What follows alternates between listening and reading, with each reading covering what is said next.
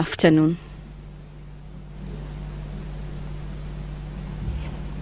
Mheshimiwa, tuombe. Ewe Mwenyezi Mungu, ambaye kwa hekima na wema wako umeteua nyadhifa za viongozi na mabunge kwa ustawi wa jamii na utawala wa haki wa wanadamu, tukusihi utusame kwa neema nyingi sisi watumishi wako ambao umeridhika kutuita ili tutekeleze shughuli muhimu za jamhuri yetu. Tukuomba uteremshie baraka zako sisi tuliokutanika hapa, na utujalie tuyatende na kufikiria mambo yote yatakayofikishwa mbele yetu kwa njia ya haki na uaminifu, ili utukufu na sifa zako ziendelezwe, na ili kustawisha amani, ufanisi na heri ya nchi yetu na wale ambao haja zao umezikabidhi mikononi mwetu. Amen.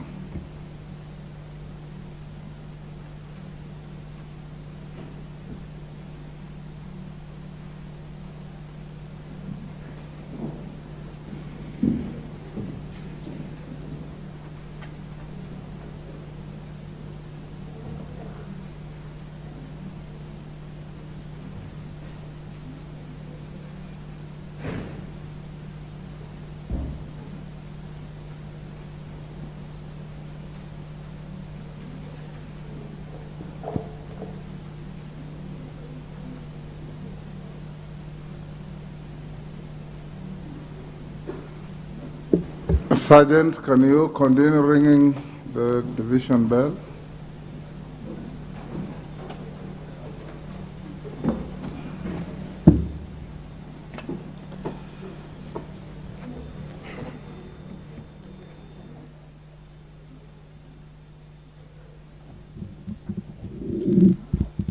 The Speaker of the National Assembly, that is Honorable Moses Wetangula, has ordered that the quorum bell be rung, and this is to allow for members to access the chamber this afternoon for the House to commence business this afternoon, and that particular directive is pursuant to Standing Orders of the House number 34. The Leader of Majority will be moving a special motion on the appointment of the Parliamentary Service Commissioner, who is not a member of Parliament.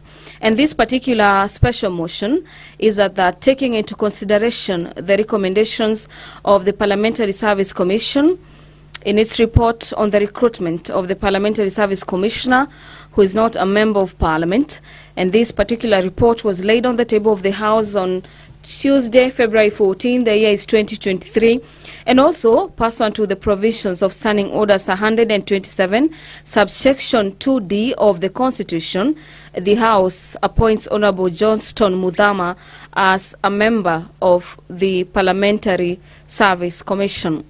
The general debate on the proposal of Parliament to consider the amending of the Constitution and the Standing Orders is another motion that will be considered by the House. Remember, this particular proposal was debated during morning sitting, and we expect members of Parliament to keep on debating that particular motion until the time allocated for debate is over, according to the rules of the House.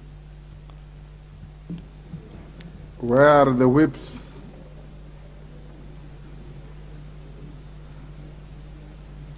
Majority? Where is your whip?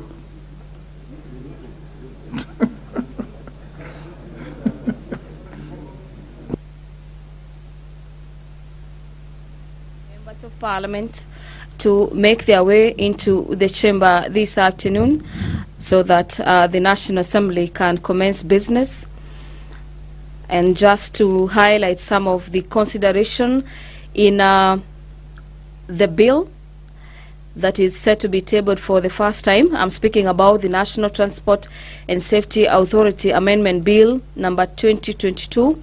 This being a bill by Simon Nganga Kingara, is that the bill seeks to amend the National Transport and Safety Act of 2012 to assign additional functions to the National Transport and Safety Authority. The proposed additional functions, according to the bill, include the establishment of systems and procedures for the regional and licensing of 2- and 3-wheelchaired motorcycle taxis, and the regional registration and licensing of drivers of 2- and 3-wheeled public motorcycle taxis by the county governments in consultation with the National Transport and Safety Authority. We await the signal of the sergeant-at-arms on your screens at the moment. You can see them with a piece of paper taking tabs with the number of members in the chamber this afternoon, and immediately the House has at least 50 members. They'll be signaling their counterparts in the chamber to allow for the House to commence business this afternoon. The National Transport and Safety Authority bill by Honorable Simon Kingara does not delegate the legislative powers, neither does it limit the fundamental rights of freedom. The bill concerns county government, and this is in terms of Article 110, subsection 1 of the Constitution, as it affects the functions and powers of the government set out under the 4th schedule of the Constitution. As to whether the bill is a money bill or within the meaning of Article 114 of the Constitution, the enactment of the bill shall not occasion additional expenditure of public funds.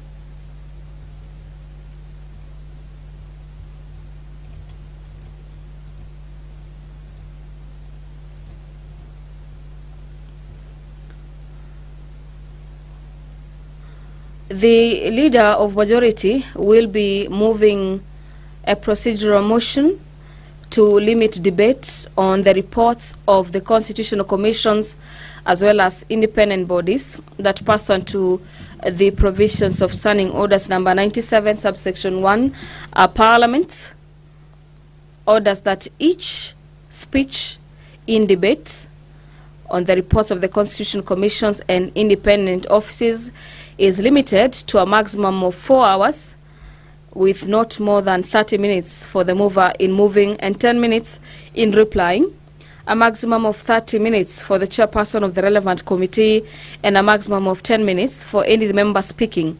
And this is except rather for the leader of majority party and the leader of minority party, who shall be limited to a maximum of 15 minutes each, and that the priority be accorded to the chairperson of the relevant committee, the leader of majority, and the leader of minority party, in that order.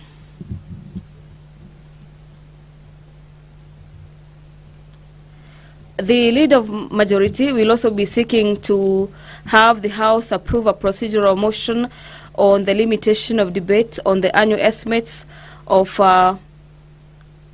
the committees of supply, that pursuant to Standing Orders number 97 again, subsection 1, the House orders that each speech of the report of the Budget and Appropriations Committee on budget estimates contemplated under Standing Orders number 239 and 240 be limited to general supply debates, a maximum of 3 sitting days with 30 minutes for the mover, and 15 minutes of replying maximum.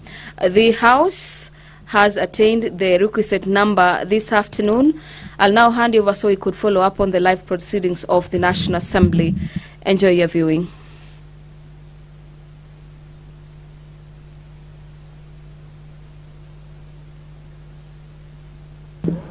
Order, honorable members, we now have the requisite quorum to transact business. Mr. Clerk, or Madam Clerk. Order number 1, administration of oath.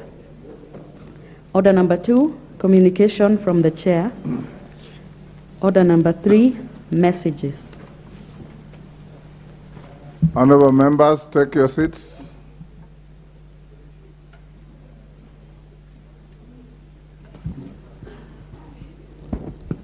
Honorable members, I have a message from His Excellency the President on nomination of a person for appointment as the Deputy Governor of the Central Bank of Kenya. Honourable members, pursuant to the provision of Standing Order 42.1, I wish to report to the House that I have received a message from His Excellency the President regarding the nomination of a person for appointment as the Deputy Governor of the Central Bank of Kenya. In the message, His Excellency the President conveys that in exercise of powers conferred by Section 13B of the Central Bank of Kenya Act Cap 491, as read together with Section 5 of the Public Appointments Parliamentary Approval Act 2011, he nominates Dr. Susan Jemtai Koech to the position of Deputy Governor of the Central Bank of Kenya. The President therefore seeks the approval of the Parliament on the said nomination. Honourable members, Section 13B of the Central Bank of Kenya Act reads, and I quote, 13B, Deputy Governor. There shall be 2 Deputy Governors who shall be appointed by the President through a transparent and competitive process and with the approval of Parliament. Honourable members, take your seats. The nearest seat. The Central Bank of Kenya is another one of the exceptions where the applicable law prescribes approval by Parliament. Indeed, the House continues to conduct such exercise jointly with the Senate. Honourable members, just for clarity, the vetting process shall proceed in the following manner. 1, that the vetting of the nominee proposed for appointment as Deputy Governor of the Central Bank of Kenya shall be conducted by the Departmental Committee on Finance and National Planning of the National Assembly, jointly sitting with the Standing Committee on Finance and Budget of the Senate. The quorum of the joint sitting of the committees will be the respective quorums of each of the committees as stipulated in the standing orders of the respective houses. 3, that as contemplated under Rule 9(6) of the joint rules, unless a decision is reached by consensus, any vote to be taken in the joint sittings of the committees shall be by the separate houses. This will ensure that the numerical difference of the individual members representing the houses in the joint sitting has no effect on the decision of the joint sittings of the committee. Further, the joint committees shall, having conducted the vetting hearings, submit a joint report to the respective houses in the manner contemplated by paragraph 7 of Joint Rule number 9, and 5, that the approval process shall be conducted in accordance with the provision of the Public Appointments Parliamentary Approval Act 2011. Honourable members, whereas the Central Bank of Kenya Act does not provide specific timelines within which the House is to consider the nominee, Section 8.1 of the Public Appointments Parliamentary Approval Act 2011 requires the relevant House to undertake the exercise within 28 days. Honourable members, in this regard, the committees should expeditiously proceed to jointly notify the nominee and the public. Thereafter, the committees should undertake the necessary approval hearings and submit their joint report on or before Thursday, 9th March 2023, to enable the House to consider the proposed appointment within the statutory timelines. Thank you.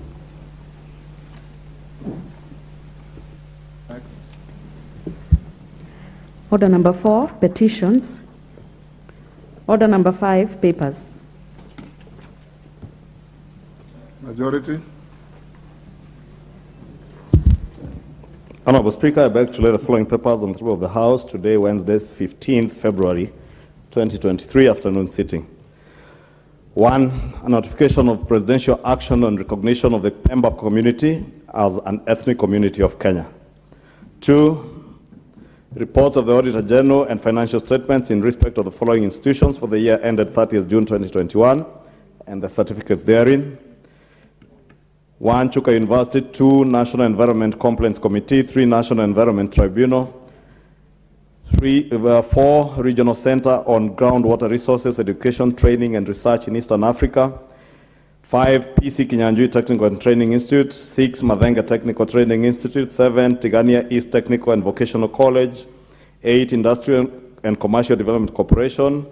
9, Tourism Fund. 10, Athi River Waterworks Development Agency. 11, National Environment Trust Fund, Net Fund. 12, Council for Legal Education. 13, Council for Legal Education Staff Car Loan and Mortgage Scheme. 13, Water Resources Authority. 14, Northeastern National Polytechnic. 15, Engineers Board of Kenya. 16, Nursing Council of Kenya. 17, Mwea Rice Mills Limited. 18, Hydrologist Registration Board. 19, Kenya Veterinary Board. 20, Kenya Veterinary Vaccines Production Institute. 21, Information and Communication Technology Authority. 22, Kenya Medical Research Institute. 23, Garissa University. 24, Nairobi Center for International Arbitration. And lastly, Kenya Safari Lodges and Hotels Limited. Thank you, Honorable Speaker. Next. Order number 6, notices of motion.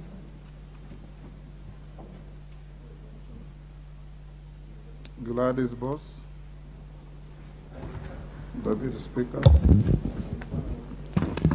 Honorable Speaker, I beg to give notice of the following motion, that this House notes the report of the 61st session of the Organization of Africa, Caribbean and Pacific Parliamentary Assembly and the 42nd session of the ACP-EU Joint Parliamentary Assembly laid on the table of the House on Wednesday, November 30th, 2022.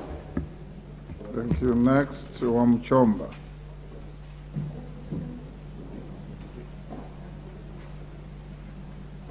The Honorable Gadoni Wamchomba.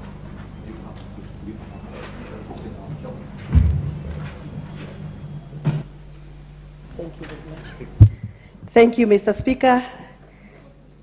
I rise to give a notice of this motion that aware that school uniform, which is a variety of standardized clothing worn by students in educational institutions, create homogeneity among students irrespective of their socio-economic status or fashion's preference.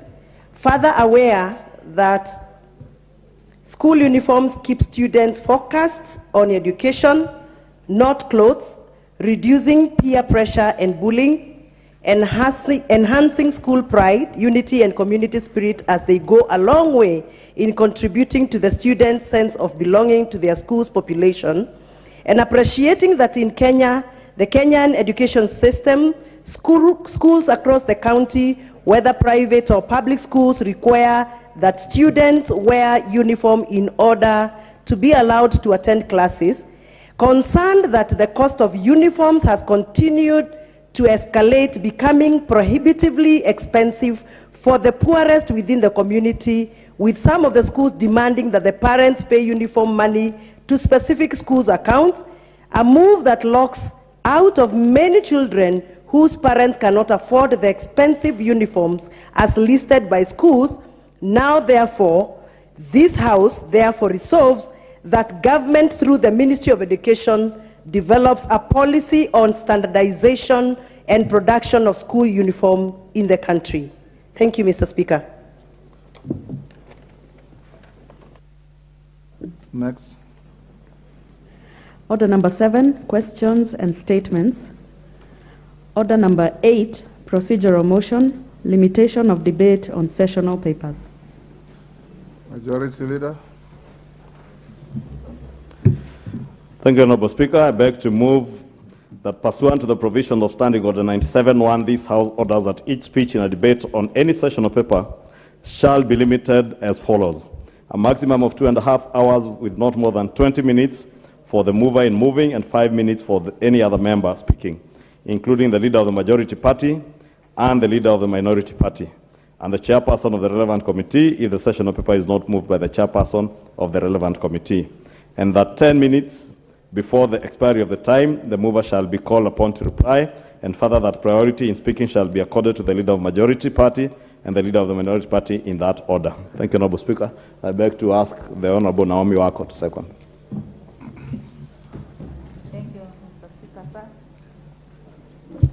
Thank you, Mr. Speaker, sir. I second.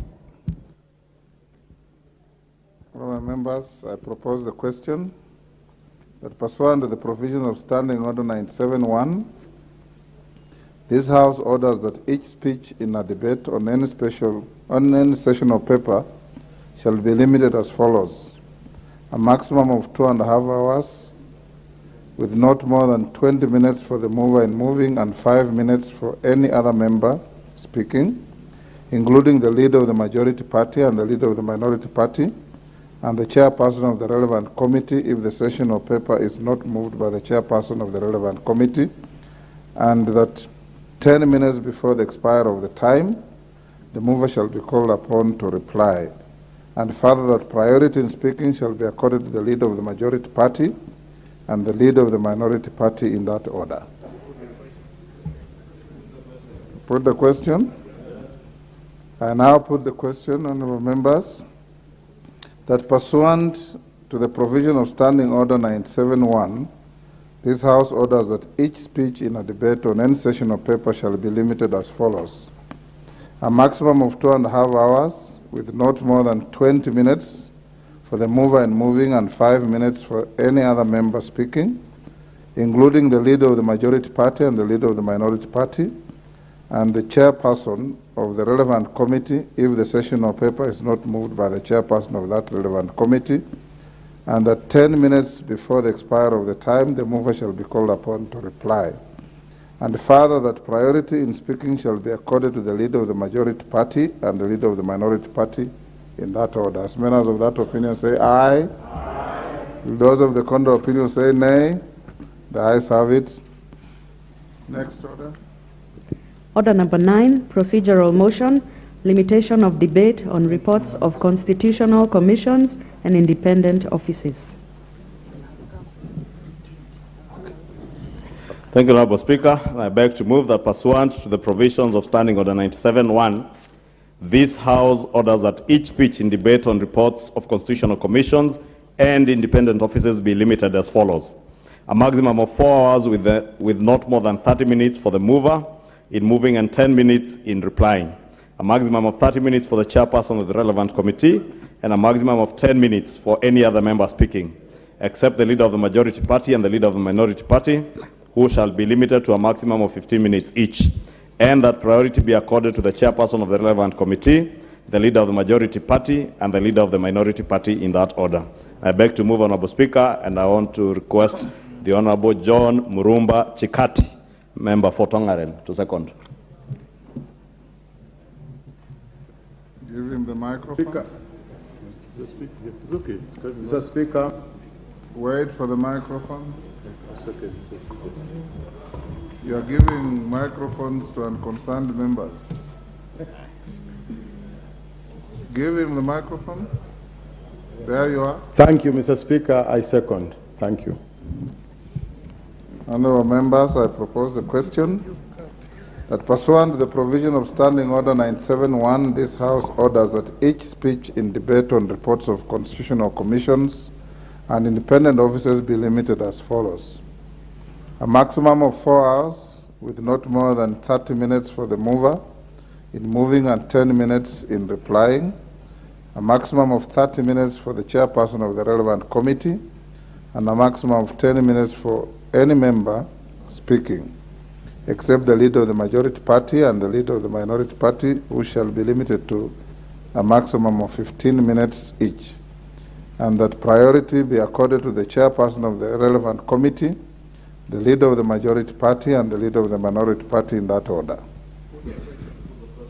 I'll now put the question, which is that pursuant to the provision of Standing Order 97-1, this House orders that each speech in debate on reports of constitutional commissions and independent officers be limited as follows: a maximum of 4 hours with not more than 30 minutes for the mover in moving and 10 minutes in replying, a maximum of 30 minutes for the chairperson of the relevant committee, and a maximum of 10 minutes for any member speaking except the leader of the majority party and the leader of the minority party, who shall be limited to a maximum of 15 minutes each, and that priority be accorded to the chairperson of the relevant committee, the leader of the majority party, and the leader of the minority party, in that order. As members of that opinion say aye. Aye. Will those of the contrary opinion say nay? The ayes have it. Next order. Order number 10, procedural motion, limitation of debate on the annual estimates and committee of supply. Majority. Thank you, Honorable Speaker. I beg to move that pursuant to the provision of Standing Order 97-1, this House orders that each pitch in a debate on the report of the Budget and Appropriations Committee on Budget Estimates contemplated under Standing Order 239 and 240 be limited as follows.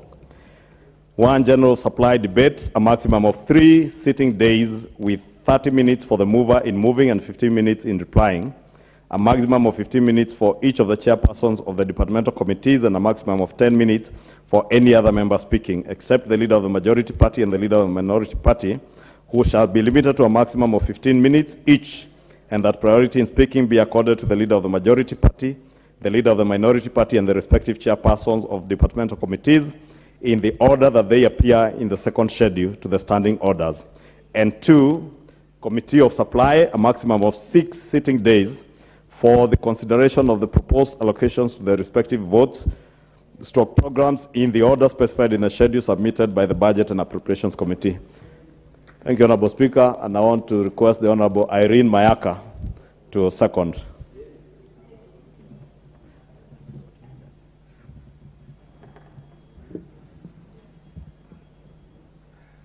Thank you, Honorable Speaker. I second. Thank you, Honorable Member. I propose the question, which is that pursuant to the provision of Standing Order 97-1, this House orders that each speech in a debate on the report of the Budget and Appropriations Committee on Budget Estimates contemplated under Standing Order 239 and 240 be limited as follows. 1. General supply debate, a maximum of 3 sitting days with 30 minutes for the mover in moving and 15 minutes in replying, a maximum of 15 minutes for each of the chairpersons of the departmental committees, and a maximum of 10 minutes for any other member speaking, except the leader of the majority party and the leader of the minority party, who shall be limited to a maximum of 15 minutes each, and that priority in speaking be accorded to the leader of the majority party, the leader of the minority party, and the respective chairpersons of the departmental committees in the order that they appear in the second schedule to the standing orders. And 2, Committee of Supply, a maximum of 6 sitting days for the consideration of the proposed allocations with the respective votes and programs in the order specified in the schedule submitted by the Budget and Appropriations Committee.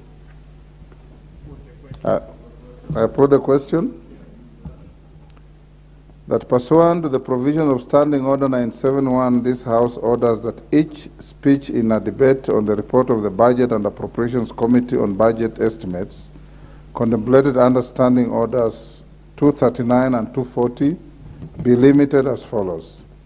General supply debate, a maximum of 3 sitting days with 30 minutes for the mover in moving and 15 minutes in replying, a maximum of 15 minutes for each of the chairpersons of the departmental committees, and a maximum of 10 minutes for any other member speaking, except the leader of the majority party and the leader of the minority party, who shall be limited to a maximum of 15 minutes each, and that priority in speaking be accorded to the leader of the majority party, the leader of the minority party, and the respective chairpersons of the departmental committees in the order that they appear in the second schedule of the standing orders. And 2, on Committee of Supply, a maximum of consideration of the proposed allocations to the respective votes or programs in the order specified in the schedule submitted by the Budget and Appropriations Committee. As members of that opinion say aye. Aye. Will those of the contrary opinion say nay? The ayes have it. Next.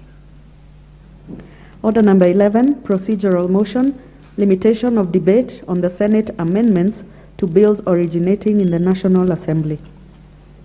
Majority. Thank you, Honorable Speaker. I beg to move that pursuant to the provision of Standing Order 97-1, this House orders that each pitch in the general debate contemplated under Standing Order 146, consideration of Senate amendments to bills originating in the National Assembly be limited as follows. A maximum of 1 hour and 30 minutes, with not more than 15 minutes for the mover in moving, 15 minutes for the chairperson of the relevant departmental committee, and 5 minutes for any other member speaking, including the leader of the majority party and the leader of the minority party, if the bill is not party-sponsored, and that 5 minutes before the expiry of the time, the mover shall be called upon to reply, and further that priority in speaking shall be accorded to the leader of the majority party, the leader of the minority party, and the chairperson of the relevant departmental committee, in that order. Thank you, Honorable Speaker, and I wish to request the Honorable Adam to second. Give the member the mic.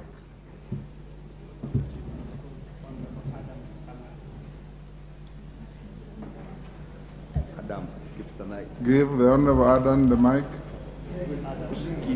You are giving to the wrong member. Thank you very much, Mr. Speaker. Thank you very much, Mr. Speaker. I beg to second. Thank you, Honorable.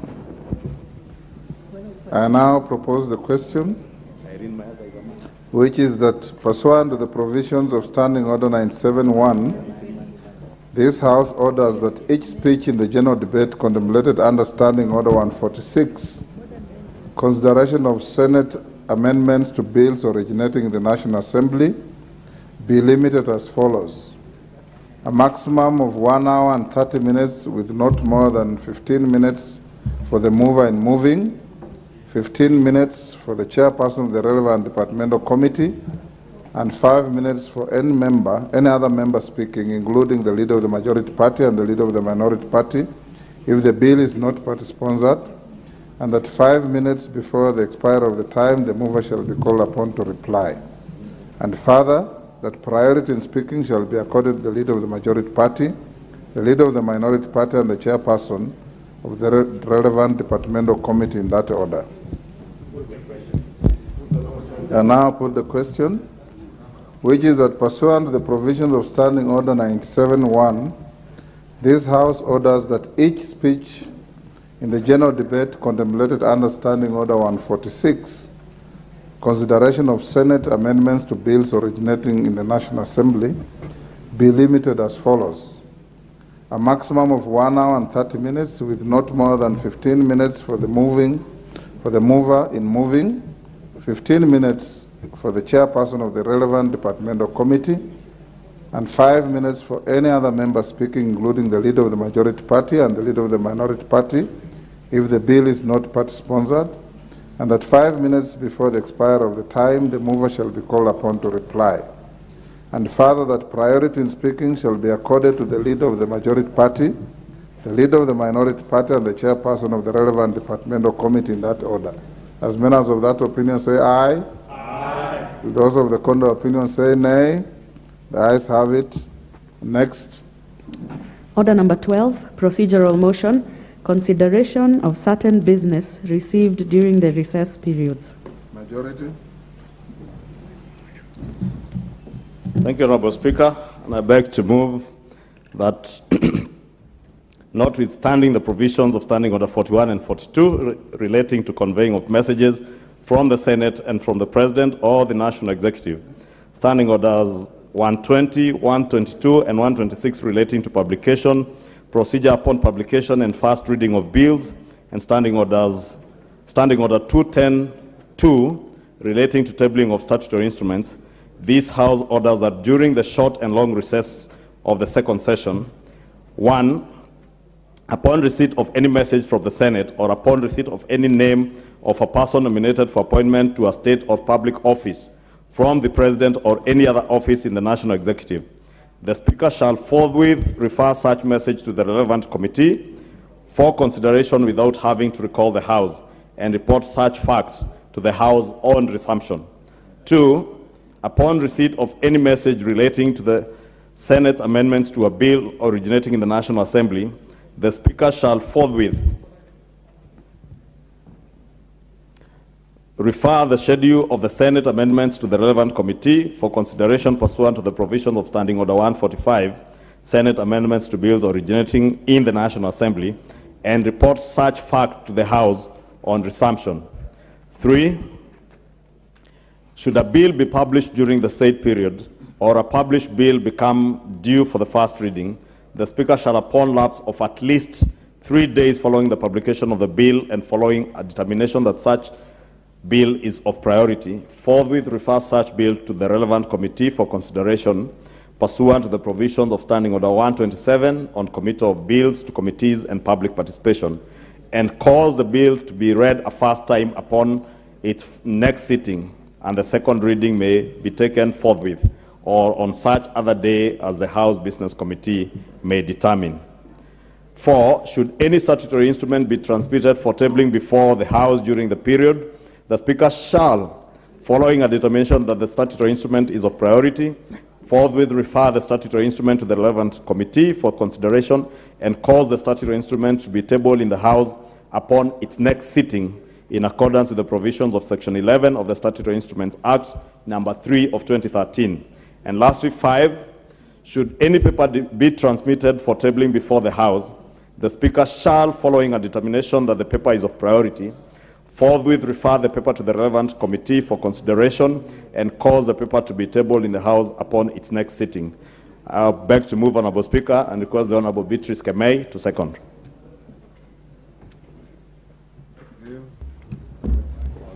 Thank you, Mr. Speaker. I beg to second the motion. Thank you.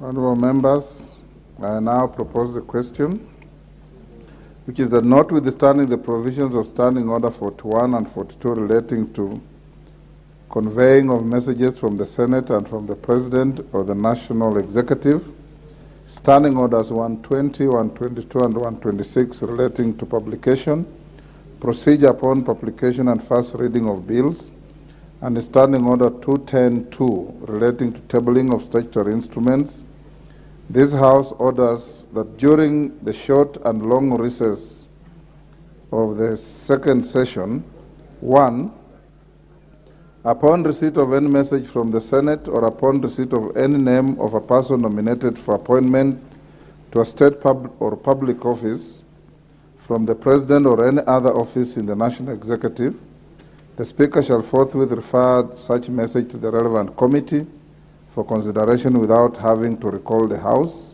and report such fact to the House on resumption. 2, upon receipt of any message relating the Senate's amendments to a bill originating in the National Assembly, the Speaker shall forthwith refer the schedule of the Senate amendments to the relevant committee for consideration pursuant to the provisions of Standing Order 145, Senate amendments to bills originating in the National Assembly, and report such fact to the House on resumption. 3, should a bill be published during the said period, or a published bill become due for first reading, the Speaker shall, upon lapse of at least 3 days following the publication of the bill, and following a determination that such bill is of priority, forthwith refer such bill to the relevant committee for consideration pursuant the provisions of Standing Order 127, committal of bills to committees and public participation, and cause the bill to be read a first time upon its next sitting, and the second reading may be taken forthwith, or on such other day as the House Business Committee may determine. 4, should any statutory instruments be transmitted for tabling before the House during the period, the Speaker shall, following the determination that the statutory instrument is of priority, forthwith refer the statutory instrument to the relevant committee for consideration and cause the statutory instrument to be tabled in the House upon its next sitting in accordance with the provisions of Section 11 of the Statutory Instruments Act number 3 of 2013. And 5, should any paper be transmitted for tabling before the House, the Speaker shall, following the determination that the paper is of priority, forthwith refer the paper to the relevant committee for consideration and cause the paper to be tabled in the House upon its next sitting. We put the question? Put the question. I now put the question, which is that, notwithstanding the provisions of Standing Order 41 and 42 relating to conveying of messages from the Senate and from the President or the National Executive, Standing Orders 120, 122, and 126 relating to publication, procedure upon publication and first reading of bills, and the Standing Order 210-2 relating to tabling of statutory instruments. This House orders that during the short and long recess of the second session, 1, upon receipt of any message from the Senate, or upon receipt of any name of a person nominated for appointment to a state or public office from the President or any other office in the executive, in the National Executive, the Speaker shall forthwith refer such message to the relevant committee for consideration without having to recall the House and report such fact to the House on resumption. 2, upon receipt of any message relating to the Senate's amendments to a bill originating in the National Assembly, the Speaker shall forthwith refer the schedule of the Senate amendments to the relevant committee for consideration pursuant to the provisions of Standing Order 145, Senate amendments to bills originating in the National Assembly, and report such fact to the House on resumption. 3, should a bill be published during the said period, or a published bill become due for first reading, the Speaker shall, upon the lapse of at least 3 days following the publication of the bill and following a determination that such bill is of priority, forthwith refer such bill to the relevant committee for consideration pursuant to the provisions of Standing Order 127, Committal of Bills to Committees and Public Participation, and cause the bill to be read a first time upon its next sitting, and the second reading may be taken forthwith or on such other day as the House Business Committee may determine. 4, should any statutory instrument be transmitted for tabling before the House during the period, the Speaker shall, following the determination that the statutory instrument is of priority, forthwith refer the statutory instrument to the relevant committee for consideration and cause the statutory instrument to be tabled in the House upon its next sitting in accordance with the provisions of Section 11 of the Statutory Instruments Act number 3 of 2013. And 5, should any paper be transmitted for tabling before the House, the Speaker shall, following the determination that the paper is of priority, forthwith refer the paper to the relevant committee for consideration and cause the paper to be tabled in the House upon its next sitting. As members of that opinion say aye. Aye. Will those of the contrary opinion say nay? The ayes have it. Majority, there is another procedural motion that I approved that is not on the order paper. I invite you to move that as well. Thank you, Honorable Speaker, for your indulgence to move that pursuant to the provision of Standing Order 97-1 and notwithstanding the resolution of the House made on Wednesday, 15 February 2023 morning sitting relating to the limitation of debate on motions, this House further orders that each speech on the debate on the motion on the general debate on the proposal to Parliament to consider amending the Constitution and the standing orders be limited as follows. A maximum of 20 minutes for the mover in moving and 10 minutes in replying, and 10 minutes for any other member speaking except the leader of the majority party and the leader of the minority party, who shall be limited to a maximum of 15 minutes each, and that priority in speaking be accorded to the leader of the majority party and the leader of the minority party in that order. I beg to move, Honorable Speaker. Just to explain, it's just to allow more members. We realize, Honorable Speaker, since this motion began in the morning, there was a lot of interest for members to speak to it. Therefore, they will be able to speak immediately after we are done with the other orders.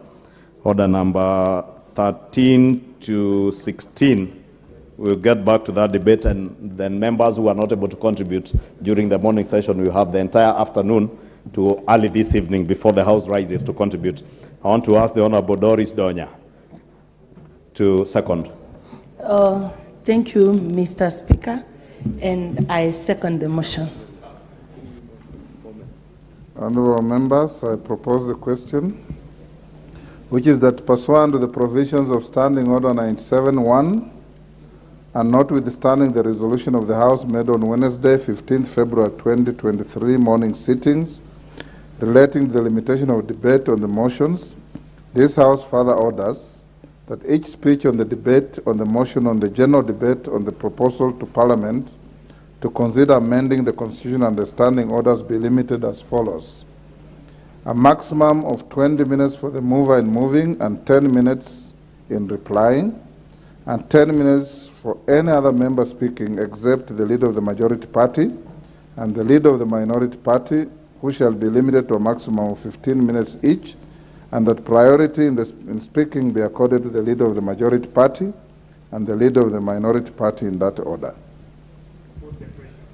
We'll now put the question, which is that pursuant to the provisions of Standing Order 971, and notwithstanding the resolution of the House made on Wednesday, 15th February 2023, morning sitting relating to the limitation of debate on motions, this House further orders that each speech on the debate on the motion on the general debate on the proposal to Parliament to consider amending the Constitution and the standing orders be limited as follows. A maximum of 20 minutes for the mover in moving and 10 minutes in replying, and 10 minutes for any other member speaking except the leader of the majority party and the leader of the minority party, who shall be limited to a maximum of 15 minutes each, and that priority in speaking be accorded to the leader of the majority party and the leader of the minority party in that order. As members of that opinion say aye. Aye. Will those of the contrary opinion say nay? The ayes have it. Next order. Order number 13, the National Transport and Safety Authority Amendment Bill, National Assembly Bill number 43 of 2022, first reading. A bill for an act of Parliament to amend the National Transport and Safety Authority Act 2012 and for connected purposes. Order number 14, the Cancer Prevention and Control Amendment number 2 Bill, National Assembly Bill number 45 of 2022, first reading. A bill for an act of Parliament to amend the Cancer Prevention and Control Act and for connected purposes. Order number 15, motion, approval of the calendar of the House for the second session 2023.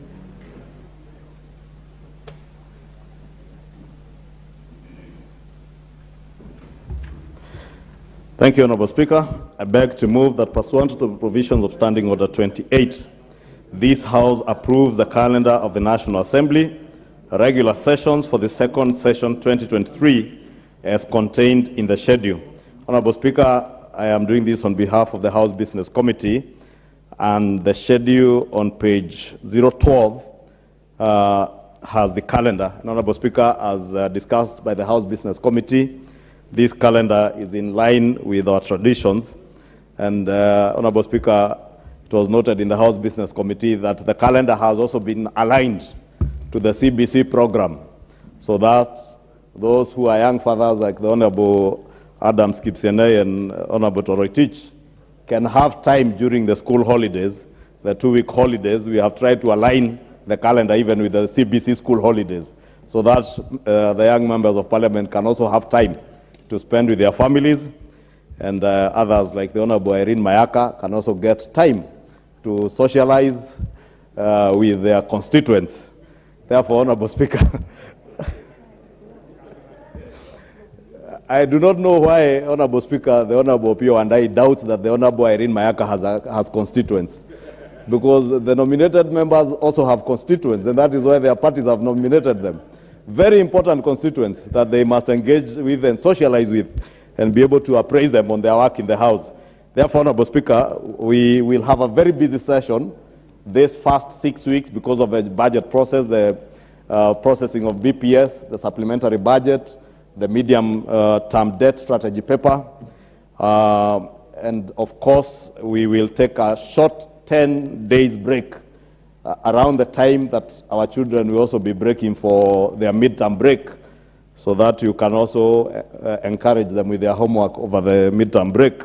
Then resume for another 5 weeks, following which we will take a 4 weeks recess, which will be a working recess to process the budget estimates for the next financial year, before we come to the second part of the year, beginning 6th of June, when the Cabinet Secretary is expected to come and table his revenue estimates. I don't want to belabor the calendar, honorable members, and I just beg to ask that we support this calendar as we embark on the new year. And I want to request the Honorable Opio Andai, who also sits in the House Business Committee, to second. Mr. Speaker, I rise to second the motion, and indeed to underscore what has been said by the Honorable Kimani Chungwa, that this is basically a procedural motion indicating the timelines for our operations in the House.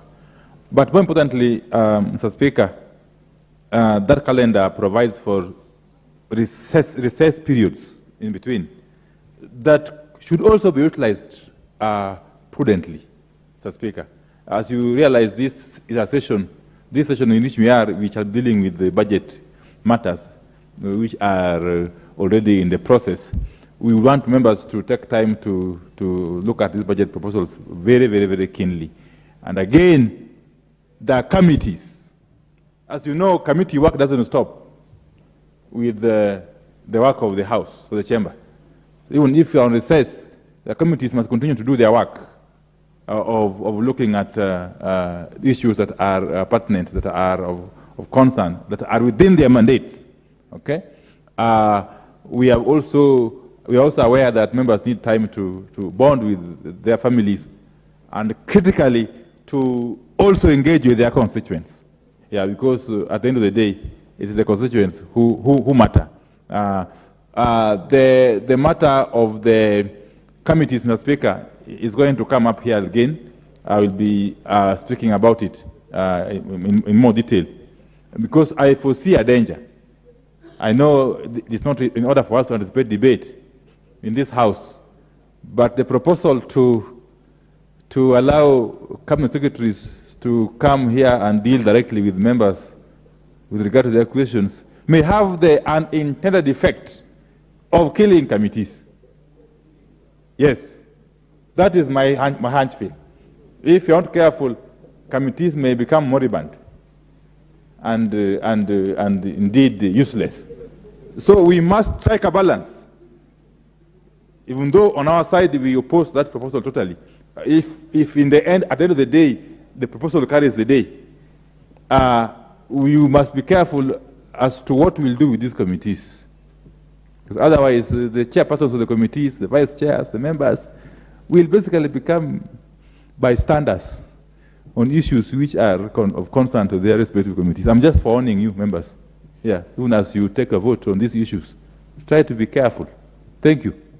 I second. Honourable members, I propose a question, which is that pursuant to the provisions of Standing Order 28, this House approves the calendar of the National Assembly regular sessions for the second session 2023 as contained in the schedule. I put the question that pursuant to the provision of Standing Order 28, this House approves the calendar of the National Assembly regular sessions for the second session 2023 as contained in the schedule. As members of that opinion say aye. Aye. Will those of the contrary opinion say nay? The ayes have it. Next. Order number 16, special motion, appointment of the Parliamentary Service Commissioner who is not a member of Parliament. Majority. Thank you, Honourable Speaker. And I beg to move that, taking into consideration the recommendation of the Parliamentary Service Commission in its report on the recruitment of the Parliamentary Service Commissioner, who is not a member of Parliament, laid on the table of the House on Tuesday, 14th February 2023, and pursuant to the provisions of Article 127, 2D of the Constitution, this House appoints the Honourable Johnson Muthama as a member of the Parliamentary Service Commission. Honourable Speaker, we did lay the report of the Parliamentary Service Commission on the table of the House yesterday afternoon. Honourable Speaker, as I said, I'm only doing this on behalf of the Parliamentary Service Commission. And Honourable Speaker, if members have had the opportunity to go through the report, you will see that due process has been followed, because the most important thing in this recruitment processes is to ensure that due process is followed. And having perused this report, Honorable Speaker, I am satisfied, as I'm sure many other members will be satisfied, that this due process was indeed followed in consideration of the close to 170, though actually 171 applications, and the shortlisting of 8 qualified applicants whose interviews were conducted by the Commission, and subsequently the recommendation to the House, as is contained in that report, to fill that vacancy with the Honorable Johnson Muthama. I can also confirm, Honorable Speaker, that the Honorable Johnson Muthama does meet the set requirements for appointment to this position of a commissioner. He has the requisite academic credentials, the technical proficiency, and leadership and public affairs skills that put him above many of the other 170 applicants who had applied for this position. And I would agree, Honorable Speaker, with the Commission's recommendation towards the appointment of the Honorable Johnson Muthama as a commissioner for a set term of 6 years, as stipulated under our Constitution, that he'll only serve a 1 6-year term. The Honorable Muthama, honorable members, is coming to replace the Honorable Chepkonga, who was here yesterday afternoon as the report was being tabled, and it was mentioned that he resigned to run in the 2022 elections, and I heard him affirm that indeed he is here, meaning he was actually elected and made it back to the House.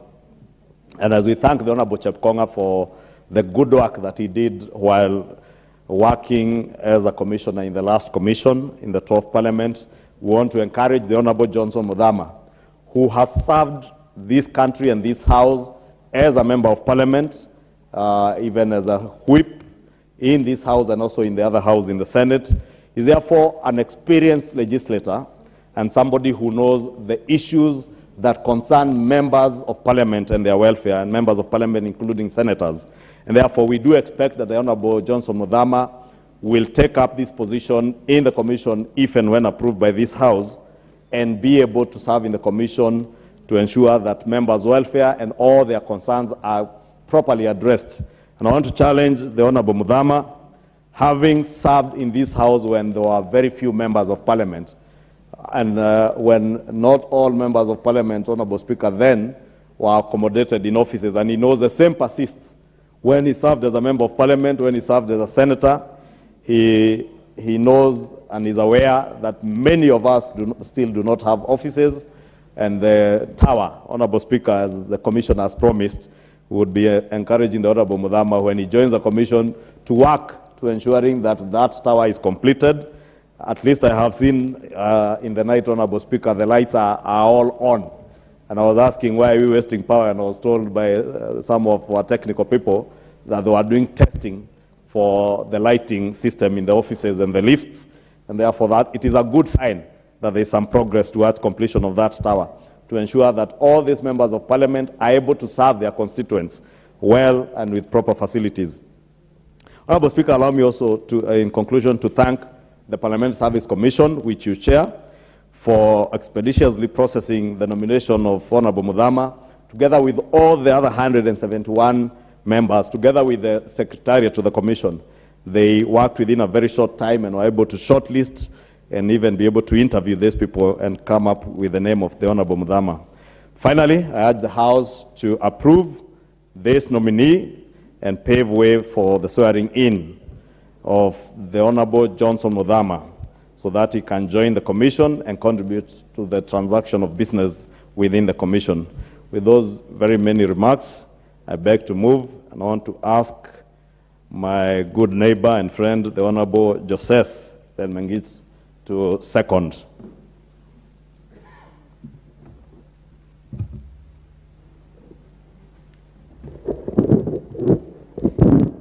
Thank you, Honorable Madam Speaker. I second the motion, the appointment of Johnston Muthama, the Honorable Member, as the Commissioner for the Public, for the PSC. Thank you.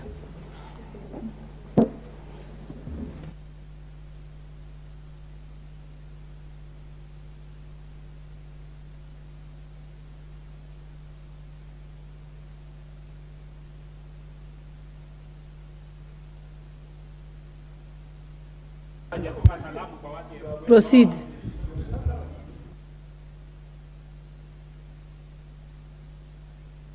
You may proceed. They'll turn it off. Thank you, Honorable Madam Speaker, for allowing me that chance. The mic went off, and Honorable Johnston Muthama, to be the Commissioner for the PSC. Muthama has a wealth of experience, with this vast experience in politics, vast experience in legislation. I hope that we, the young legislators who came in recently, will learn from his vast experience. I look forward to meeting him here and also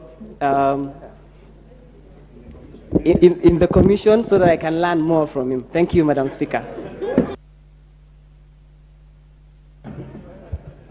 What is your point on order?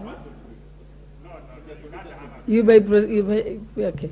Proceed, Leader of Minority. I propose the question.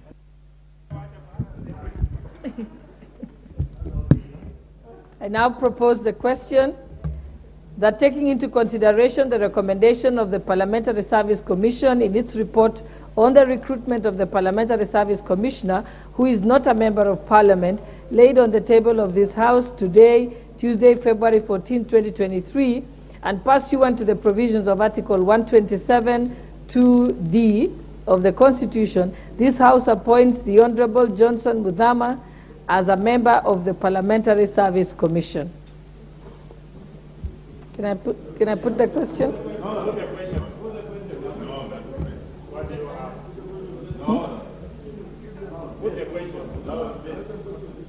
I'll only allow one person, and that is Honorable Wandai.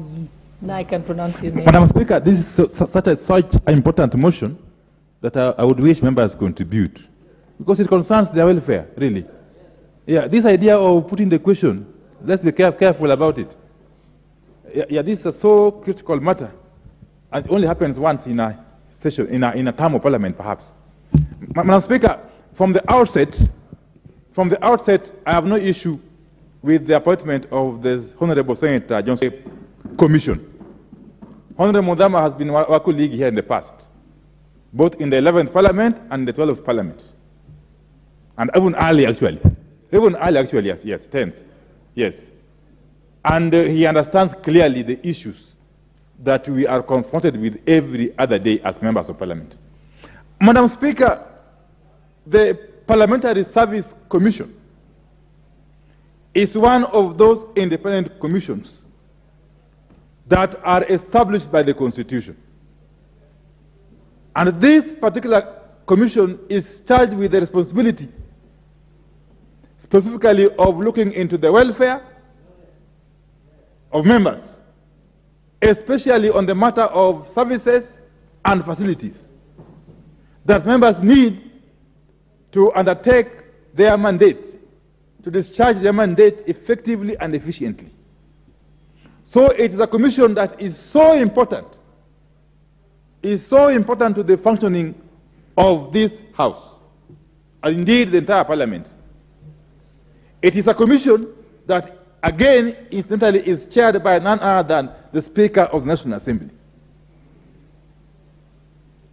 And it has in it commissioners who are actually sitting members of Parliament. Incidentally, even those commissioners who come from outside the House are former members of Parliament. I don't know why, but that is the kind of tradition we have established. Because apart from Honorable Muthama, we have the Honorable Rachel Ameso, who is also a commissioner there. Rachel Ameso was previously a member of Parliament representing Kakamega County in the 11th Parliament, 12th, I think. 11th Parliament. So it's a commission comprising of legislators, past and present. And it should therefore be a commission which is very much cognizant of the issues that it needs to deal with, for purposes of ensuring that members discharge their responsibilities effectively and efficiently. I won't talk much about the current commission because it's still very new. But there are issues There are issues with past commissions that we must point out.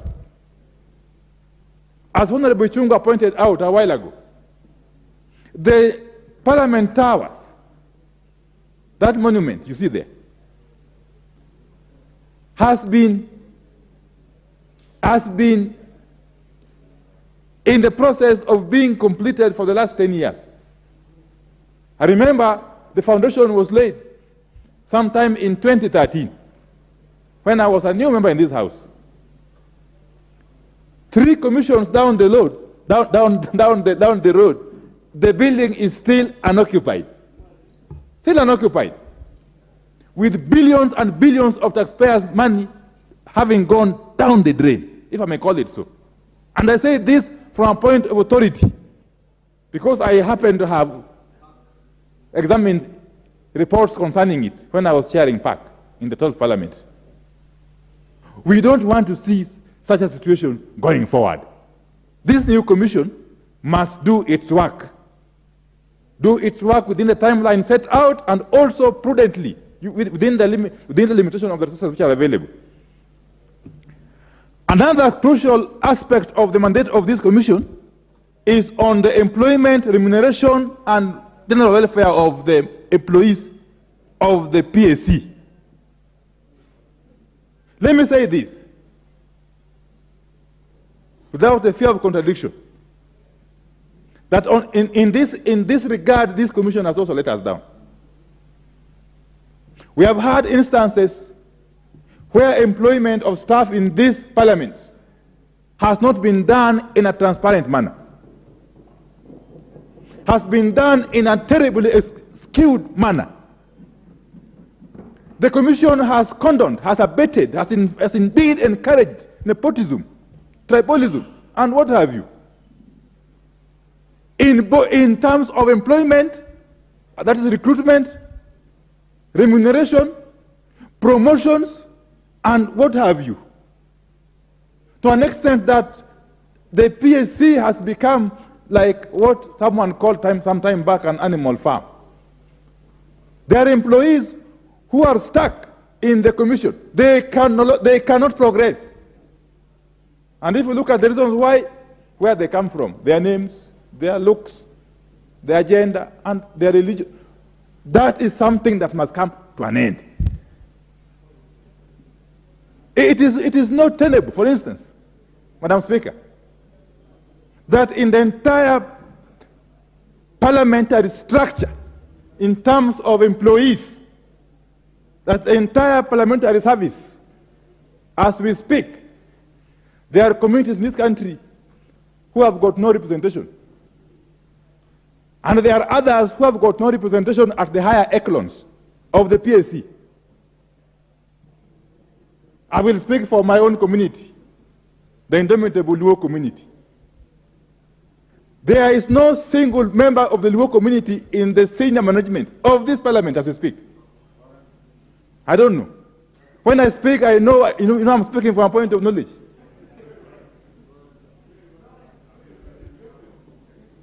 And I know you can go on and on. So I think as Honorable Mudama comes in to join this commission, the commission must change its way of doing things. And it must be fair, it must be transparent, and it must also apply the rules of natural justice. We have seen gerrymandering being orchestrated when chances for promotions arise in this parliament. This is the epitome of our democratic culture, this house or this parliament. And therefore it should demonstrate to the rest of the country that it upholds those values and principles that are set out in the Constitution. In the Constitution. If Parliament cannot do that, which other body can do that? I'll be appealing to this commission, as chaired ably by our venerable Speaker, Honorable Wetangula, to correct those mistakes. I have been told, as I conclude, that there are instances where even employment numbers have been escalated. Majority Leader? Yes. Thank you, Honorable Speaker. I know I have tremendous respect for the leader of minority. And I rise on standing order number 87, Honorable Speaker. One, that no member should, in his place, rise to impute improper motive on any other member, including members of the Commission.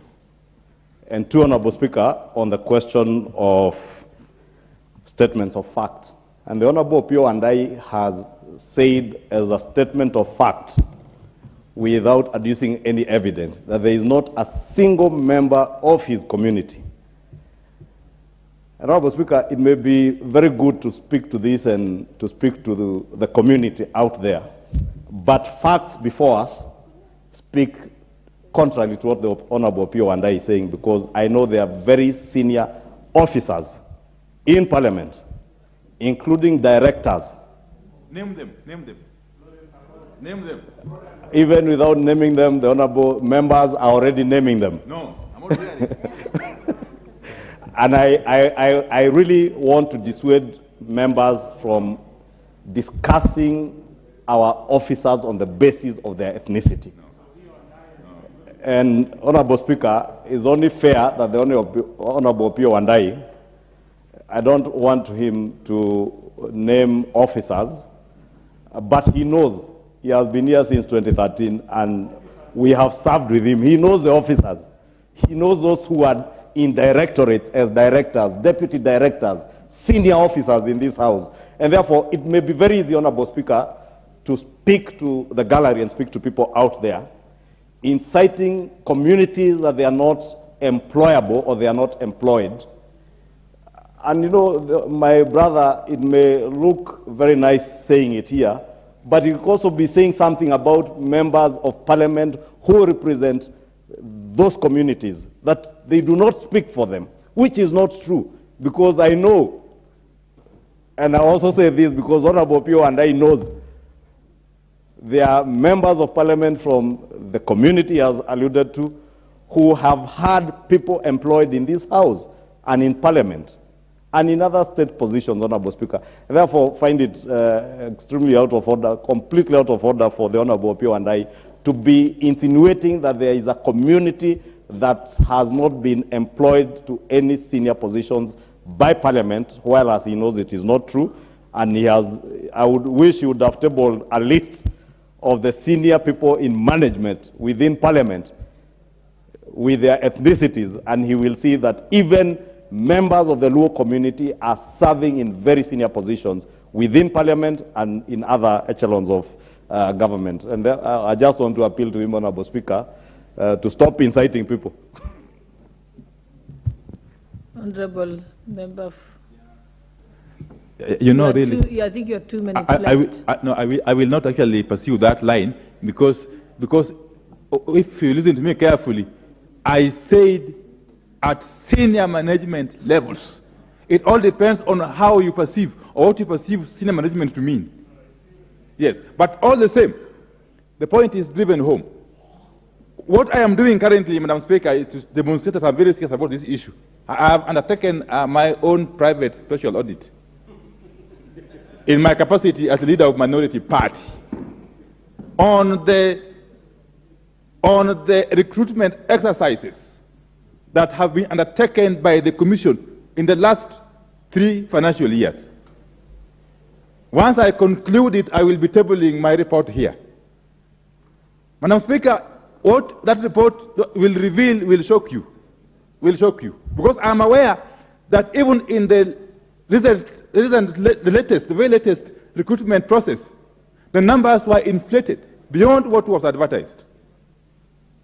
Those kind of things cannot happen under our noses as members of Parliament in a commission that is supposed to take care of our welfare. That's what I'm saying.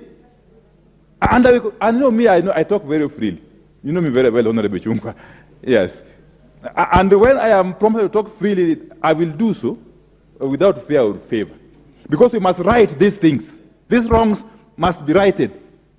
This commission must be a transparent commission. Yes, thank you, Madam Speaker. Okay. Even as you approve Mudama's appointment.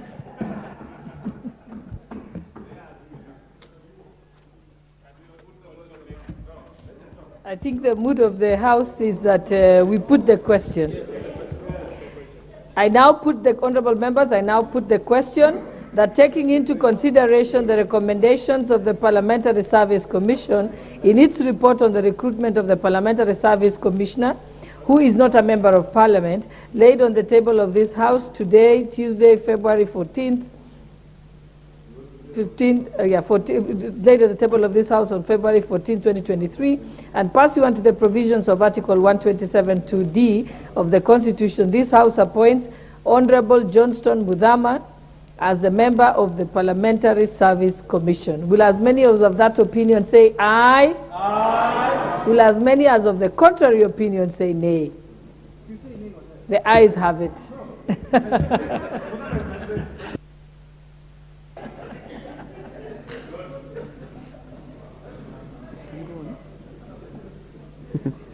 Order number 16, motion, general debate on the proposal to Parliament to consider amending the Constitution and the standing orders.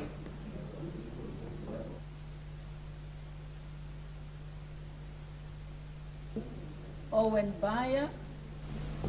Honorable Owen Baya, member for Kilifi North. Thank you very much, Madam Speaker, for giving me the opportunity to contribute to the debate. Madam Speaker, the President raises very important and serious issues for this nation. The first one... Apologies, member for Kilifi. I just informed that there was actually a member who had time left. Honorable Aundo, where are you? Let's give him his 9 minutes, and then we shall proceed. Sorry, I hadn't been informed. Then we'll come to you, Honorable Baya. Thank you, Honorable Speaker. I was going to have protested the loudest of all the loud noises I could have made. Honorable Speaker, as I was saying before time lapsed, yesterday the Honorable Speaker presented a message from the President, and he said in pursuant to Standing Order 42.2 that the President can send a message to the National Assembly. I suppose, Honorable Speaker, that arises from the constitutional mandate of the President to address Parliament. Honorable Speaker, as we talked in the morning, as much as there might be merits in the text of the memorandum, there is a problem with the process. In the reading of Standing Order 42.2, Honorable Speaker, the intention is a message conveying either appointments or matters of mutual interest. In the simple understanding and layman's understanding of a word memorandum, is more or less like an instruction to a particular body by a superior body to act in a certain manner. Honorable Speaker, for that we find it a lot of difficulty for even to have considered to table the same memorandum here on the floor of the House for debate. Honorable Speaker, many members of Parliament and many commentators have had difficulties with Article 115 of the Constitution of Kenya that allows the President to refer an act of Parliament or a bill back to Parliament for purposes of attending to some kind of reservations. Honorable Speaker, by that very nature, we have argued that the President abrogates himself the powers to make laws. Yet the Constitution of Kenya is explicitly clear that the lawmaking process rests in the National Assembly by the participation of the Senate. That's virtue of Article 94. We take great offense for this particular memorandum and the mere fact that it has even been allowed to come and debated in this particular floor of Parliament. Honorable Speaker, secondly, and Article 2 of the Constitution of Kenya, it proclaims the premise of this Constitution, so that the changing of this Constitution cannot be initiated by the whims of any individual of whatever status or position he holds. We find this, Honorable Speaker, unconstitutional and an attack on democracy and the values of this country. Honorable Speaker, under Article 131(2) and what was affirmed by the Supreme Court judgment in the BBI case, the President is bound to respect and uphold and safeguard this Constitution. So at any single time, the president cannot contemplate, cannot imagine, and cannot actually initiate a process of amending the Constitution, yet he has sworn to uphold, respect, and safeguard the Constitution. Honorable Speaker, I think that's a matter that has already been exclusively settled by the Supreme Court, and unless that particular aspect is set aside, whatever the president has said here is essentially a breach of the Constitution, and generally that's breaching the Constitution, which is liable for impeachment as required so. Honorable Speaker, for the Parliament to even countenance and start talking about it is essentially, Honorable Speaker, Parliament has abdicated its duty as a lawmaking body. Honorable Speaker, even though the motion is couched in such a way that we make general comments, of course everybody will wonder for what value a general comment for a document that found its way in this particular house as an illegality. The president or anybody cannot make legislative proposals or changes to the Constitution or law by writing to the Speaker of the National Assembly. The power of the Speaker does not include making laws. So, Honorable Speaker, as we are here, we might be naughty, we might be making general comments, we are making general comments on illegality, and the Parliament is becoming part and parcel of the process to usurp the constitutional demarcation between the various arms of Parliament. We continuously complain that the executive is muscling Parliament. Yes, us as members of Parliament, we continuously allow this kind of situation to pertain and remain with us. Honorable Speaker, in view of what has been mentioned and what has been stated, the President in his memorandum raises a few issues. And again, it confirms our fears, Honorable Speaker, that the talk about the unconstitutionality of CDF might be anchored in very high places in this country. There's nothing unconstitutional about National Government CDF of 2015. And indeed, the Supreme Court ruling avoided touching on the same and only made passing comments about the 2013 NGCDF. The president to imagine and think that NGCDF is unconstitutional and needs to entrench in the Constitution, that means, honestly speaking, that he is part and parcel of the problem that be developing that such important fund to the common mwananchi on the grounds. Honorable Speaker, we as Parliament, we must resist this and this. Honorable Kukosi, what is out of order?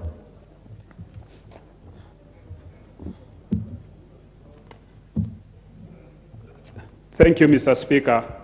I'm just listening to my colleague, Honorable Oundo, continuing lamenting and declaring that the President has brought a motion which is unconstitutional. You know, our Constitution provides under our standing orders that a bill will be introduced either by the majority party or minority party, or it can also be sponsored by either a private member's bill, or it could also be committee bill. In this case, the President memorandum has not introduced already the bill. What it has done is written to Parliament as the leader of the majority party. And therefore, that is the context in which this memorandum should be argued, not as an introduction of a motion by a president as a head of state. And I think, to me, I think Honorable Undo is out of order. I think, Honorable Undo, you get the gist that there's no motion on the floor brought by the President. What is on the floor is a message by the Speaker that related to a general debate. So the President has not put a motion yet to the floor, but proceed. Thank you, Honorable Speaker. Noted, but my colleague from NDBS also needs to know that the leader of majority in the National Assembly is none other than Honorable Ichung'wah, is not the President of the Republic of Kenya. Probably also he needs to record that in his notebook so that it does not confuse the two positions, Honorable Speaker. Honorable Speaker, the President makes reference to various issues. As I've said, the issue of NGCDF, Honorable Speaker, is completely out of order. There's nothing unconstitutional. Honorable Speaker, of course, the most interesting proposal, and which we take with a pinch of salt, and which is indeed mockery, is the intention to establish the office of the official opposition, the official opposition, or the leader of official opposition. Honorable Speaker, the 2010 Constitution was explicitly clear that we must do away with the Kanu era hangover. I see quite a number of my colleagues could still be having Kanu era hangovers. We have moved on, Honorable Speaker. We have adopted a presidential system where Parliament takes up the role, indeed, of checking and oversighting the national government. That we cannot abrogate. If we leave it, we have lost it. We need to blame ourselves, Honorable Speaker. Honorable Speaker, as I conclude, because time has run out, is the issue of the ministers or cabinet secretaries coming to the floor of the House. Honorable Speaker, we have complained continuously that to get 290 members to speak in this House, plus the women rep, is not possible. Ask a cabinet secretary to come here and spend 1 or 2 hours, and all members asking questions, they will have no chance to speak to respond. And that's why, Honorable Speaker, the leader of minority party said, has warned, we stand a chance of weakening the committees and later rendering them useless. For that, a few remarks, Honorable Speaker, we note the memorandum. It's just cosmetic. It has got no value to the records of the House. Thank you. Thank you so much. Honorable members, we got enough time, so I would dissuade us from coming here. We'll follow the list, and we're going to debate this motion for the rest of the day. So everyone will have a chance to speak on the motion. This chance then goes to the Honorable Bayer. Thank you very much, Honorable Speaker, for giving me an opportunity to discuss the general debate. Honorable Speaker, from the onset, I would like to tell the Honorable Oundo, you see, when the debate is introduced, he had an opportunity to rise on his seat on a point of order, to request the Speaker to give a ruling on the constitutionality of this debate at that particular point, so that this House does not at any one time entertain something that is unconstitutional. But because the Honorable Oundo started to sit at his place and not raise on a point of order, I think it is not in good taste for him to say that what the Speaker has allowed to be discussed in this House is unconstitutional. I think we are within the constitutional parameters to discuss this if he did not raise on point of order to question the constitutionality of this debate. Honorable Speaker, the President, like any other Kenyan has an opportunity to bring to this House a petition or anything to be discussed in this House. The President also takes leave to say, these are my thoughts, kindly discuss them in a general debate. And there is no motion, there is no bill, there is no proposal to amend law from the memorandum. He says in his memorandum, these are his ideas. So in this general debate, Mr. Speaker, I would like to go straight to the issues of two-thirds gender rule. This country has grappled with the issue of two-thirds gender rule in Parliament for many years. The Honorable Aden Duale tried to do that. The Honorable Chepkonga tried to do that in the 11th Parliament. And there has been, for many years, attempts to try to get two-thirds. And I know many members, and the members that even speak negatively about it, know that we have a constitutional obligation to ensure that we achieve the two-thirds.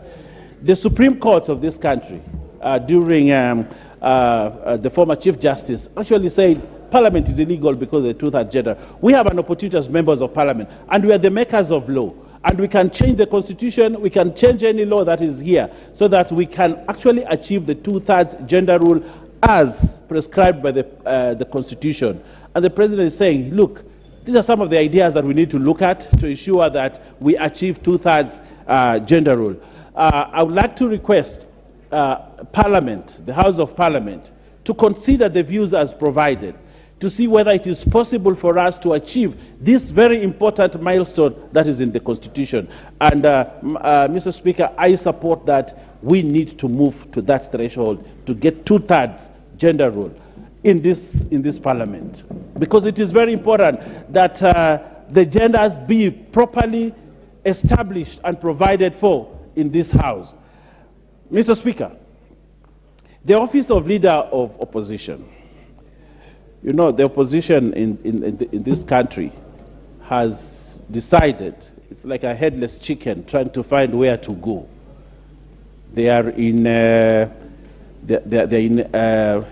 holding public barazas all over, trying to provide leadership, trying to bring ideas, trying to do that. I hear tomorrow they will be at the offices of IBC to hold prayers outside the door.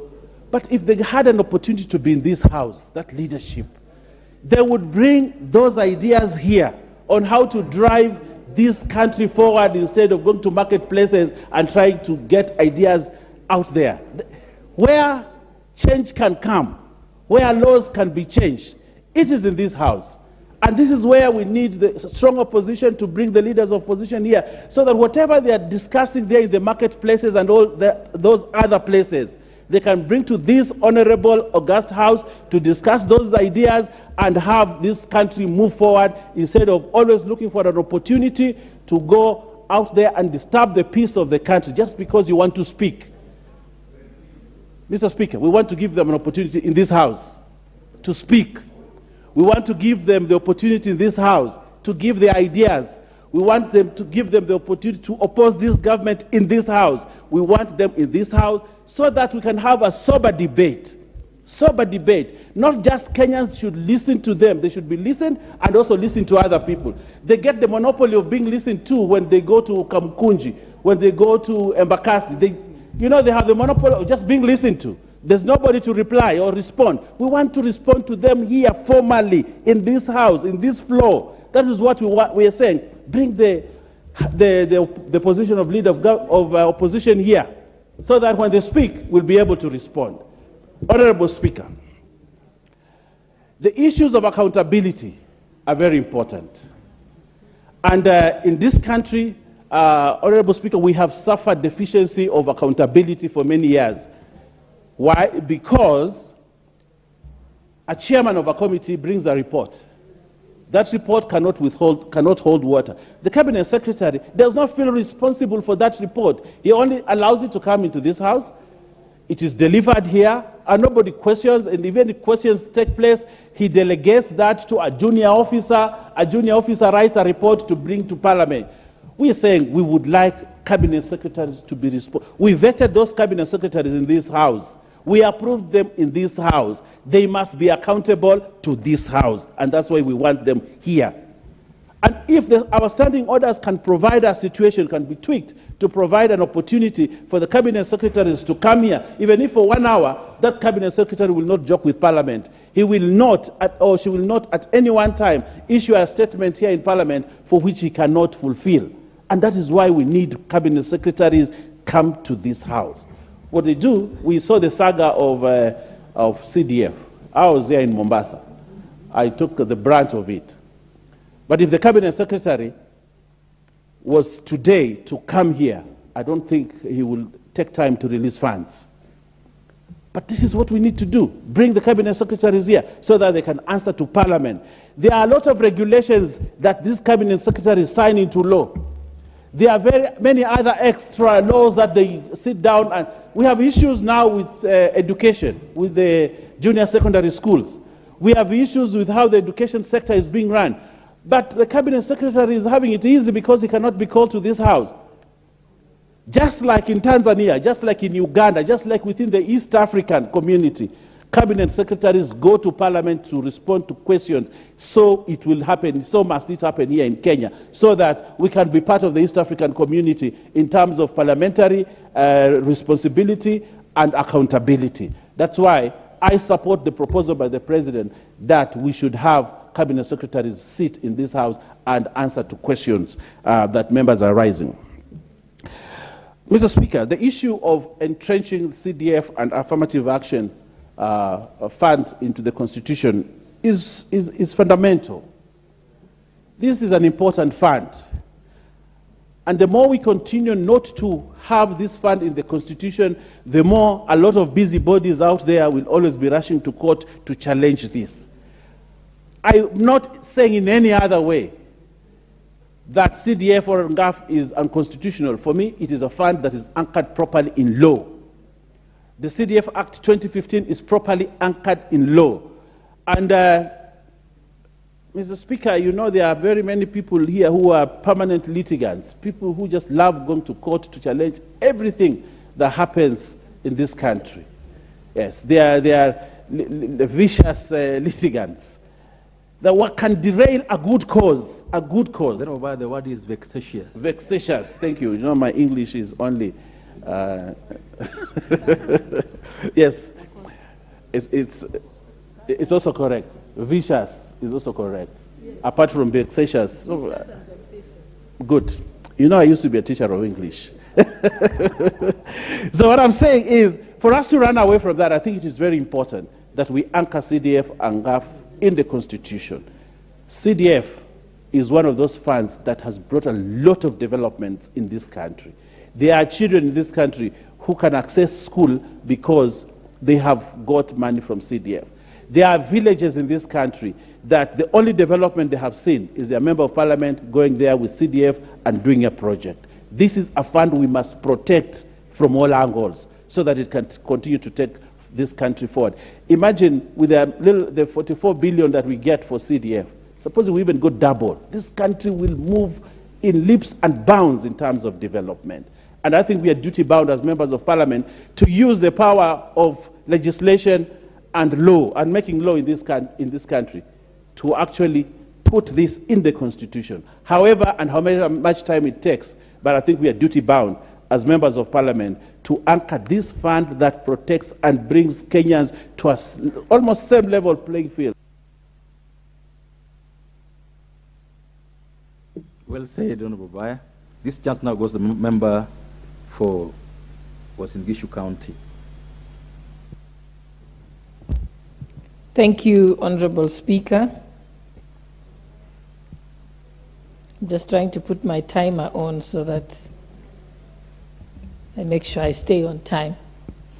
Honorable Speaker, thank you for the opportunity to be able to make my contribution in relation to His Excellency the President's message to the National Assembly that touches on various amendments to the Constitution in order to actualize the aspirations of Kenyans in relation to, one, inclusion, gender inclusion and affirmative action, the National Government Development Fund, the Constituency Fund, the National Government Affirmative Action Fund, oversight funds for the for members of Parliament, and also in relation to entrenching the office of the Leader of Opposition in our Constitution.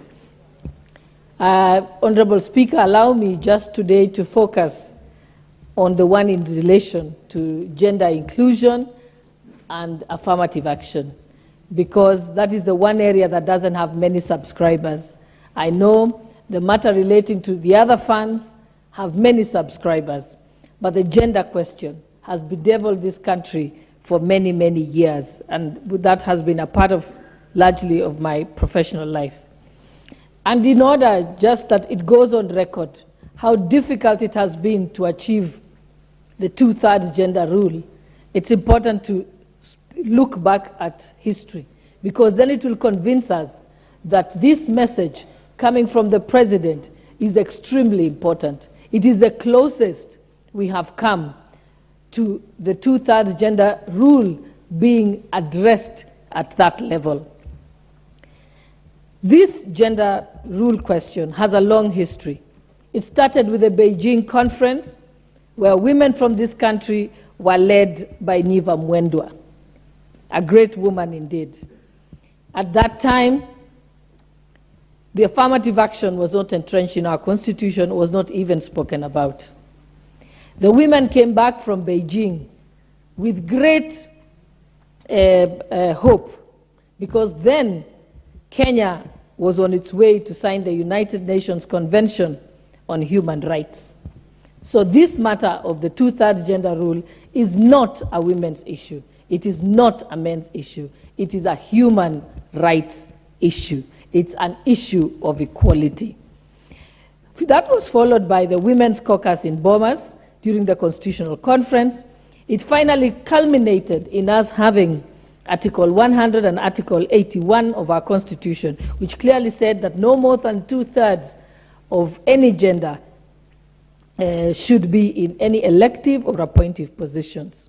It is at this stage that we managed to put in our Constitution the fact that we must include people with disabilities, youth, ethnic minorities, and women in all spheres of life in our country. But this article on these articles being put in the Constitution did not achieve much, because thereafter Parliament was required to enact a law to implement that particular part of our Constitution. So because it did not happen, the women's movement and the civil society that deals with matters women and human rights, which I have been a part of for most of my professional life, went to the Supreme Court to seek a Supreme Court advisory. The Supreme Court then said it was expected that implementation would have happened within 10 years after the Constitution was promulgated. And that gave us the year 2015. Despite that advisory, nothing happened. And then, even around that time, the late Justice Onguto, God rest his soul, made a landmark decision of the court, where he said he declared the then cabinet being unconstitutional because it did not meet the two-thirds gender rule. This was after the now governor for Kirinyaga, Waiguru, and then immediate former governor for Kitui, Charity Ngilu, were removed from cabinet. Then we had a shortage of women in cabinet. Justice Onguto declared that cabinet was unconstitutional, but only preserved it to allow it because we were about to get to the elections. And therefore, it ought to have been implemented in 2017. Justice Onguto, God rest his soul, died shortly after making that ruling. In fact, as the women's movement, we were worried that maybe he was killed because he had supported women. Thereafter, there was a chorus that started of negative people in our society and other government operatives who then decided that the wage bill issue had become an issue and that the exacerbating factor in the wage bill was women and devolution. They attempted to reduce the members of parliament from 290 constituencies to 210. They attempted to start to reduce the counties from 47 to 10, and they actually attempted, through the then Honorable Joe Matambu, I think, to remove the clause that no more than two-thirds of any appointive elective positions cannot be held by one gender. Thank God that backfired. Thereafter, we've had several attempts. We've had the Chepkonga bill, again, which was unacceptable to people like myself and the women's movement, because it said that the two-thirds gender rule should be achieved progressively. But we must put this in a record. The United Nations Convention on Human Rights, to which Kenya is a signatory, says that human rights are achievable immediately and not progressively. It's only social and economic rights that can be achievable progressively. Then the court, Justice Mumbi, was able to give another court order and gave Parliament 60 days to implement the two-thirds, to enact a law that implements the two-thirds gender rule. That was followed by the Duale Bill 1, the Duale Bill 2, all did not succeed. Thereafter, again, the courts were faithful to the women of Kenya, and Justice Mativo ordered that Parliament implements that rule or stand dissolved. At that time, I remember that the women's movement decided that it's not good to pursue dissolution at that time. It would have given Parliament, shortly before election, another lifeline for 5 years. We were not going to give them that opportunity. In the 12th Parliament, where I was privileged to first join Parliament, FIDA, CRU, and many other civil society groups began to sit down. And finally, Law Society of Kenya was able to go to court, and the court resolved to dissolve the 12th Parliament.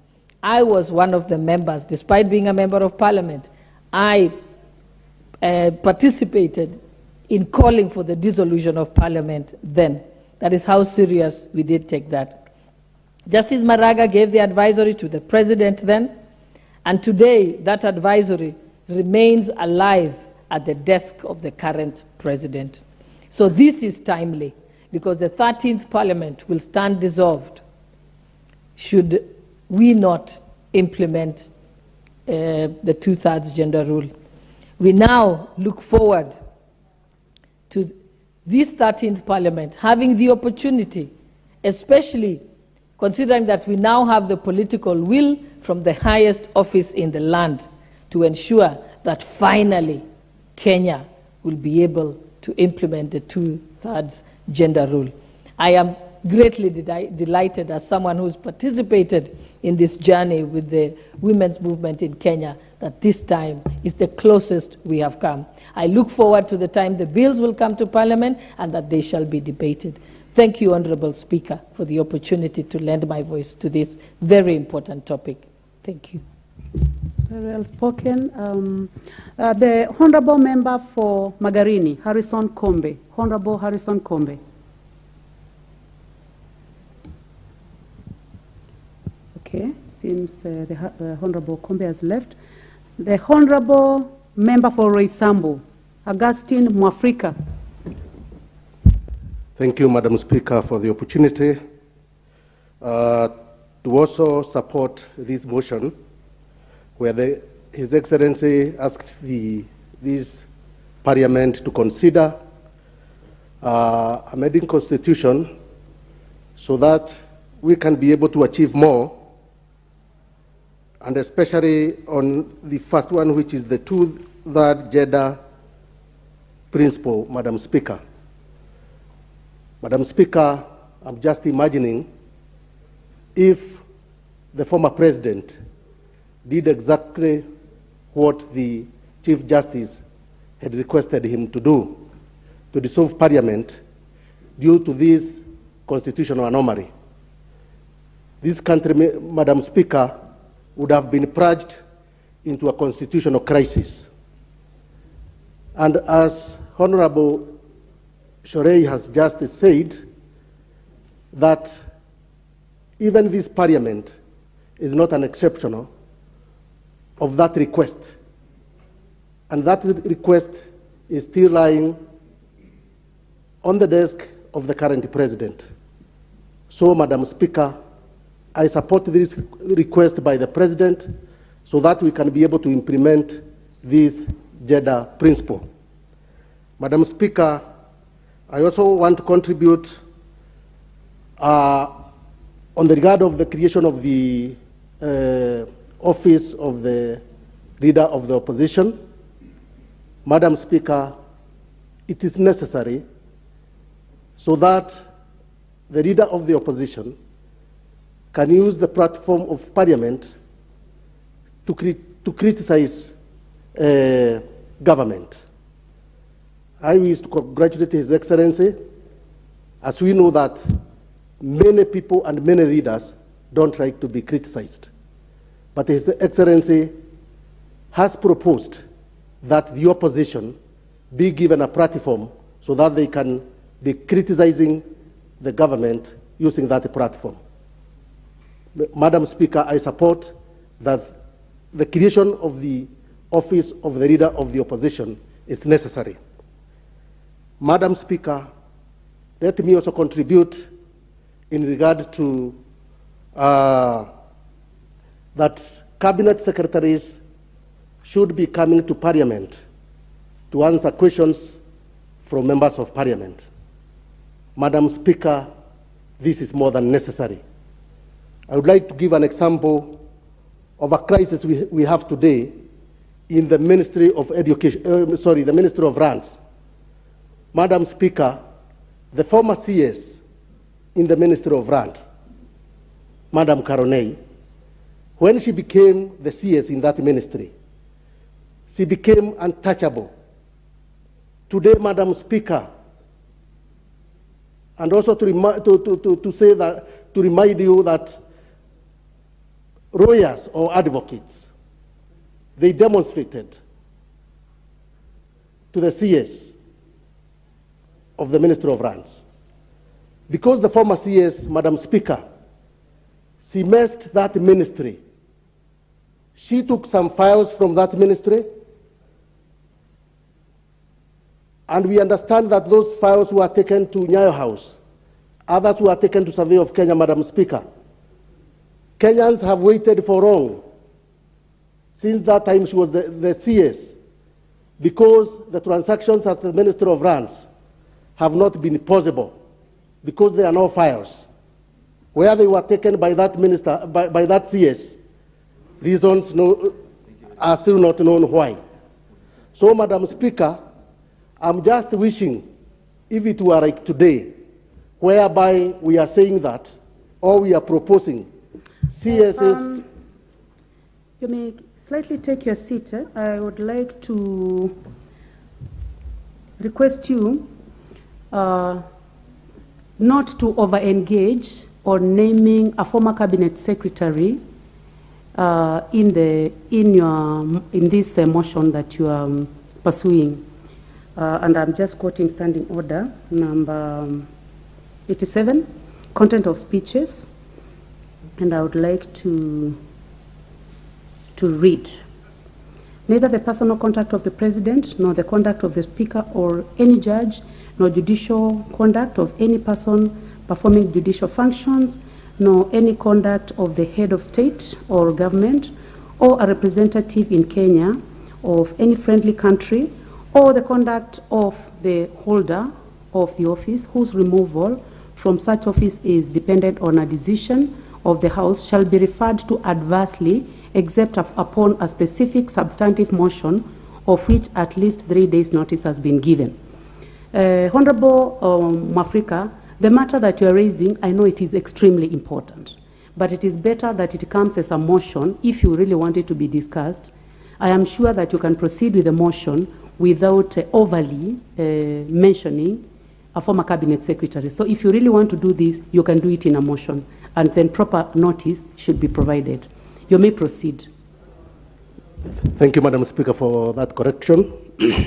Madam Speaker, I was saying that if it were like today, whereby we are proposing cabinet secretaries to be coming to Parliament to answer questions from members of Parliament, we would request the necessary committee, Madam Speaker, to summon that CS to come here to tell us where he took the correspondence files and the deed files from the Minister of Lands. Because there are those Kenyans who applied for loans, but still the registration of charges have never been effected due to the fact that those files are not available. There are those Kenyans who applied for the registrations of titles, and Madam Speaker, for the last 3 months or so, 3 years or so, that has not been done due to the fact that the files are not available in the pigeons at the Ministry of Land. So, Madam Speaker, I am supporting that the CSs should come to Parliament to answer questions from members of this House. Madam Speaker, I also support the affirmative action funds so that also the women representative, Madam Speaker, can be able to be given muscle to be able also to participate in the development of the areas they represent in this House, Madam Speaker. Madam Speaker, I support the request by the President to amend the Constitution. I thank you, very Madam much. Speaker. Thank you very much, Member for Roysambu. The Honorable Gishimu Gedeji, Member for Gichugu. Thank you, Madam Speaker, for that opportunity to also contribute in this general debate on the proposal to Parliament to consider the amendment of the Constitution in various aspects. Madam Speaker, let me start with the proposal to amend the Constitution to entrench NGCDF, GAF, and the Senate Oversight Fund into the Constitution. Madam Speaker, it appears there is a convergence of might between the wisdom of the President and also the wisdom of this House through the members who took the initiative to start the process, and which has already been canvassed in this House. So, Madam Speaker, I will not belabor the point, because it is already agreed in this House that it is important to entrench NGCDF, GAF, and the Oversight Fund for the Senate into the Constitution, and especially in the wake of the very many cases that are threatening these funds, especially NGCDF. There are so many people who appear to be like they are enemies of Kenyans because they don't want people at the grassroots to benefit from these nationally devolved funds like NGCDF. And entrenching it in the Constitution, it is not unconstitutional, but just to keep away the busybodies from courts, entrenching these funds in the Constitution will firmly make it possible that the citizens of this country will never have any fear that they can disappear at any particular time. Madam Speaker, that is already work in progress, and I believe these proposals will find its place in the ad hoc committee, which was formed jointly by involving the members of the National Assembly and the Senate. On the other aspects, Madam Speaker, it is very, very important to obey our own Constitution, which requires, under Article 27, Subarticle 8, that the state shall take legislative and other measures to implement the principle that not more than any one gender or membership of any one gender will have more than 2 thirds in any elective or appointive bodies. Madam Speaker, the President comes squarely within the Constitution to propose, because the requirement of the Constitution, it is the state. And who is the head of the state? It is the President. So in this proposal, the President has done what the Constitution requires of him to propose, so that the Parliament can take its legislative role to make sure that a law is passed that will also obey the Constitution and to safeguard this country from the threats of the courts, like the way it happened in the 12th Parliament.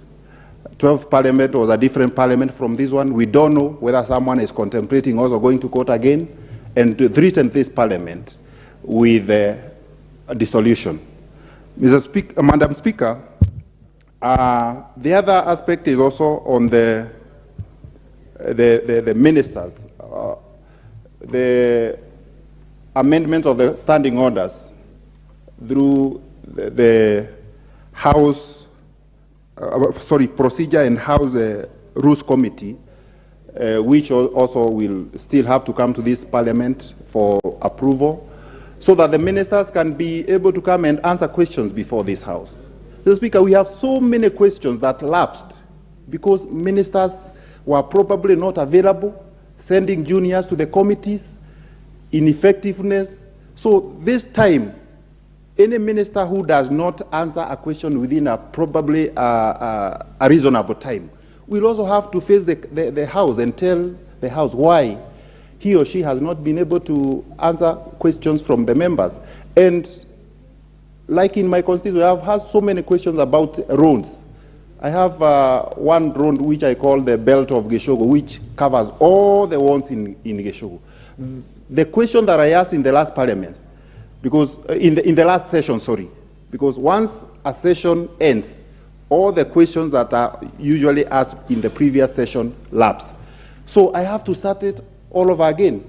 But had these ministers been obligated to come in this parliament, probably that would have been sorted and my people from Geshogo would have been aware of what is happening with their roads, the issues of water, electricity, and many other development projects that they are looking upon me to follow up. Rarely do citizens know what happens in the committees, but in this particular situation, then citizens and Kenyans will be able to follow up on matters before this House. The other issue is the establishment of the office of the Leader of the Opposition. I believe that is a very, very important point. It is not being proposed for the current situation. It's a proposal for prosperity. It is not known who will be the Leader of Opposition in the next 5 years, in the next 10 years. So this position is, let not know any sign of the political divide. Think that this law is being made for a particular person. It is made for an office, and that office can be occupied by anyone in future. So it's good. You know, in the Kenyan politics, I've seen that elections are usually the margins are usually very thin. And it's good also to appreciate that the other side has also made a very big effort and to be in parliament and also to follow up and to check or to put the government in check through participation in parliament, leading the other side in parliament, at least for better and meaningful engagements, because like we may not be able to follow up on what is happening out there when there are meetings arranged for demonstrations or other things by people who are in the opposition. But they are good, they are also doing a good thing, but we may not be able to follow. But when they are here, everyone may be able to follow their points and listen and probably see what can be accommodated and what cannot be accommodated. So it's a right to demonstrate, but at the same time, it would be more important if the issues that are raised can be raised in this parliament through an established office of the Leader of Opposition. Finally, Madam Speaker, let me also say that it's also important to empower Senate in terms of oversight. The Constitution allows division of revenue between the national government and the county government. We as members of parliament oversight the national government. Largely, we may be facilitated, but probably we may also require further facilitation. But for the Senate, there is no single requirement of facilitation for them to be able to oversight the counties. And that is why it is very, very critically important to have the Senate facilitated through a fund which is also in the Constitution to be able to follow up for the many billions that go to the counties for development and be able to oversight.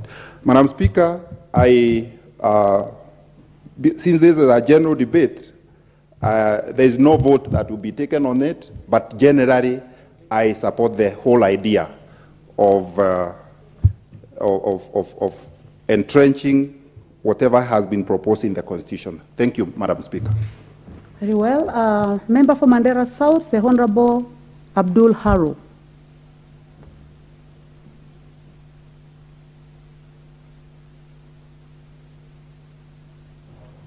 Members, I'm trying to stick to the list as much as possible, and I can hear what thank you. you have said.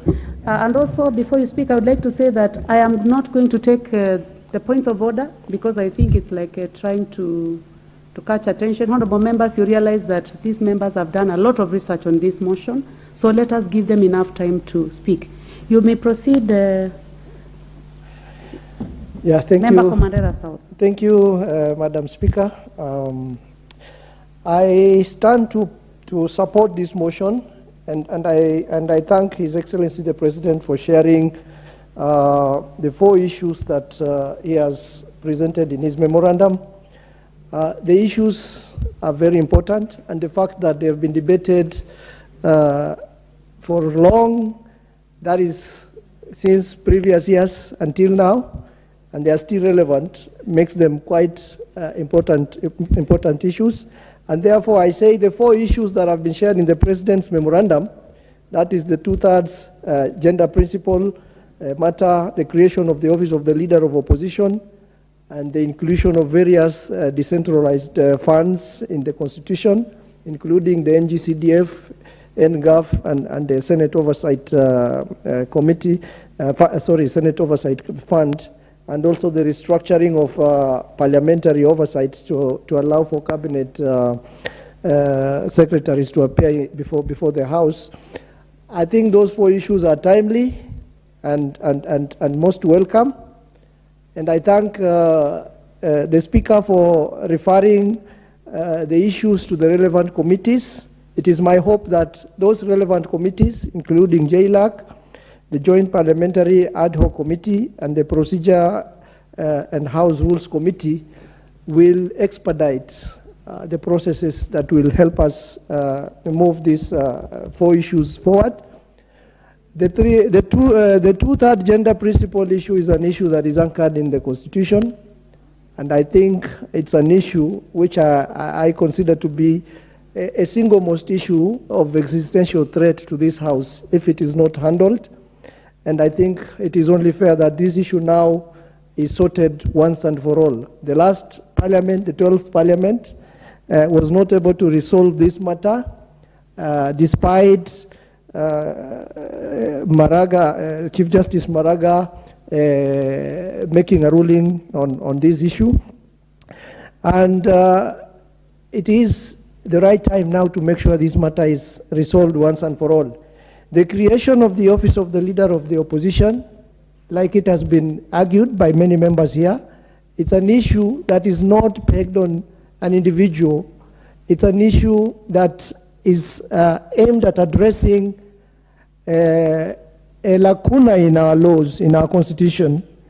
You know, the Constitution, the Constitution 2010 created a void where the second best presidential candidate in our elections always find themselves out of Parliament with their troops in the House, and they are out of Parliament, and they don't have a role in the governance in this country.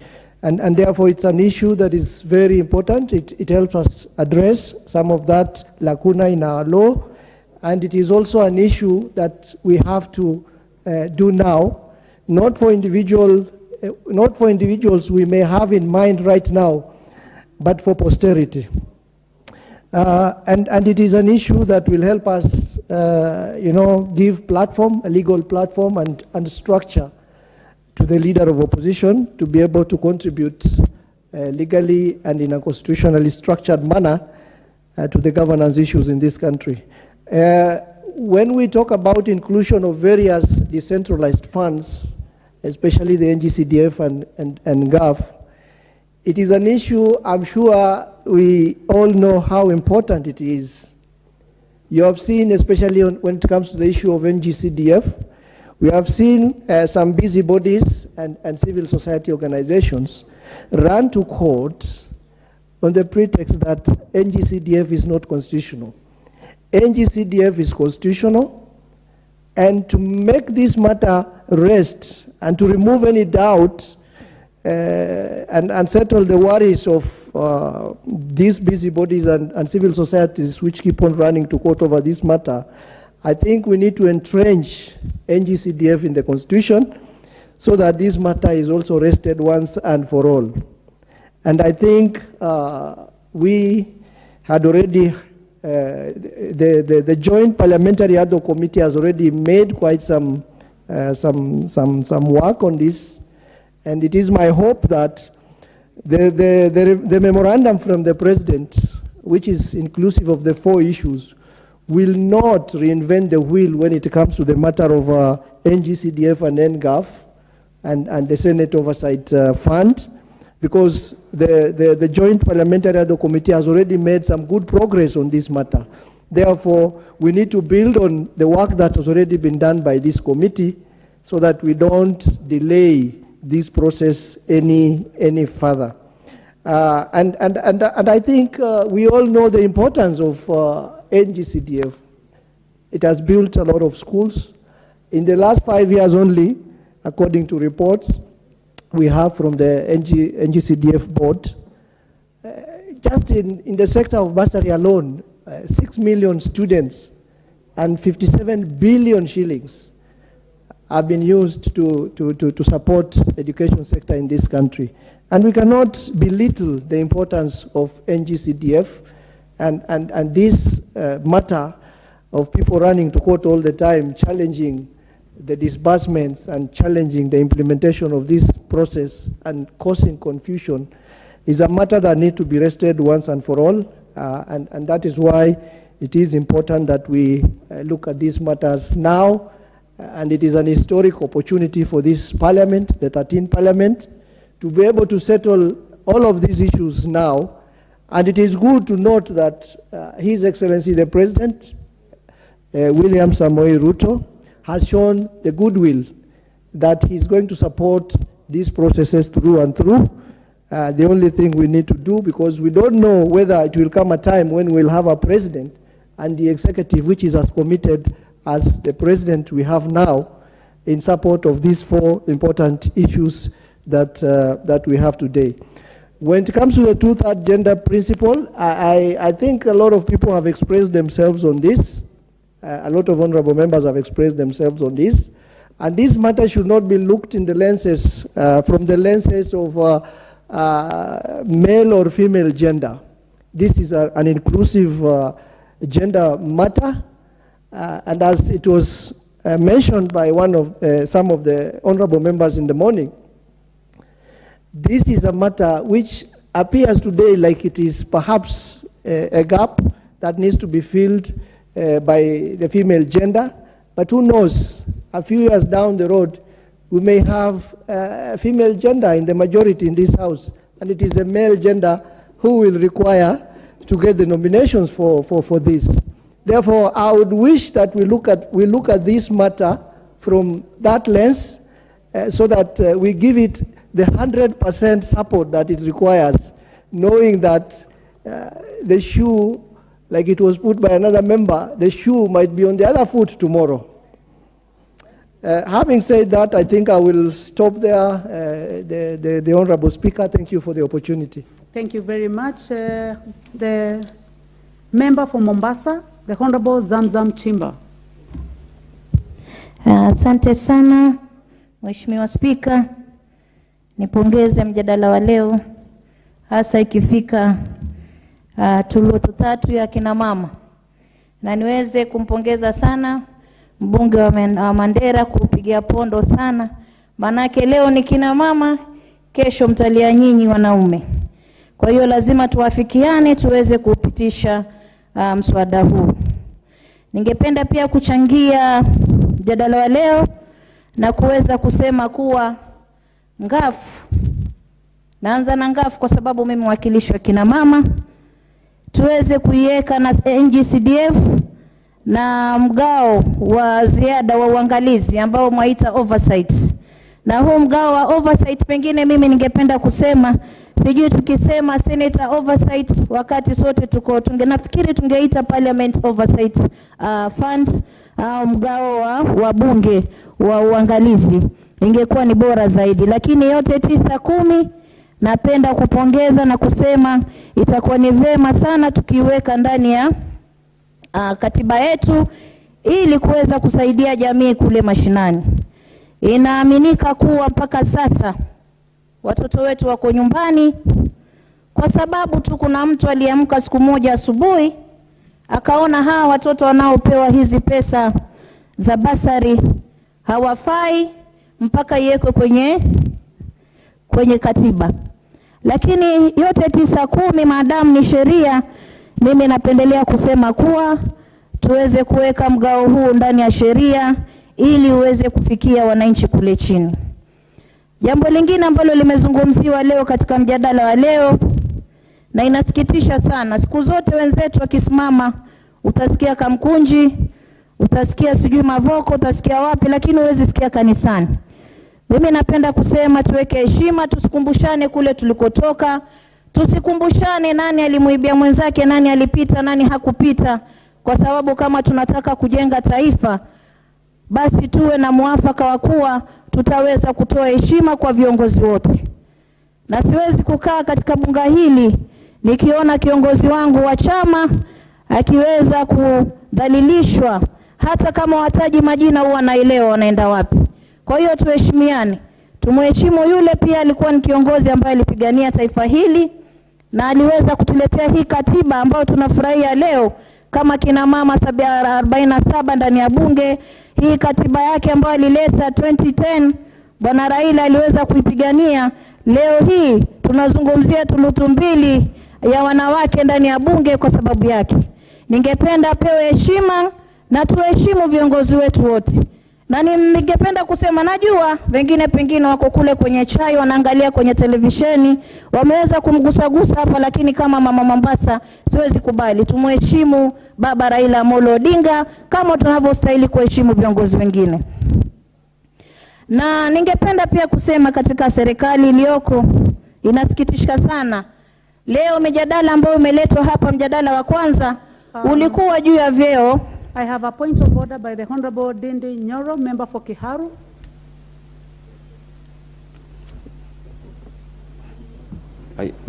Sorry, Madam Speaker, I think I pressed to contribute. I'm sorry for that. Asante sana ndugu yangu Ndindi kwa kuweka wazi. Nikiendelea, ningependa kusema mijadala imeletwa mingi leo katika bunge hili. Ingine imekuwa ni ya kupewa vyeo vya PSC kwa ndugu yetu kipenzi Bwana Mdhama. Tunampenda sana na tunamtakia kila la kheri, lakini awe na jicho la tatu kuangalia pande zote kama alivyosema kiongozi wetu wa wachache katika bunge. Angalie kuwa hata nafasi za kazi zinatolewa pande zote mbili bila kuangalia kabila wala chama wala rangi. Hilo nampongeza sana, lakini masikitiko yangu makubwa ni kuwa Wakenya wanakufa na njaa. Nakumbuka ndugu zetu wa North Eastern, ndugu zetu wa Tana River, ndugu zetu wengi, ukiangalia kila sehemu watu wanakufa njaa. Wakenya wanahangaika. Tukiangalia wanyama wanakufa. Mimi ningependa kama wabunge tuweze kupanua akili zetu. Tuweze kupanua akili zetu kwa upana zaidi na kuhakikisha kuwa wale walotupigia kura kuja hapa katika bunge tunawapa kipaumbele. Chakula na njaa imekuwa baa la kustajabisha sana katika taifa hili, lakini tumelifungia macho. Leo hii twazungumza mambo ya vyeo, twazungumza mambo mengine, lakini tumesahau Wakenya takriban mamilioni leo hii hawajui wataweka nini mdomoni. Leo hii wanatafuta hata maji. Na ndio maana mimi nakubaliana na huu mjadala unaosema kuwa mawaziri tuwalete hapa bungeni waweze kuwajibika. Manake leo tunataka tuwaulize, umepewa waziri wa kilimo, umepewa waziri wa maji, umepanga mikakati gani kama waziri, ama akili yako na kichwa chako umekipanua vipi janga hili la njaa uweze kulipigania, kuhakikisha kuwa leo kule Turkana wanapata chakula, kule North Eastern wanapata chakula, pale Mwakirunge Mombasa tunapata chakula. Kwa sababu hatuwezi kukaa siku zote miaka nenda miaka rudi, njaa imekuwa ni kitu cha kurejelewa. Ukiangalia kule Dubai ilikuwa ni janga, ilikuwa ni mahali ambapo ni desert, lakini leo ni kijani kibichi kila sehemu. Leo Dubai ambayo ilikuwa jua la choma paka katikati ya utosi, leo wanatoa matunda mazuri, wanatoa mboga nzuri tena safi, kwa sababu wamepata viongozi wenye kuvuta msukumo wa akili zao, wenye kuwafikiria wananchi. Kwa miaka 3 Dubai iliyokuwa ni janga, leo imekuwa ni mahali ambapo inatoa uzalishaji wa chakula hata zaidi. Na ningependa pia kwa haya kuelezea pia waziri wa kilimo. Nimeona pia wakulima wakilalamika kuwa mbolea ambayo ilitolewa bure leo inauzwa 3,500. Sisi tunataka chakula, tunataka Wakenya wapate chakula, lakini maji tumeongeza ushuru, mbolea zinauzwa, mashamba yamekuwa adimu. Tutawezaje kubadilisha maisha ya Wakenya ikiwa sisi tunaweka Wakenya katika hali ngumu zaidi na wakulima? Katika bunge hili la 13 ningeomba tuweze kuweka historia, wabunge wenzangu. Ningependa tuweze kuweka historia ya kuweza kubadilisha maisha ya Kenya. Ningependa tuweke historia ya kuweza kufuata katiba na kuangalia kina mama wamejaa katika bunge hili. Siwezi kutaja kwa majina, lakini leo imesikitisha sana mbunge wa bunge hili ameweza kusema mahali katika mkutano kuwa kina mama watakia nini kujaza ndani ya bunge, watakuja kuwa maflower girl, sijui watakuja kuwa maslay queen. Mimi ningependa kumwambia mahali aliko slay queen, pengine akileta mke wake hapa tuweza mpa hilo jina, lakini kwa sisi atuheshimu kina mama bunge hili. Hatuja kuja hapa kwa matani, hatuja kuja hapa kutafutana na watu. Tumekuja kutafutia Wakenya haki zao, tumekuja kuangalia vile tunaweza kuboresha maisha ya wananchi na hadhi ya mama katika taifa hili, hadhi ya mama aweze kuheshimika. Sio popote utakapomuona mwanamke basi wewe unafikiria mambo ya ngono, hapana. Tunataka heshima kwa kina mama. Nikijaribu kumalizia, mheshimiwa, ningependa pia katika yale ambayo yamezungumzwa leo ambayo ni ya kuwekwa ndani ya katiba, jambo la IBC pia liangaliwe.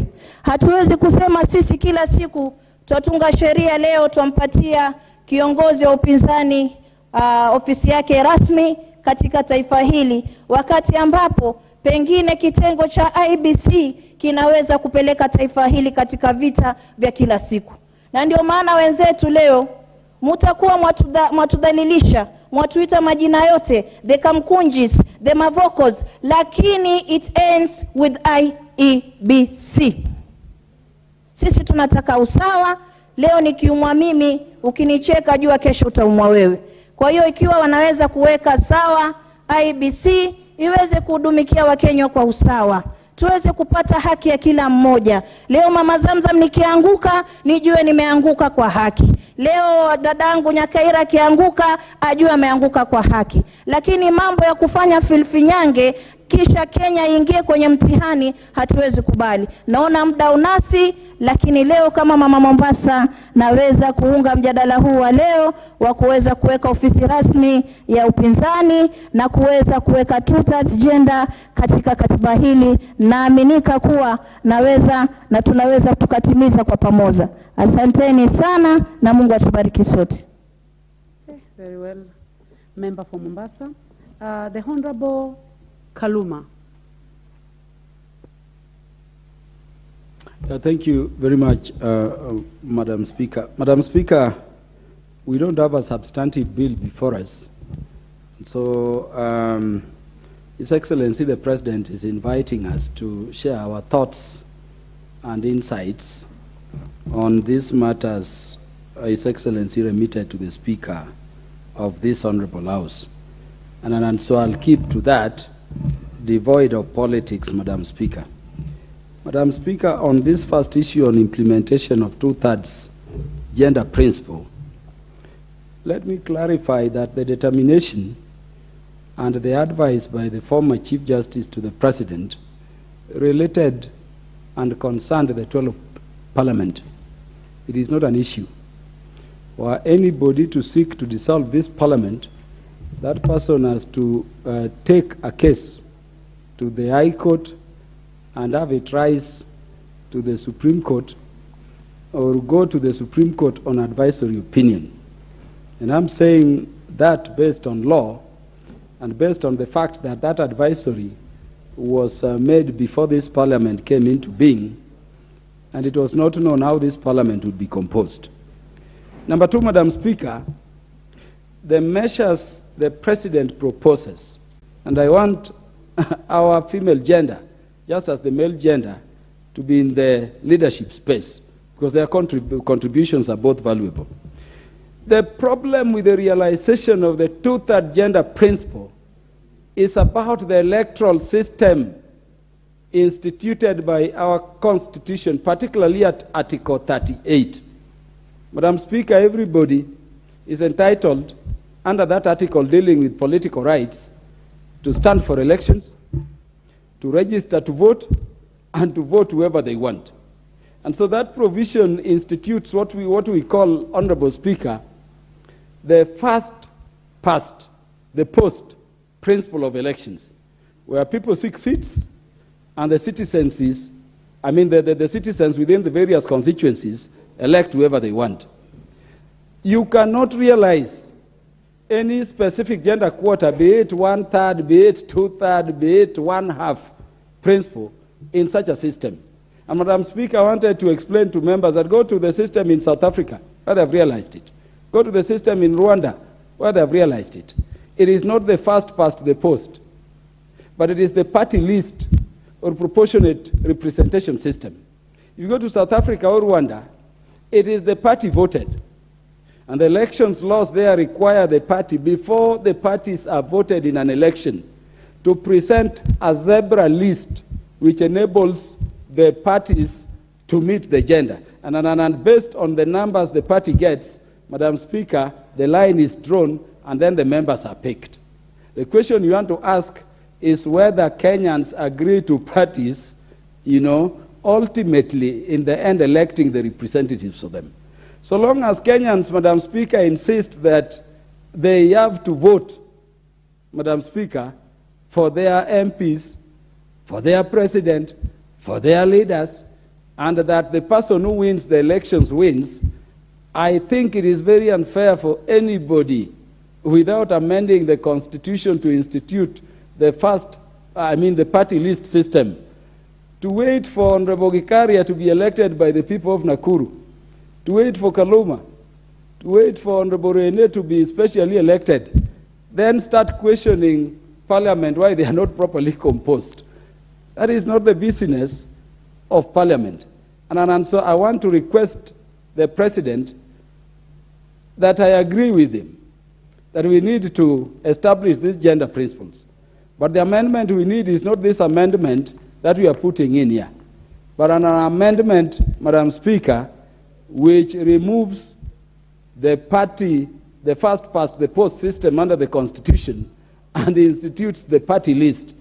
I doubt Kenyans would agree, because in any event, even if the bill were to first come here, Honorable Deputy Majority Leader will confirm, it still has to go to referendum. In fact, most of these things have still to go to referendum.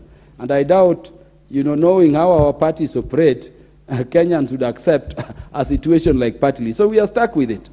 The fact is that with the constitutional design, it is incapable of being realized.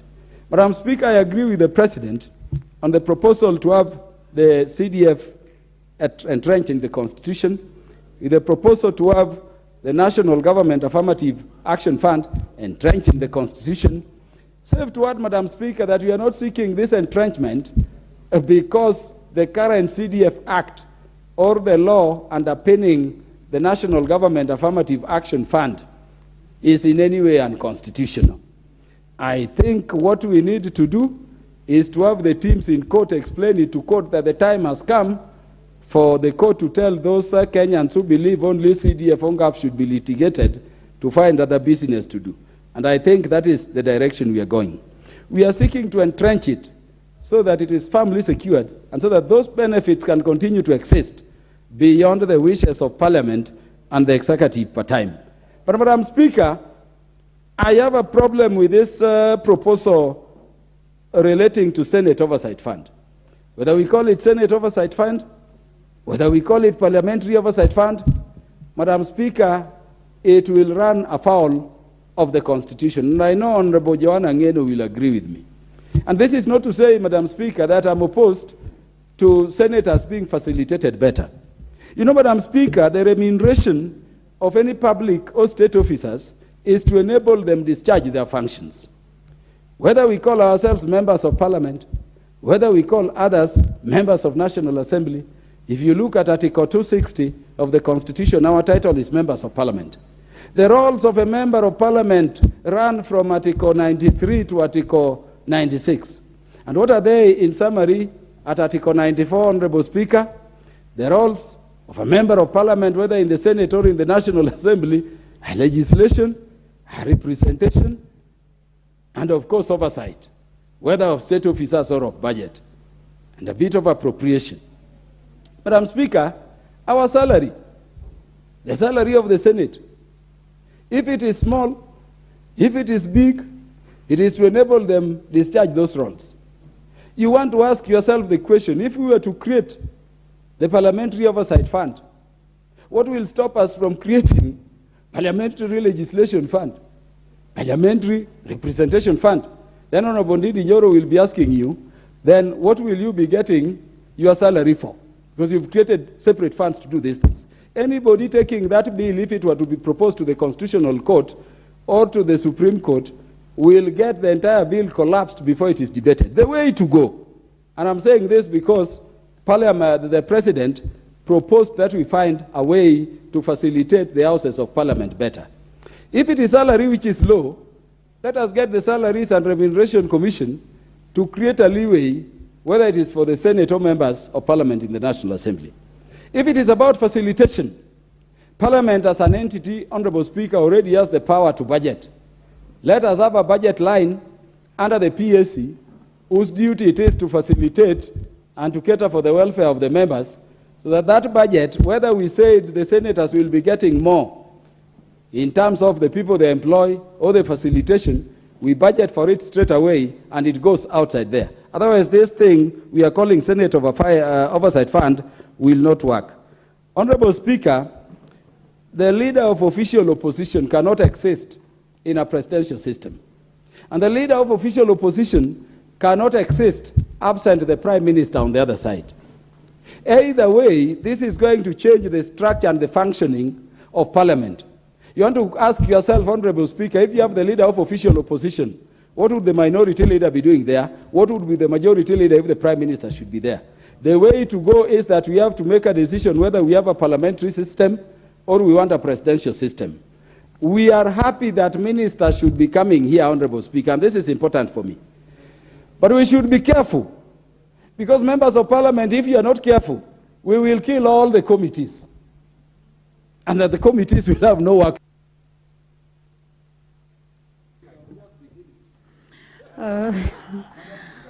Very well spoken, Honorable Kaluma. Member for Turkana Central, Joseph Emathi. The Honorable Naomi Wako, member for Marsabit.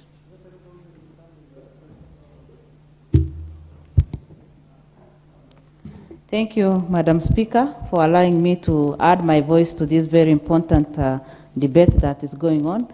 And from the onset, I want to say that I support the motion on the memorandum that the President has written to us, seeking our attention and also support. Madam Speaker, I support this motion because it touches on the areas that are very important to us as members of Parliament and as leaders of this country. I want to start with the affirmative action funds, NG, CDF, NGAF, and Senate oversight. I was in Senate, the 12th Parliament, as nominated senator, and the 5 years ended while we were pushing for this. The challenges the senators go through, they are supposed to oversight billions and billions of money when they have not even been facilitated. And unless they are facilitated, the corruption we are talking about, the mismanagement of funds, and all the things that we hear happening in the counties will not be controlled unless the senators will be empowered so that they can do their oversight their oversight role. So for that, I support that. I am of the view that the senators be given the oversight fund so that they can be facilitated, and that can help them to be more effective. Within GAF, it is now about 6-7 months since we were elected, but unfortunately up to today, we have not received the GAF funds. That is mainly why I support this, because if all this is covered in our constitution, then we have no challenges like this. We will not face these challenges. We'll be able to be more effective, and we will have something that will, support us, and women will come without any worries, serve and do their work even at the grassroots without any problem. And so even with the NG-CDF funds, we know that many students have been supported through these funds, many vulnerable children.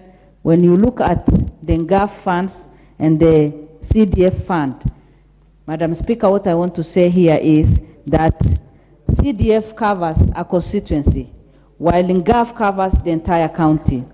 And what we have seen happening in our country, or the practice as at now, is the same amount of money that an area MP gets is the same amount of money that we are given as women representative.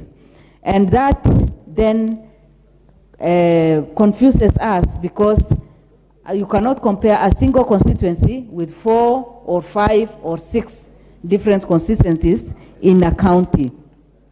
When we amend this or bring this into our constitution, our interest will be taken care of, and even GAF fund will be well covered, and that then means that women will also get the funds that are relevant to their service, and that will help them to do their work effectively.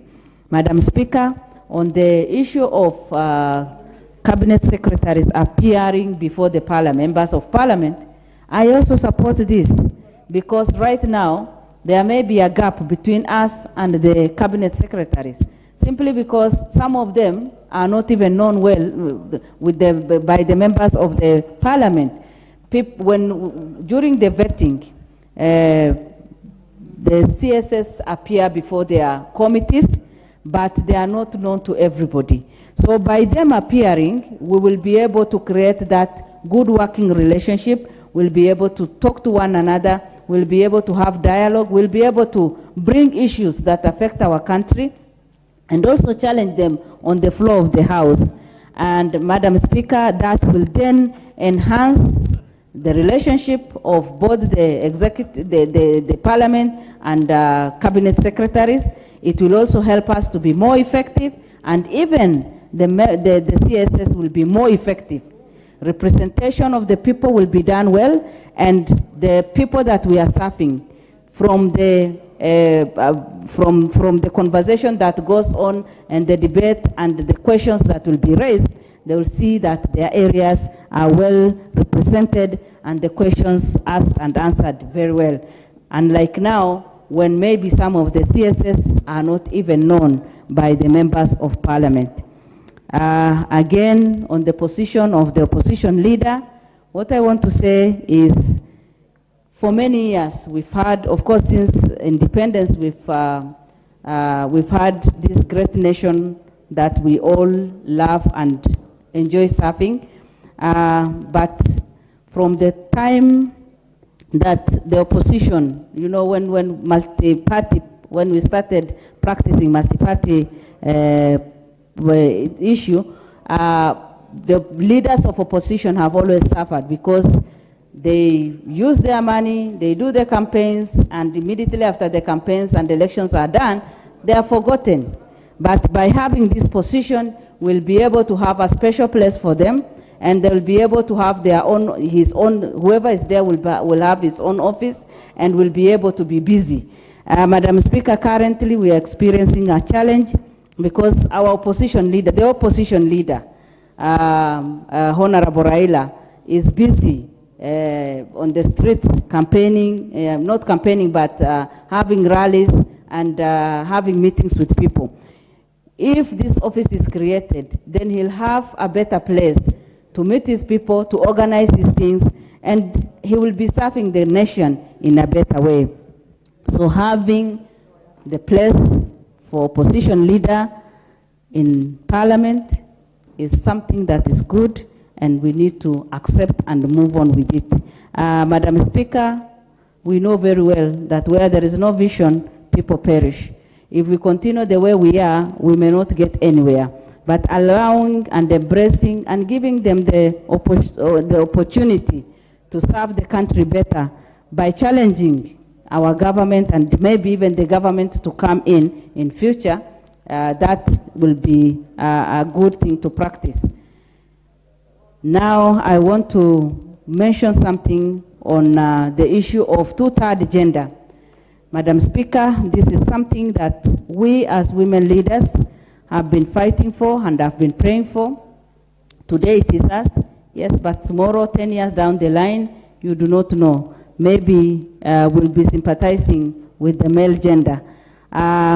When we first started the debate of two-thirds gender, we thought that many people are supporting us. In fact, in 12th Parliament, Honorable Duale was very, very passionate, and together with many other members of Parliament, they were very passionate. They tried to support us. We had many breakfasts, but at the end of the day, we didn't succeed. And if our president is the one now to initiate the entire process, I think as women leaders, we should just run with the whole idea and see how best we can capture and, grab the opportunity and succeed in this, because it is long overdue. Our women have done a lot for this country to be where we are. When you look at the performance of women in every office or in everywhere where they serve, you cannot compare. They give their best and they serve the nation with a lot of passion. But when it comes to this, it has been very difficult, because when it comes to election, women face a lot of challenges because our campaigns are money-based and financed very well. And women have no much money, and so they face a lot of challenges and intimidated in many ways. But when we put this in place, then it will help women to get into power without much problem.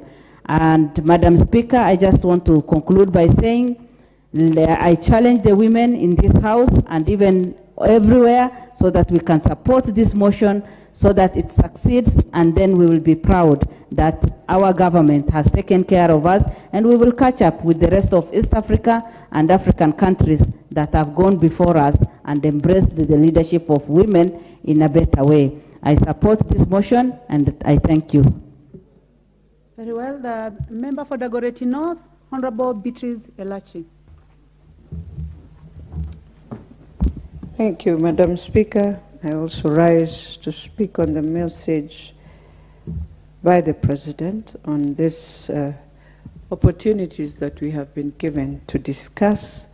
Madam Speaker, on the onset, being a woman who started as a woman leader in this country in training women, not just outside, but also women in Parliament, I think one of the things that we have really talked about in this country until we've arrived to a level of passing the new constitution in 2010, when we thought, Madam Speaker, we will achieve now the issue of the two-thirds gender rule and move on as a country, as we even in the 11th Parliament had an opportunity to see all the bills that were to open space in terms of the new constitution being passed by this House. And at that time, we were unable completely, Madam Speaker, to even just touch on Article 100, Article 81, Article 27, all of them speaking about the affirmative action and the two-thirds gender rule. As we appreciate and thank the President for bringing in the messages, we again find ourselves, and I just want to speak very candid, Madam Speaker, as women, because again the matter has been put into too many issues. And with these issues, you will find ourselves again losing this proposal if we are not careful and if we do not look at it as a house to agree that some of these issues can move on. Since we have the ad hoc committee that had started the process of CDF and all that, can be a good avenue to deal with the issues of CDF. And we remain with a few issues, which is the 2/3 gender rule on this proposal for it to work. But having said that, Madam Speaker, I think when I look at one, the issue of the 2/3 that has been brought in, and I think with good intentions, but I think also those who advised the President could have read and realized you have now picked on Article 27 of the Constitution, which is within the Bill of Rights. And that is why everyone is now talking about this referendum, because it's in the Bill of Rights. And anything that touches on the Bill of Rights, Kenyans themselves said you cannot implement without taking it to a referendum. And therefore, we might find ourselves thanking, but then again being short, that we cannot do it until we get to a referendum. So, Madam Speaker, when you look at 27(8), it is very clear, and I know when you read word by word, it speaks on, in addition to the measures contemplated in Clause 6, the state shall take legislative and other measures to implement the principle that not more than 2/3 of the members of elective or appointive bodies shall be of the same gender. Now, the moment you bring that again, then you ask yourself, when we are going to nominate the women, how is it going to work, yet we are supposed to push it through political parties so that it becomes elective? So we would want to really, when we are canvassing now the real bill, it has to come out very clear so that as women, we don't start a journey again and find ourselves with the way we pushed with Duale 1, Duale 2, Duale 6, and we ended up with the same results. Madam Speaker, when you look at the issue, and this issue of the opposition office, I think, Madam Speaker, we must agree. Sometimes this House, we have to have our own mind and agree we are legislators. And where we feel things have not gone right, we don't need to just say they are right. We are a presidential system. It is Kenyans who agreed on a presidential system. Let them feel. The day they will go to another referendum, they will take us to a parliamentary system. But for now, let us tell Kenyans, whether you like your opposition leader or what, you cannot entrench it here because we are in a presidential system. We borrowed the American system. We have to live with it. There is no opposition leader in America. There's none. Trump is not there. There is majority and minority. And we must accept that. It is how the minority side works to ensure you put checks to our government, Madam Speaker, which I think that's the best way. And it will work even better. So if we try and bring this, then now everyone will be saying, we need a prime minister. And we will have to now formulate again something to make sure there's a prime minister. So if we want all that, why can't we sit down in a bipartisan way and agree that for the sake of Kenya to move, we need a hybrid that works for the country so that the country can tone down. Madam Speaker, then we come to the issue of now the Senate. I think even within the other processes that we have, the lawyers advised us so well, let us not call it even Senate oversight and I don't know national. Let us just call it parliamentary oversight if we want to get it right and not to have ourselves in a lot of questions and then not bringing again back the sibling rivalry that we've always had with Senate. We want to finalize this, let us make it clean. And so because this is not a motion or these are not proposals, this is a message the President wants us to ventilate on it, bring in good ideas and build. And I'm hoping all that we are saying, Madam Speaker, is being picked so that when now the real time will come for all this, we are able to work around. I know the Supreme Court has spoken. They have said we can be, yes, but let us do it then in the right way. They have also given us that time to do it in the right way. They have not come to us and say, just do it for the sake of doing. So, Madam Speaker, as we speak on this matter, and we have to ask also our chairs of JLAC and the ad hoc committee, I hope we are also not in a process to derail so that these things find themselves at each other. I am hoping the process we had started on the joint committee that Parliament had approved on our funds should proceed. And we should stop delaying it and now derailing it in this. It will be very unfair for this House that we were given an opportunity to go and come up on how we can pass the funds that are supposed to support this Parliament and GAF and Senate, and now we have dragged ourselves back on the drawing board. We are about to start another process. Then we will reach a point and say, oh, these processes are the same. We need to merge them. It will be so unfortunate for this House. Can we stand firm with what we started on the issue of our funds?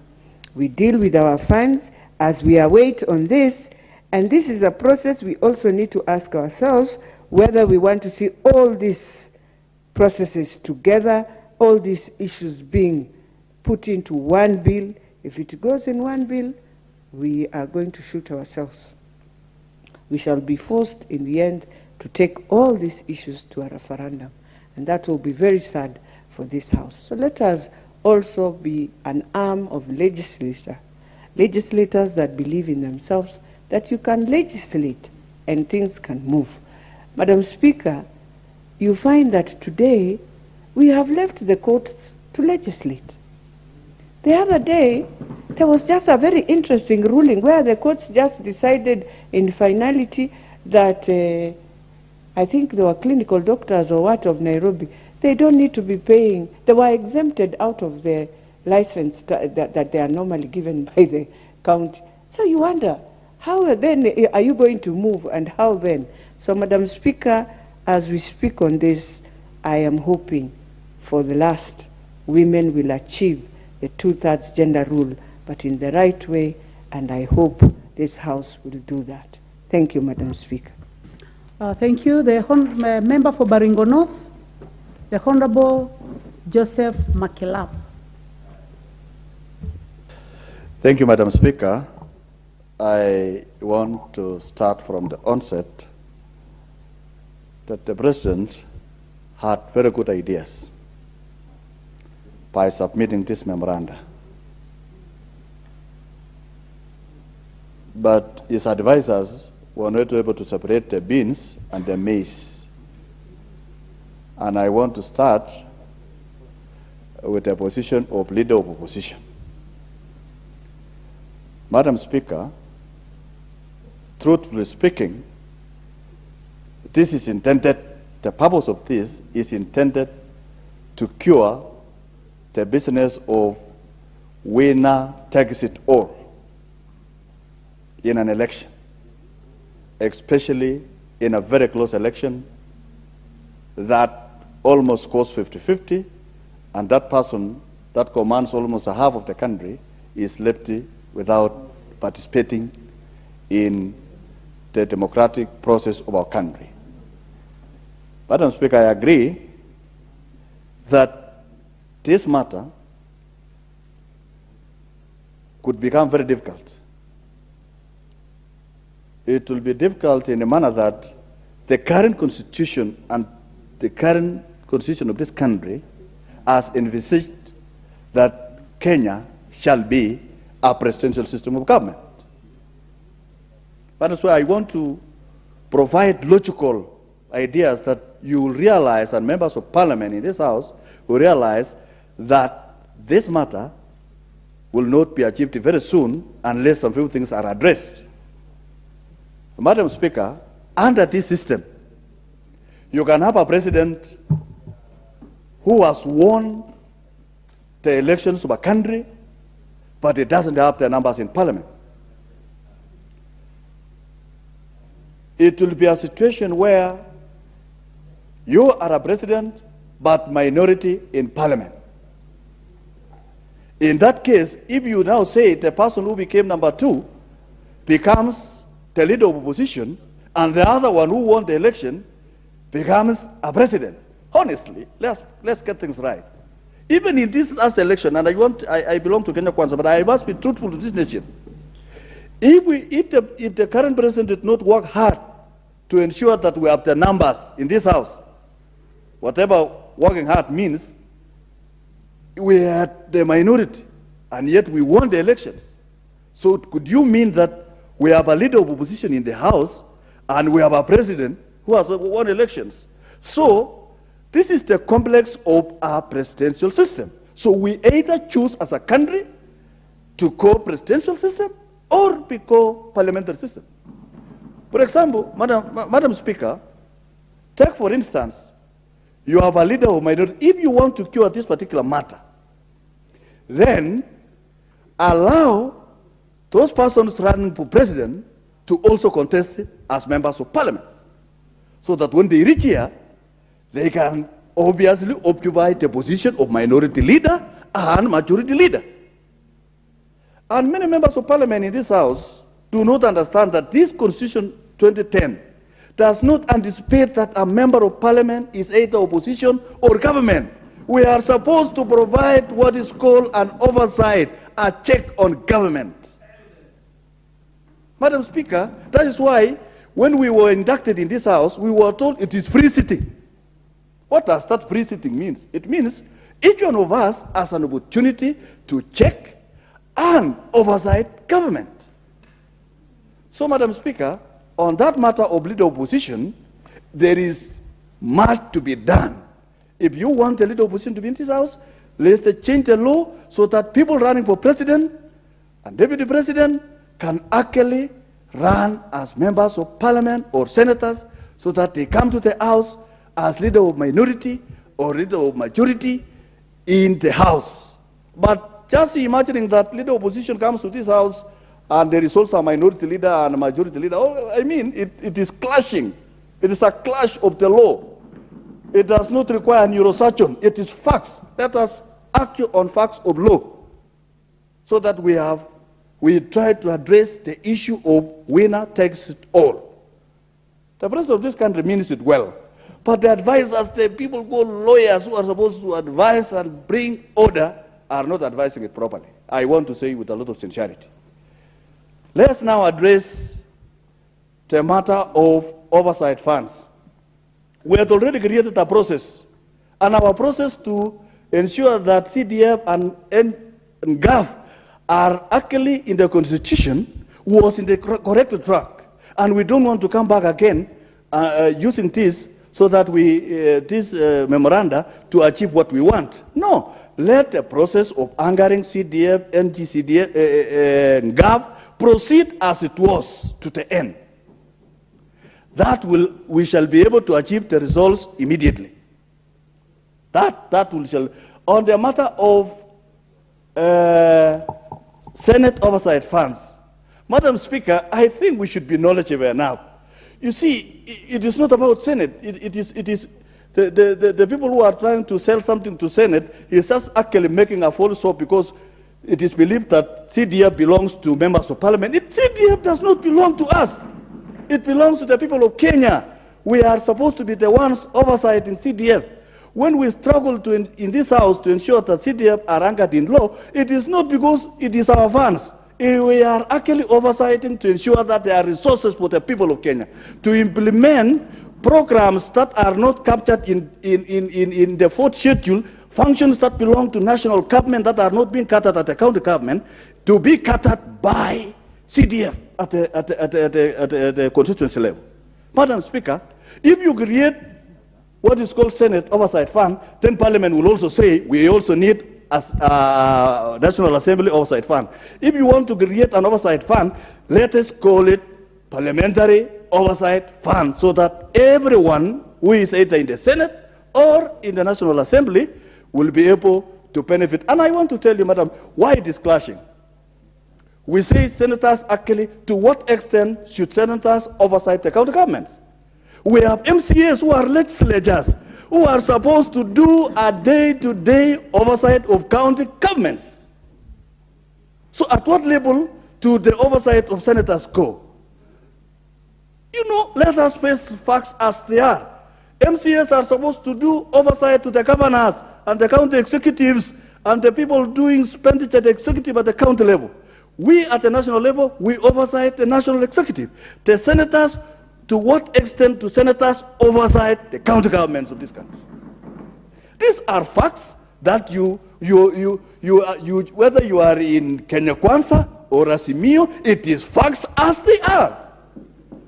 Madam Speaker, for the purposes of NGAF, I support 100%, because the women who are in this parliament could also want to address matters that are peculiar. And it will also reach a time that there will be more women in this parliament than men. And we want representation.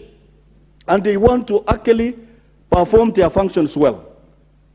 The NGAF is not an oversight fund for women. It is a fund that women in parliament are oversighting, trying to address inadequacies on the ground that affects children, affects women, affects people of all nature. Madam Speaker, those are facts. On the issue of two-third gender rule, Madam Speaker, I want us to be alive to Article 38. Every Kenyan has a right, Bill of Rights. Do we then want to go for referendum? Because anything on Bill of Rights, you will have to go to a referendum. It will not go to a parliamentary initiative. What does that mean? We don't want to do the bing-bong business of the other day, saying we don't want what was popularly called the thing that was rejected. This the change of the constitution. So, Madam Speaker, to address the gender rule in this house, it must be addressed outside the confines of the constitution through articles of parliament within the confines of IPC and political parties of Kenya. Madam Speaker, I think the people that this matter will be placed, we need to sit down as a nation to realign so that it will be a win-win for Kenya, not again messing up the constitution that we came in 2010. Madam Speaker, the President has very good intentions, but we need to realign, adjust to fit the system. Thank you, Madam Speaker. Very well. The Honorable Mayaka Irene, nominated member. Thank you, Madam Speaker. Madam Speaker, I just want to give my remarks and comments to what, in my view, is an opinion from the President and proposal, because I do not want to imagine that this is at the beginning of a process of initiating a constitutional changes coming from him. Madam Speaker, first of all, let me just say, because we've had in this House very many members castigating what Azimio has been doing in terms of the people barazas, because there is no rule in this country that says that you cannot have courts of public opinion when you're speaking to the people of Kenya. Whether or not the office of the official opposition is there or not, now nobody prevents anyone from speaking to the people of Kenya. Madam Speaker, if I can just begin to give my comments to the President's memo, because in my view, I think what the President did is that he took the BBI proposal and looked through it, and he really liked what he saw and decided that he also wants to make an opinion on it, which I do not fault him for that, because some of the things that he mentioned here that were in the BBI were fantastic suggestions that would put this country at a very good place. Madam Speaker, on the two-third gender rule, which is actually something that is already on Article 81B, but the reason why this has never been properly implemented is because the article does not give the meat and specifics of how this should be done in a proper way. Mr. Speaker, because now it's Mr. Speaker, In my view, what I think ought to be done is that we need to have a holistic review of this constitution. The other day we were in Mombasa, and one of the clerk assistants from Canada did give us an example of a compelling political process that they have in their country, where political parties are made to actually select and put aside constituencies specific for women, so that in that way you're able to make sure that the two-third gender is achieved. This is one of the ways that we should actually be looking at resolving this issue.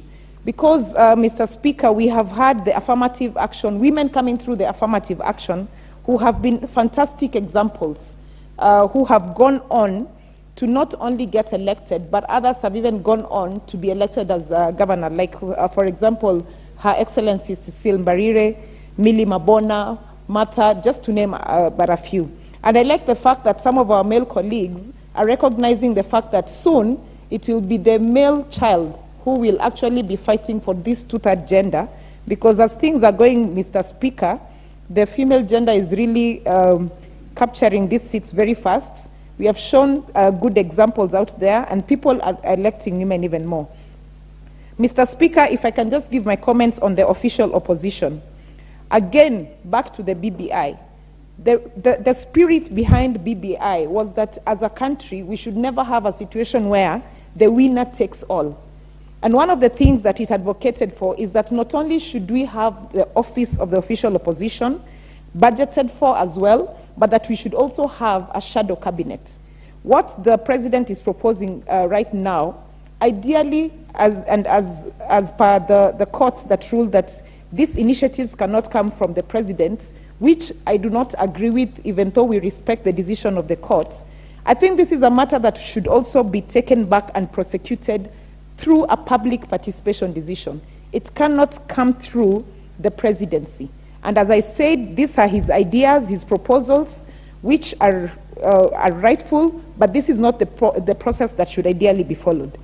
Mr. Speaker, when it comes to the issue of ministers coming here for questioning, again, I agree with those members who said that this will end up rendering our committees to be irrelevant, because part of the work of the committees that they do is for them to be able to question ministers, for ministers to appear before them. If we start bringing the ministers here, then the committees become irrelevant. Again, back to BBI. BBI's proposal was that 50% of the ministers that we do have ought to be members of parliament. Through this process, it would have been so much easier for us to be able to question ministers and for them to be able to be held accountable. This other process that the president is proposing, in my view, I think it's a backdoor and a shortcut towards bringing back BBI into parliament, which should not be the case. Mr. Speaker, on the oversight fund, again, I agree with my fellow colleagues that ideally this should be a parliamentary oversight fund. Our colleagues here brought a very good motion, which was committed to a committee that is reviewing it, and I think that's the process we should follow. Because there are proposals on Article 24A to D, which covers the NGCDF, the NGAF fund, and the additional fund on a special fund, including the oversight fund, is something that we should actually give a priority to make sure that it is fully enacted into law, so that then this becomes a parliamentary oversight fund that covers both the Senate and the National Assembly. Mr. Speaker, therefore, what I'd just like to say as I conclude is that as a House, we should not be encouraging having such very pertinent constitutional reforms coming through opinions and memos, because we will be setting a very dangerous precedent in this country. This ought to follow the right procedure. And therefore, even as the JLAC committee members then proceed to have a look at this matter, I want to encourage them. It doesn't matter whether you're from the Kenya Kwanza side or the Azimio side, do the right thing, set the right precedents, because as my good senior once said, Honorable now Governor Orengo, is that the government eats its own children, and this will one day eat you if you're not careful with it. I submit. The Honorable Ndindi Njoro, Chair of the Budget and Appropriations Committee. Thank you very much, Mr. Speaker. And for giving me this opportunity to give my views in regards to the communication by the President. And as you said before, this is a general debate. We are just giving our views. There is no voting yet. And I'll talk about just a few issues. Number one, I am very elated by the President's view, which corresponds with the view of this House, that CDF is so important an institution and a fund that it can no longer be left hanging to the whims of the people. And especially it cannot be left to be bullied from all sides by people who actually do not understand the importance of this fund insofar as the Kenyan people are concerned. NGCDF is not an MP's kitty. NGCDF is a community fund, and it has been a very helpful and far-reaching fund in this country. Mr. Speaker, many countries actually have come to benchmark and also implemented such a program like the one we run in this country. And if you go across every corner of this country, the many projects that we see that are complete, that the Kenyan people are already getting value from them, majority of them are NGCDF sponsored.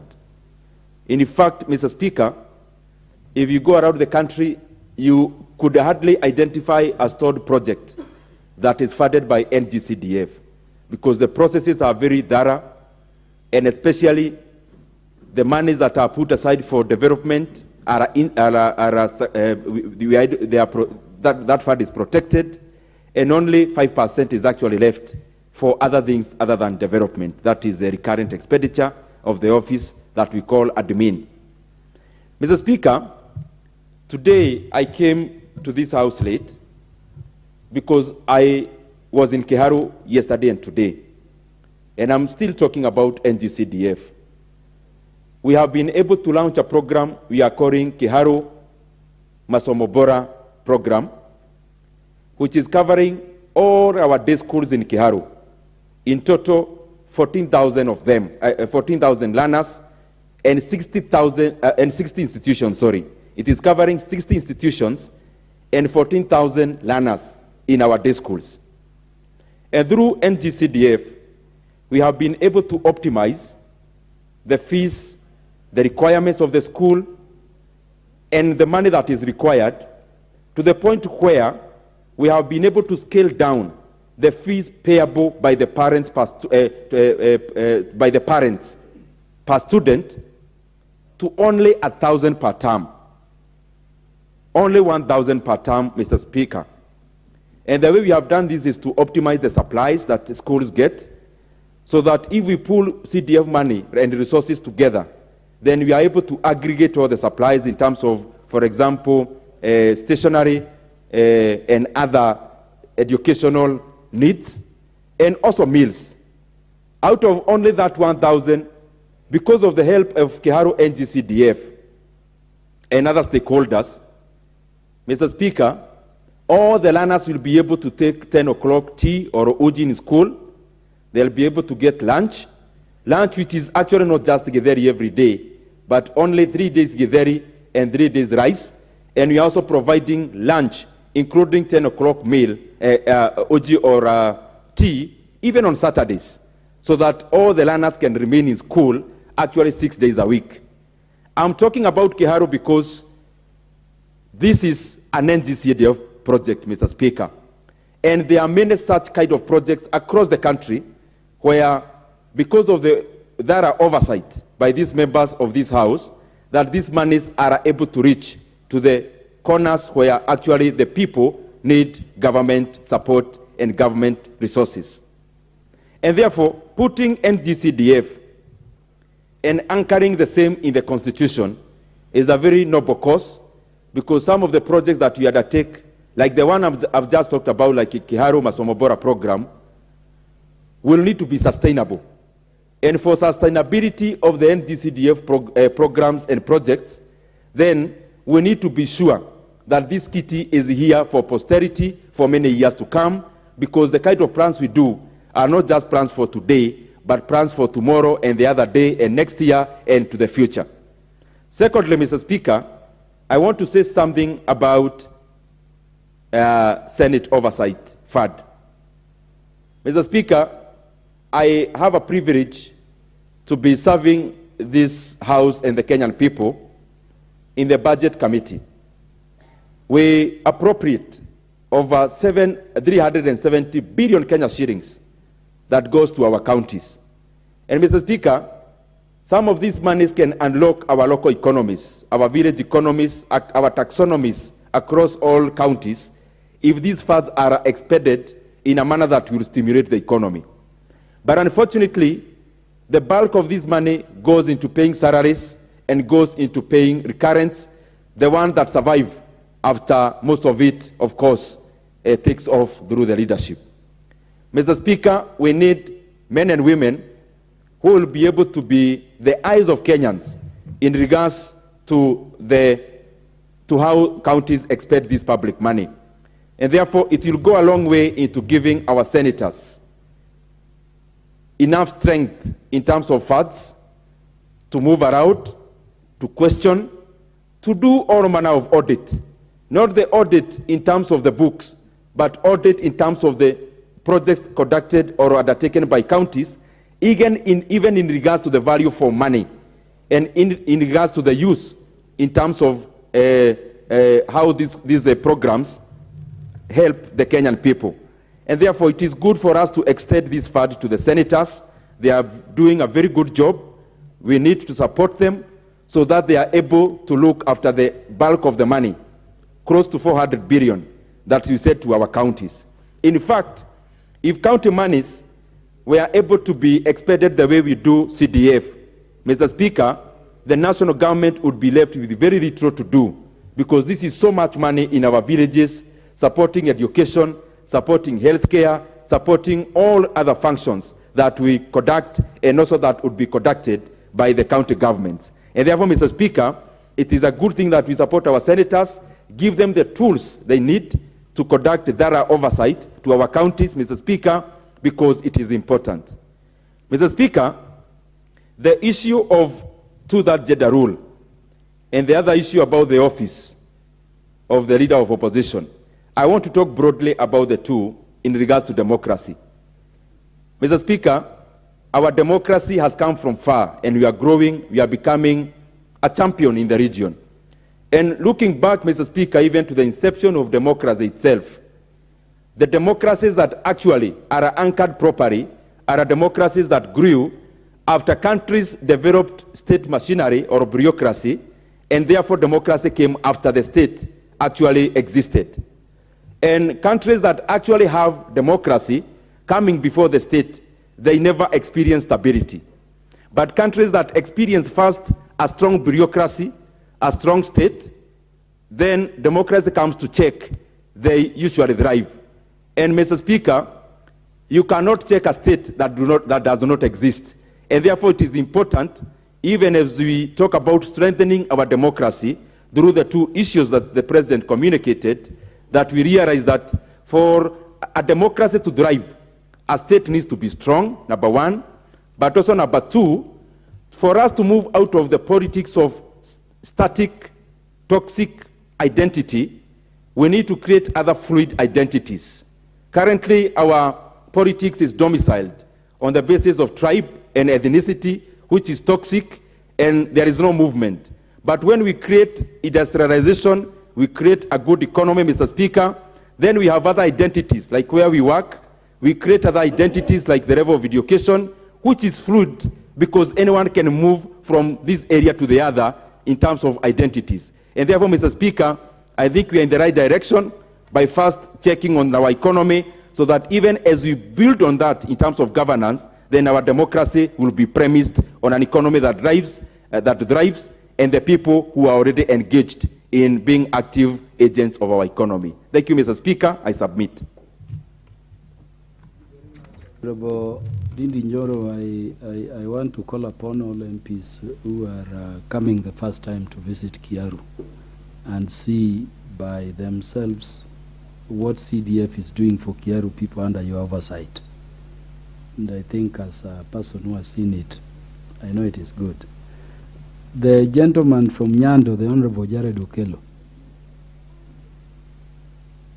I thank you very much, Honorable Speaker. Allow me from the outset to welcome back my colleagues and the Office of the Speaker and the Secretariat in general, having been at home during our recess for the last 2 months.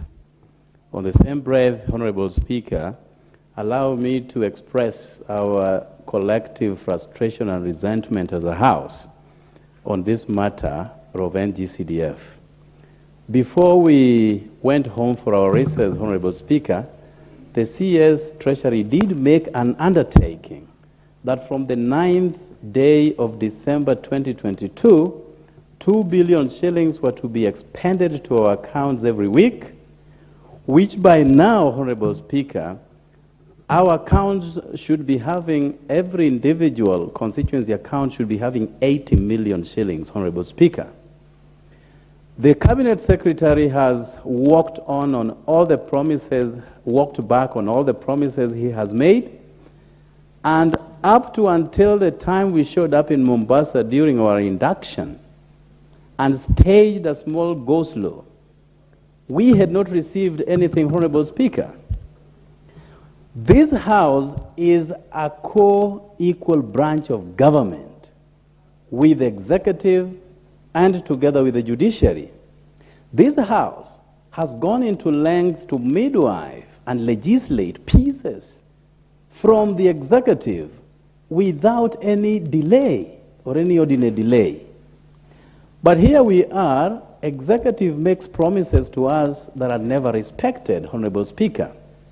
Today, they will be coming out asking us to pass the supplementary budget, number 1, supplementary budget 1 of 2022-2023.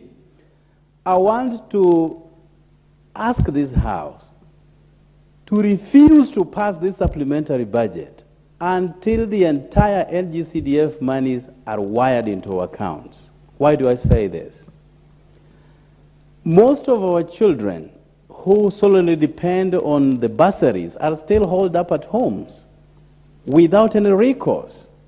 And we are here passing every piece of legislation and every agenda from the executive. I want this House to stand strong and refuse this supplementary budget until all the monies are submitted. Back to the course, Honorable Speaker.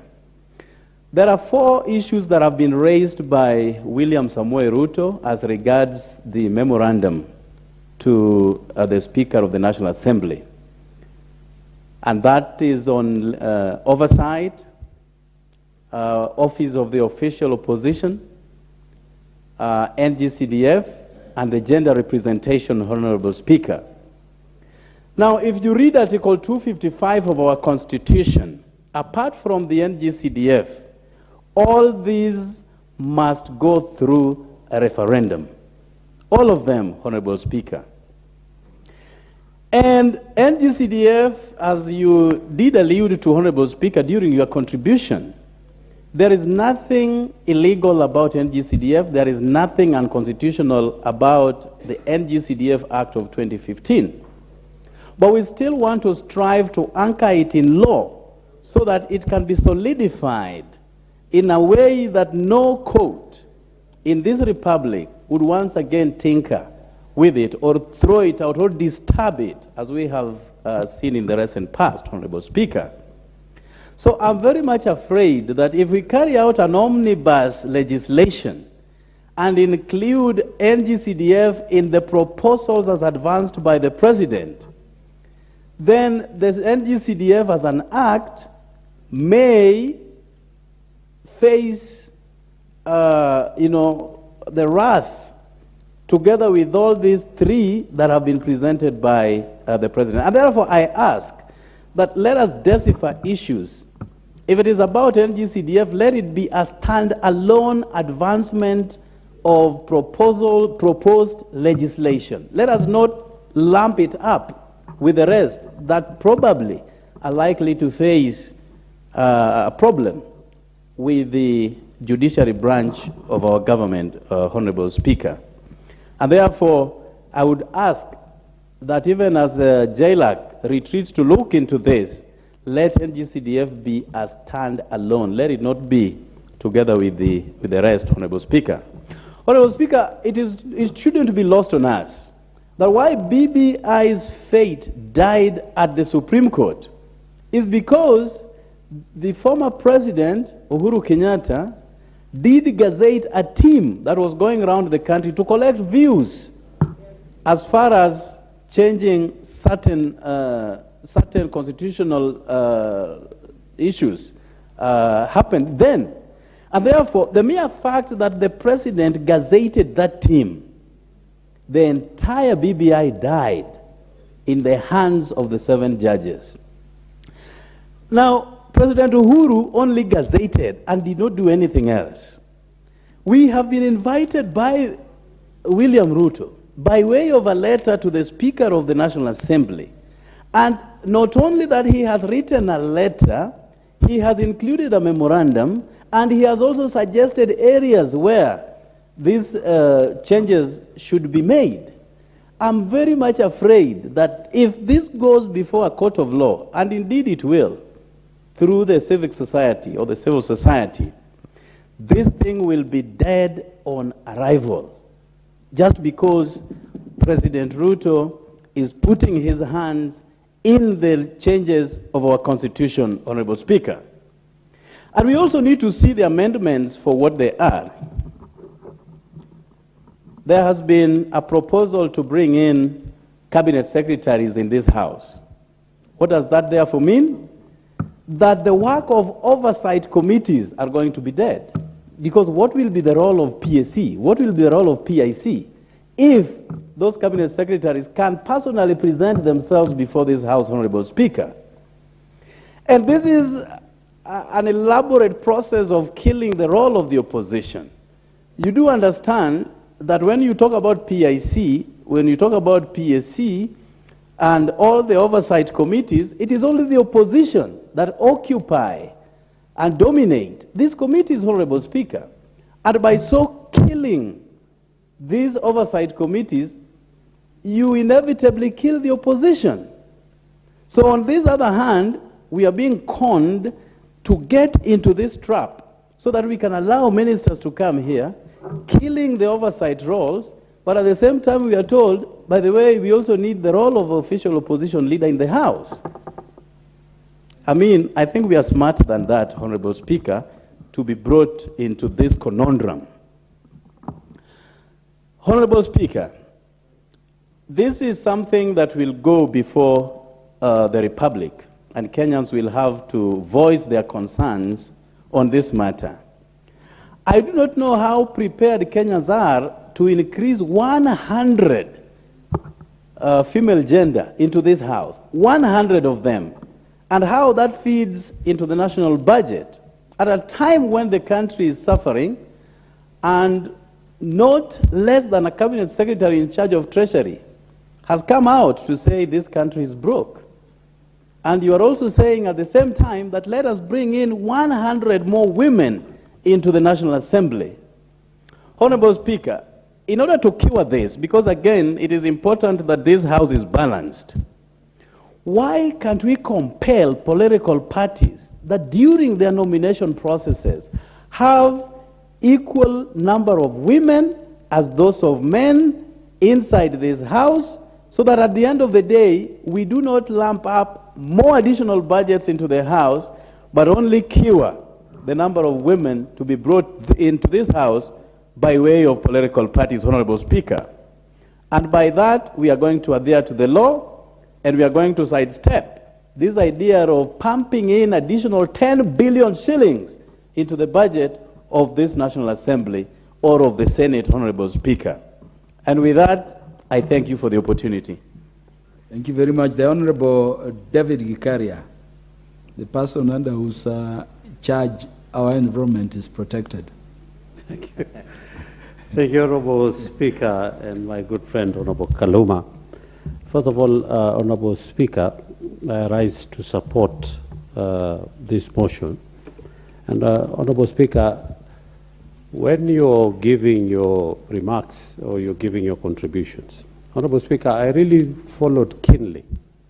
And to some extent, you did convince me on one of the aspects as to what you alluded to, the fact that we need to look at these things critically so that, again, it doesn't land in the courts.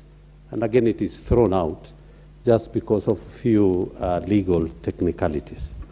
Honorable Speaker, the other thing that I agree with you is that you did say that we look, this is only the President is inviting us to give our views on what he thinks. And it's not a bill. It's just a request by the President. Look at this. And of course, our President is a gentleman. He's not Mr. Know-it-all. He will pick a few things from you. He'll pick a few things from me. The next he'll pick a few from Beatrice and others. And he will say yes to the fact that if we are actually true in a presidential system, then how do you bring in opposition in Parliament? And this is something that the President is going to look critically into those things and be able to make a decision by the time now when it comes to the actual legislation. The last thing that I also agree with you, Honourable Speaker, is that we should look at this thing devoid of politics. Let us avoid politics when you are discussing this so that you can be able, because sometimes we play to the gallery, we forget about what this House is meant to do. And I totally agree with you that, Honourable Speaker, we need to look at this request devoid of politics so that we can be able to give our best. Did the President mean well when he made this request and through a memorandum? And I want to say yes. He meant well for this country. He has seen what is ailing this country. It doesn't matter. He has just given us a proposal. It is for us now to improve on what he has given us so that we can be able to achieve what he intends to bring to this country.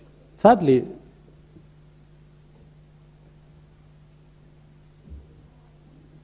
the third is that the President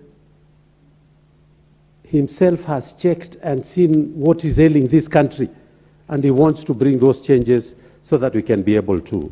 But the first thing that, Honourable Speaker, I want to address is, and it has been said here by different speakers, as to whether we need to have a referendum. And Honourable Speaker,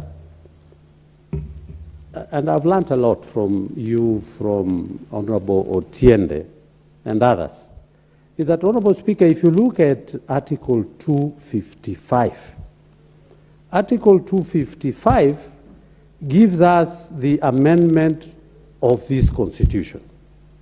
And, Honourable Speaker, it says a proposed amendment to this Constitution shall be enacted in accordance with Article 256, which I think it is through Parliament, or 257, which is a referendum, and approved in accordance with Clause 2 by a referendum, where it gives the procedure of what collect 25%, some millions of signatures, things like that.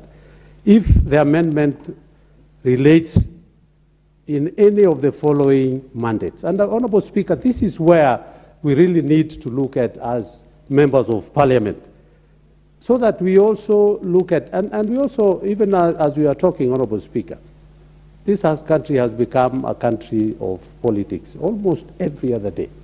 That we have just finished. Again, now we need to be, so that again we try to see, do we go the parliamentary way, so that we avoid the whole of politics that comes with that in a referendum. Honourable Speaker, one of the issues that has to go for a referendum is that if it touches on the supremacy of this Constitution, and that is under 255 1A. 2, the territories, of course. I'm going to look at C, the sovereignty of the people. D, the national values and principles of governance, referred in Article 10, 2A to D. Honourable Speaker, I'm not going to bring that. E, the Bill of Rights. F, the terms of office of the President. G, the independence of the judiciary, and it goes on. The functions of Parliament. I, the objects, principle, and structure of devolved government, and it goes on and it goes on. Honorable Speaker, it is important for us to look at if this proposed will need to go to a referendum or we need to address and do the amendments here. And those are the critical issues that we need to look at. Secondly, Article, of course, 255(2) gives the process of how a referendum should be undertaken. Secondly, Honorable Speaker, what we need to ask ourselves is that as the President is doing this, we go back to the Constitution again, Honorable Speaker, and we look at the authority of the President. That is enshrined in this Constitution. We look at also the functions of the President. And lastly, Honorable Speaker, we look at the decisions of the President. Again, these are going to inform us as we look at what the President has proposed and whether he's, he's legislating or whether it is also a requirement by law that he can be able to do what he has just done. And Honorable Speaker, if we look at Article 131, Honorable Speaker, Article 131,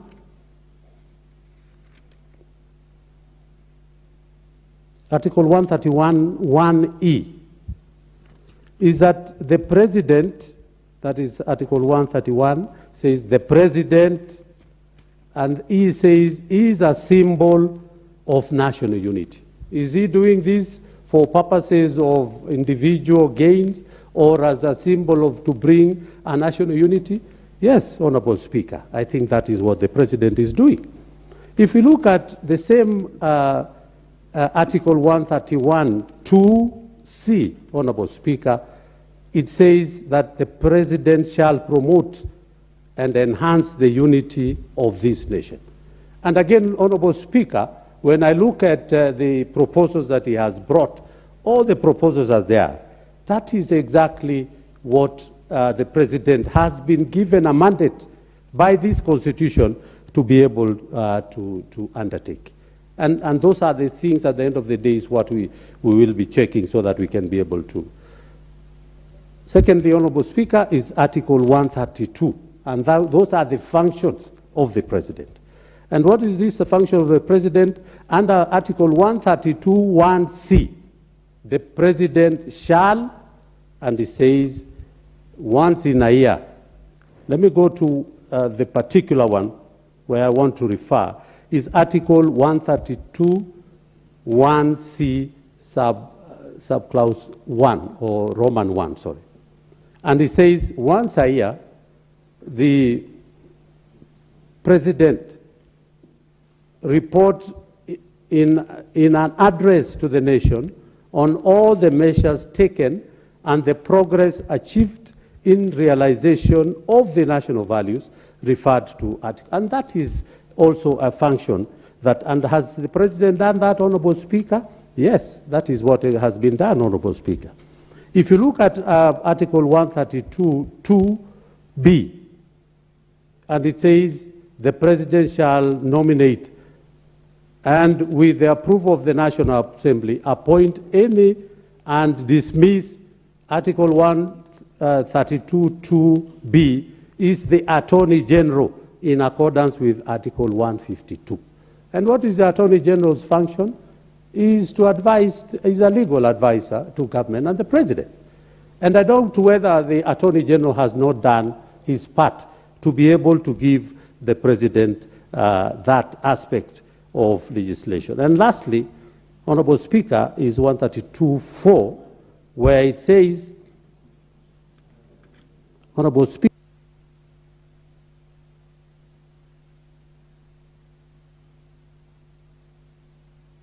Honorable David Gikaria, thank you for ending your presentations. You are reminding me of the late Honorable William Chepkut, who would recite all those provisions without reference.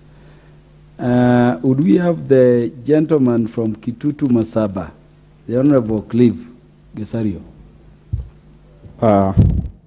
Thank you, Mr. Speaker, for allowing me to also contribute to these proposals by the President. Mr. Speaker, I will start with the most touching element here, which is the NGCDF. All speakers who've spoken here today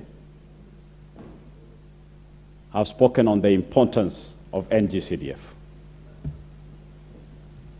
We'll continue to reiterate that this is not money for members of parliament. We are actually here as representatives of constituencies, and while we stand to speak here, we are speaking on behalf of our NGCDF committees back in the constituencies. We are here to ensure that those committees and the fund managers have funds to provide services to the constituents. So having these in the Constitution is priority. And we thank the President for also believing in the same, that the NGCDF committees need these monies in their accounts.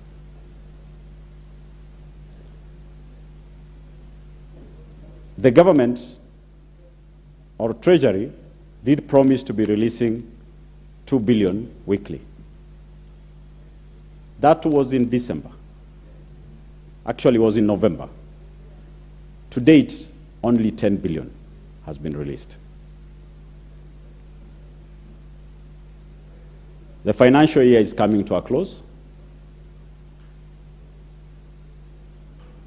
We should stand firm as a house for the sake of our constituents. For the Senate oversight, we've been having the new constitution in force for the last 10 years. I would just like to ask whether this is a new role or it has been there for the last 10 years for the senators, for us to decide on how to frame it. Because if you are going to say it's an oversight, the question will be, haven't senators been oversighting the counties or not? The NGAF goes without saying. It plays a key role. CDF, NGCDF alone cannot touch everyone. There are some elements, key elements, that it leaves. The vulnerables, the women, and the young girls. Matters that are close to our women. We need to let them be handled by the women. So as we ensure the NGCDF is in the Constitution, GAF cannot be left behind. Implementation of the 2/3 gender rule. This is a dicey one. We have daughters, we are husbands, we know the importance of having women in leadership and in all positions to help shape this country. But how we reach there, we need to be extremely careful. We need our girls also to grow up knowing that they can be competitive. I would like to look at it differently, maybe. Instead of saying we come nominate them, why not say on the women rep position, the first 47 go through, we look in the house what's the difference, and then the top countrywide in the balance, fits in the balance and balances the equation. That way, our girls will grow up knowing that it's not easy and they are competitive. Academically, currently in schools, girls are almost outshining the boys. Let's not make it any difference out here. That is the only way we'll have our daughters fit in this society without thinking they are getting handouts. The position of leader of opposition, as many have said, we are a presidential system. We have to make our choices. Either hybrid, let even those contesting for presidency contest for parliament. When the one who wins then can resign, and the one who loses takes his official role as the leader of opposition in the House. As we sit here, I've listened to leader of majority, sometimes making jokes about this side.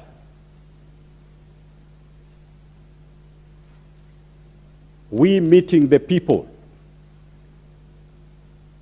is part of our role. This House, in our role of oversight,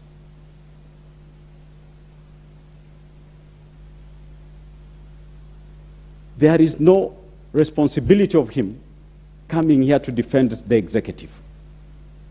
He should ensure that the executive delivers on the mandate. He actually should not even be called leader of majority. He should be called the leader of the House. But the moment we start here and we are throwing rocks back and forth, that as we are meeting the people out there, then we'll say it's the way we would like to choose it. We can meet the people in the markets. We can also arrange prayer meetings. They are all meetings meeting the people. The agenda is the same. So, the leader of official opposition in the current setting of the Constitution has no place. And there's no way we are going to sneak it in. Parliament oversight on executive, as one speaker said here, it will be a tragedy that one day the government wins, the president wins, has a minority in the House, and then we've said his ministers to be brought here. He will need a lot of oxygen out there to resuscitate them. They will literally be lynched. That is the role of committees, and we need to leave it there. Unless we say we want to do away with committees, we have no business having cabinet secretaries here. The committees are powerful enough, they are representative enough to represent this House. With the numbers in this House, you will never have enough time to even interrogate a minister.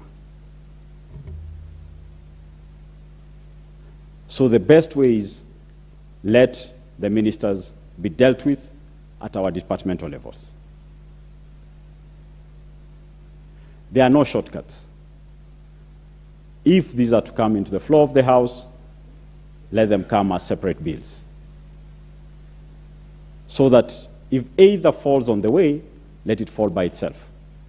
Otherwise, we risk, if we bring all this together, NGCDF will be on its deathbed. Something we as parliamentarians should not agree to, should not allow. Thank you, Mr. Speaker. Thank you. Is Honorable Joseph Emate, MP for Turkana Central, in the House?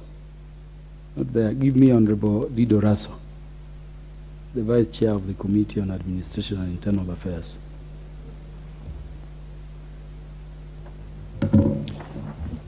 Thank you very much, Honorable Speaker. Honorable Speaker, I rise to support this memorandum by His Excellency the President. From the onset, I want to say that Kenya is a unitary state, and the President is the head of this state. By dint of the Constitution, the President is the most powerful person in the land. Those powers, it is we, the people of Kenya, who have given him. He can use his powers to get things done by hubris, or he can maneuver his way to get things done. But, Honorable Speaker, this President, who himself has been a member of the National Assembly, representing Eldoret North for many years, has decided to approach the House to tell this House that, honorable members, I think there's lacuna in our Constitution, that we need to think differently. We need to get things done. That is attempting to approach this House to have a conversation. And the conversation before us, as my honorable colleague who just spoke before me talked about the National Government Constituency Development Fund. He tried to extol at length how useful this fund is, the importance of this fund, that without the CDF, that we as members of parliament representing single constituencies are sitting lame ducks. So for that reason, I think it is incumbent upon us that you cannot have your cake and eat it. The President has touched on the National Government Affirmative Action Fund. The honorable ladies in this House, they will approach their constituents, much larger than single constituency that many of us in this House represent. And a lot is expected of them, including the CDF bursaries, including taking mothers and fathers to hospital, including taking orphans to schools, and even buying wheelchairs sometimes. That takes a lot of resources, and it calls for a lot of strengthening of that particular office if we really must make something out of it. Honorable Speaker,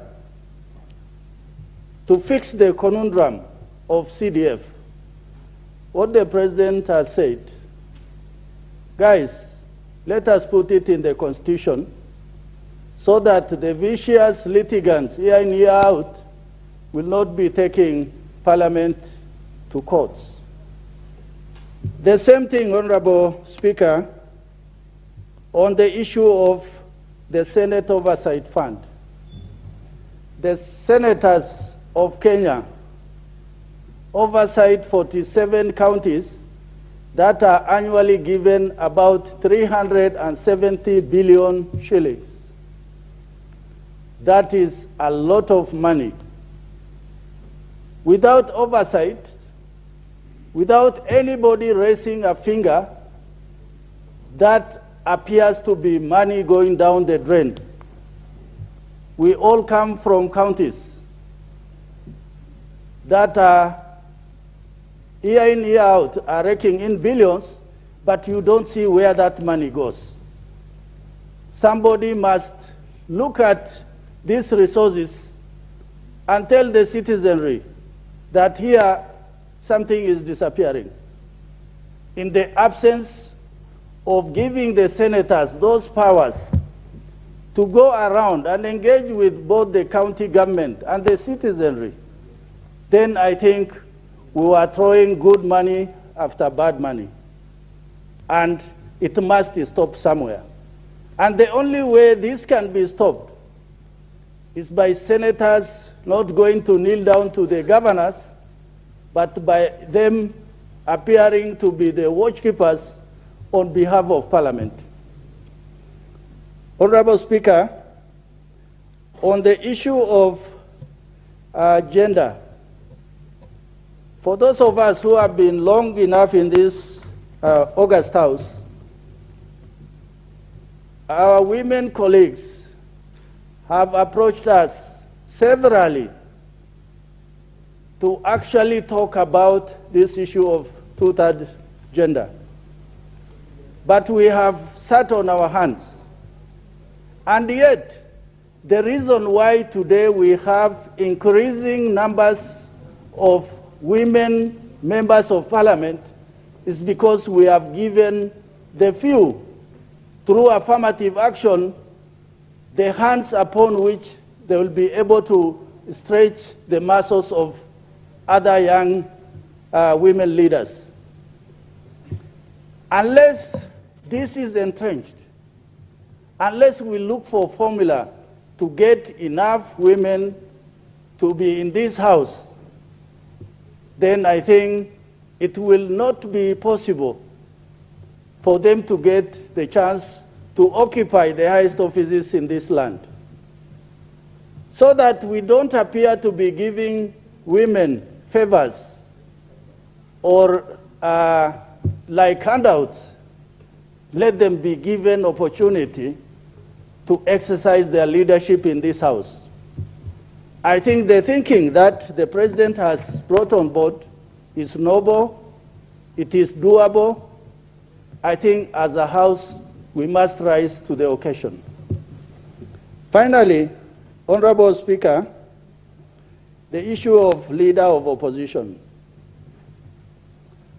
People can deny it, but the House or a country without opposition, the government can tend to do what we saw happening after the handshake. Initially, we had a very strong and robust opposition in the last Parliament.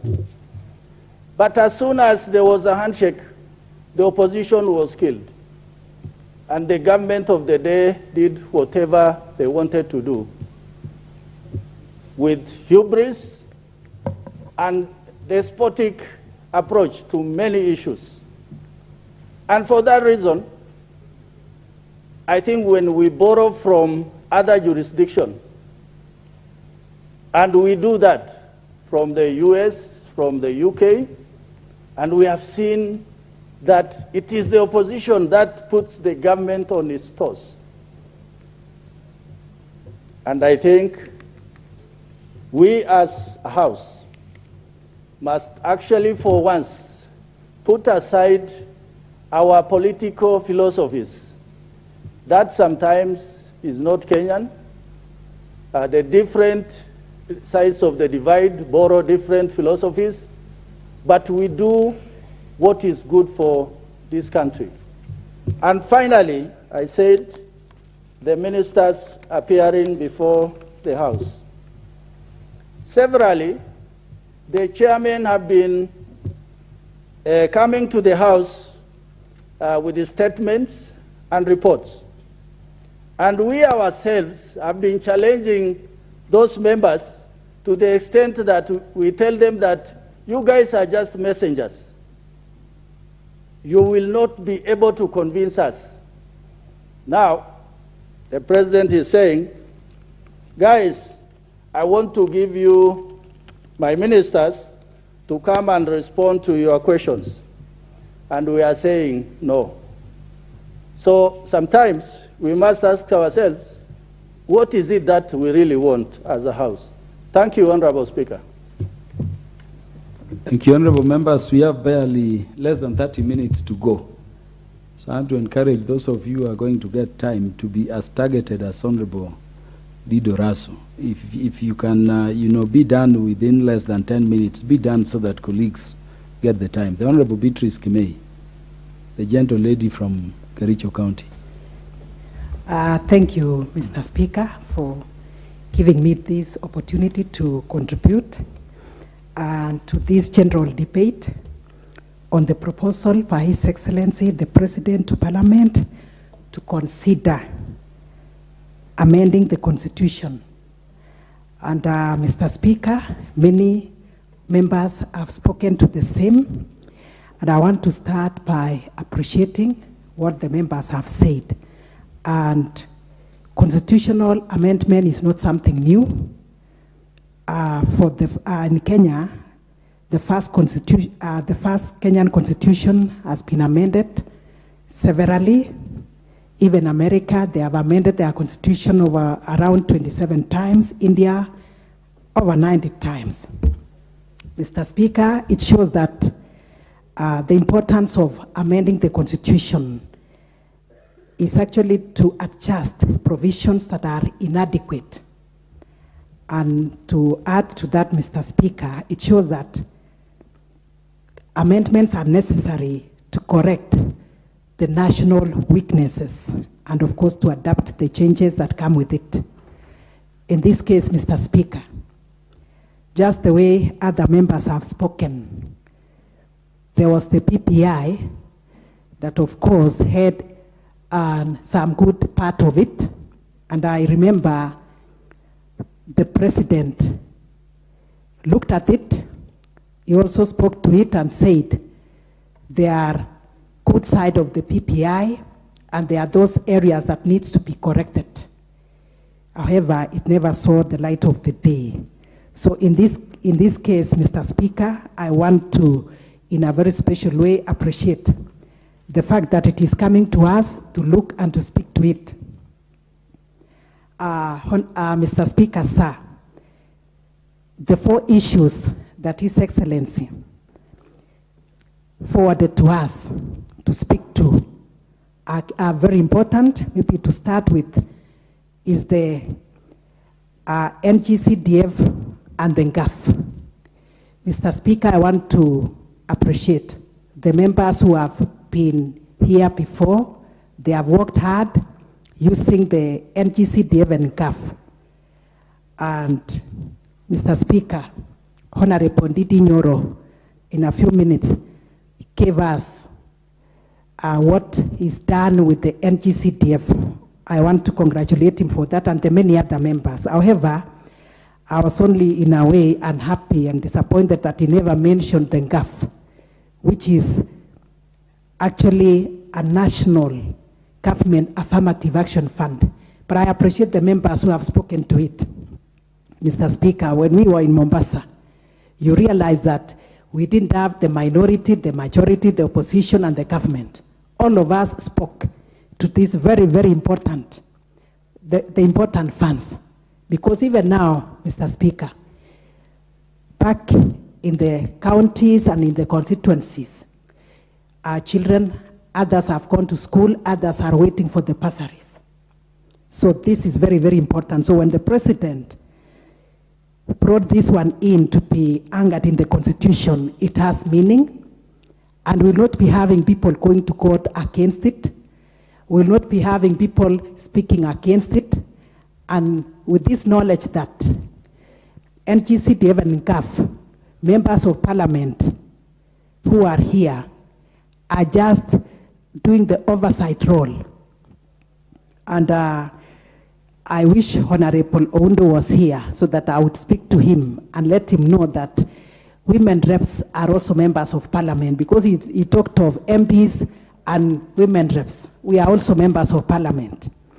Now, Mr. Speaker, NGCDF and GAF has done so much. The only difference is that for the women reps being given the GAF, which is slightly less than 7 million per constituency, while for the MPs it is over 130, I believe so.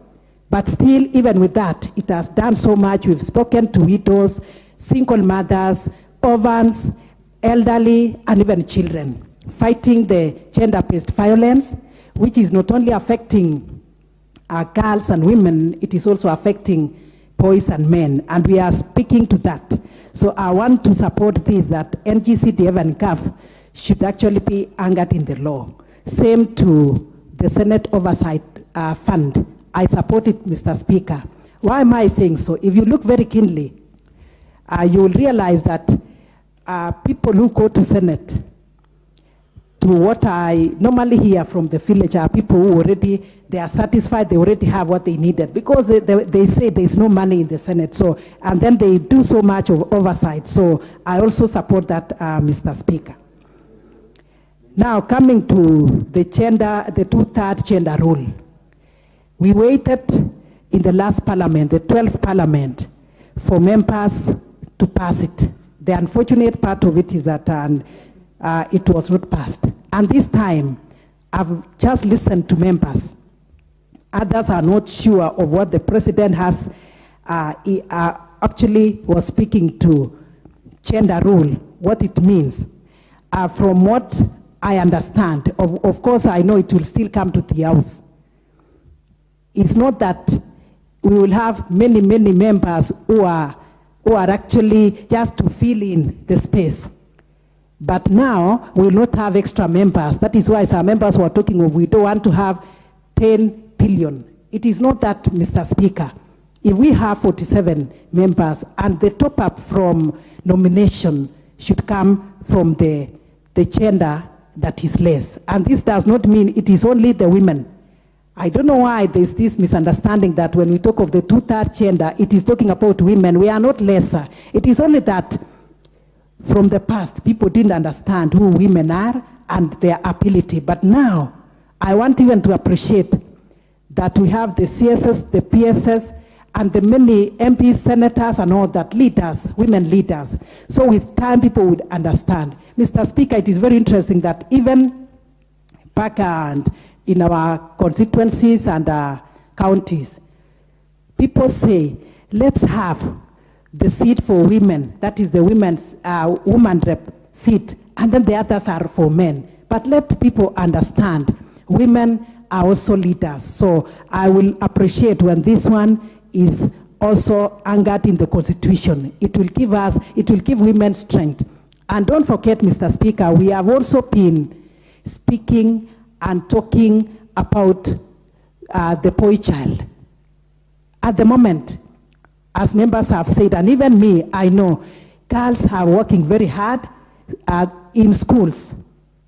Even when the results are out, girls are doing good and they are doing well. We have boys who need to be mentored, who needs to be encouraged. And in future, we do not know which gender is actually supposed to be assisted. That is the more reason why this 2/3 gender rule should actually be upheld in the Constitution. Now, having the leader of opposition being actually appreciated and having an office, I support it very strongly. Having a strong opposition is key, Mr. Speaker. At least to give checks and balances in the functioning of the government. And even to support this one more, to give constructive criticism of the government, the policies, the plans, the bills, the laws, and the programs of the government. And even to make the government work for the people, to support the social welfare, and to do good to the public. So having an opposition leader, having that honorable office is key. And I believe with this, people will not be talking of handshake, people will not be talking of mkatenusu, people will not be against when a leader comes out to go to the public and maybe to harass us, people will not be saying it is because they are looking for this. They will have their honorable place, maybe in parliament, and even in this case, it will be good for them. And finally, Mr. Speaker, I want to say the CSS being in the House is not a bad idea. However, as much as maybe we have committees, there are things that we may not speak to, we may not have enough time, but we will want to listen more of what the president has in this. Some of us may not even know up to the end of the 5 years who the CS was, who the PS was, we may not know their ability. is Honorable Joses Lelmengit, the gentleman representing Mgwen in the House. Okay, then let us have the Honorable John Gitonga Manyata for 5 minutes. Thank you, Honorable Speaker. Let me say I'm privileged to give my opinion on this memorandum. And Honorable Speaker, I will not waste any time. I'll go straight to my thoughts.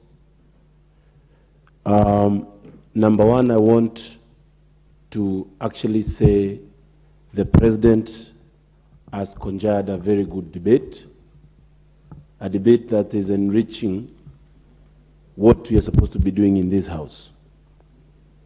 And Honorable Speaker, the issues that the President has brought across in this House are issues that are not to his benefit.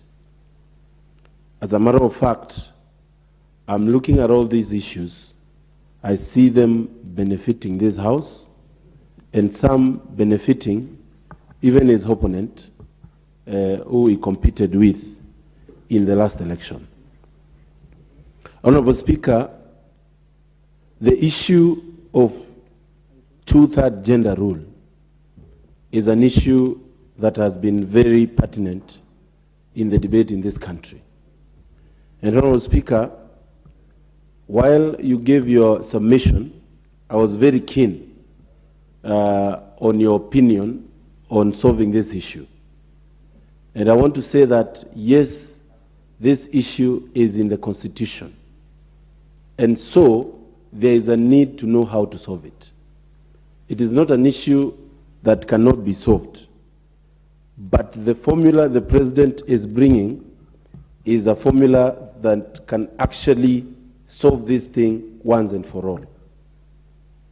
Honorable Speaker, it is not a wonder if we have the current CJ giving the same declaration Maraga gave a few years ago, that the government should be dissolved. And the more we sit on this issue, Honorable Speaker, we are losing, and we are actually not getting to where we are supposed to get as the 13th Parliament.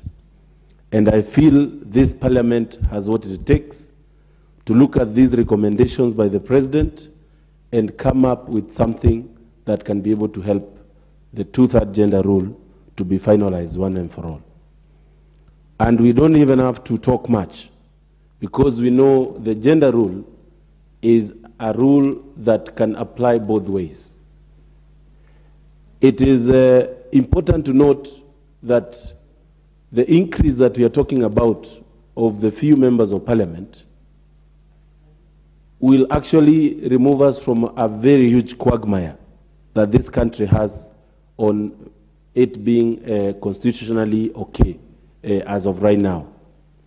And if we do that, then I know, Honorable Speaker, we'll be able to ensure that the next election, now we can put in the measures that the political parties can be able to actually implement. On the issue of CDF, Honorable Speaker, I thought I have more minutes. On the issue of CDF, Honorable Speaker, it is important to note that right now we are in a big challenge, that our kids are at home and many parents are actually reeling in trouble because their kids are not yet in school. Honorable Speaker, the issue of putting CDF and GAF in the Constitution will make it solid that nobody can joke with that fund, and I fully support that recommendation. Although it's important to note that I wouldn't like to put all these things together, that one fails and the other one does not cannot be able to move.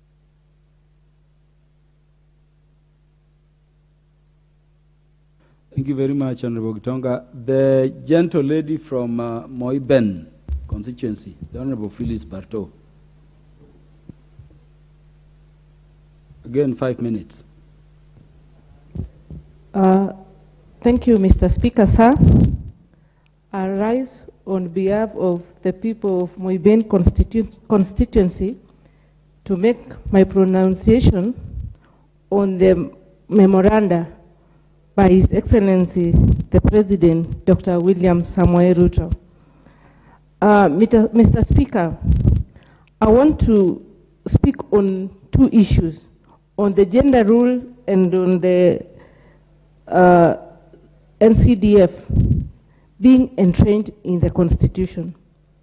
Mr. Speaker, these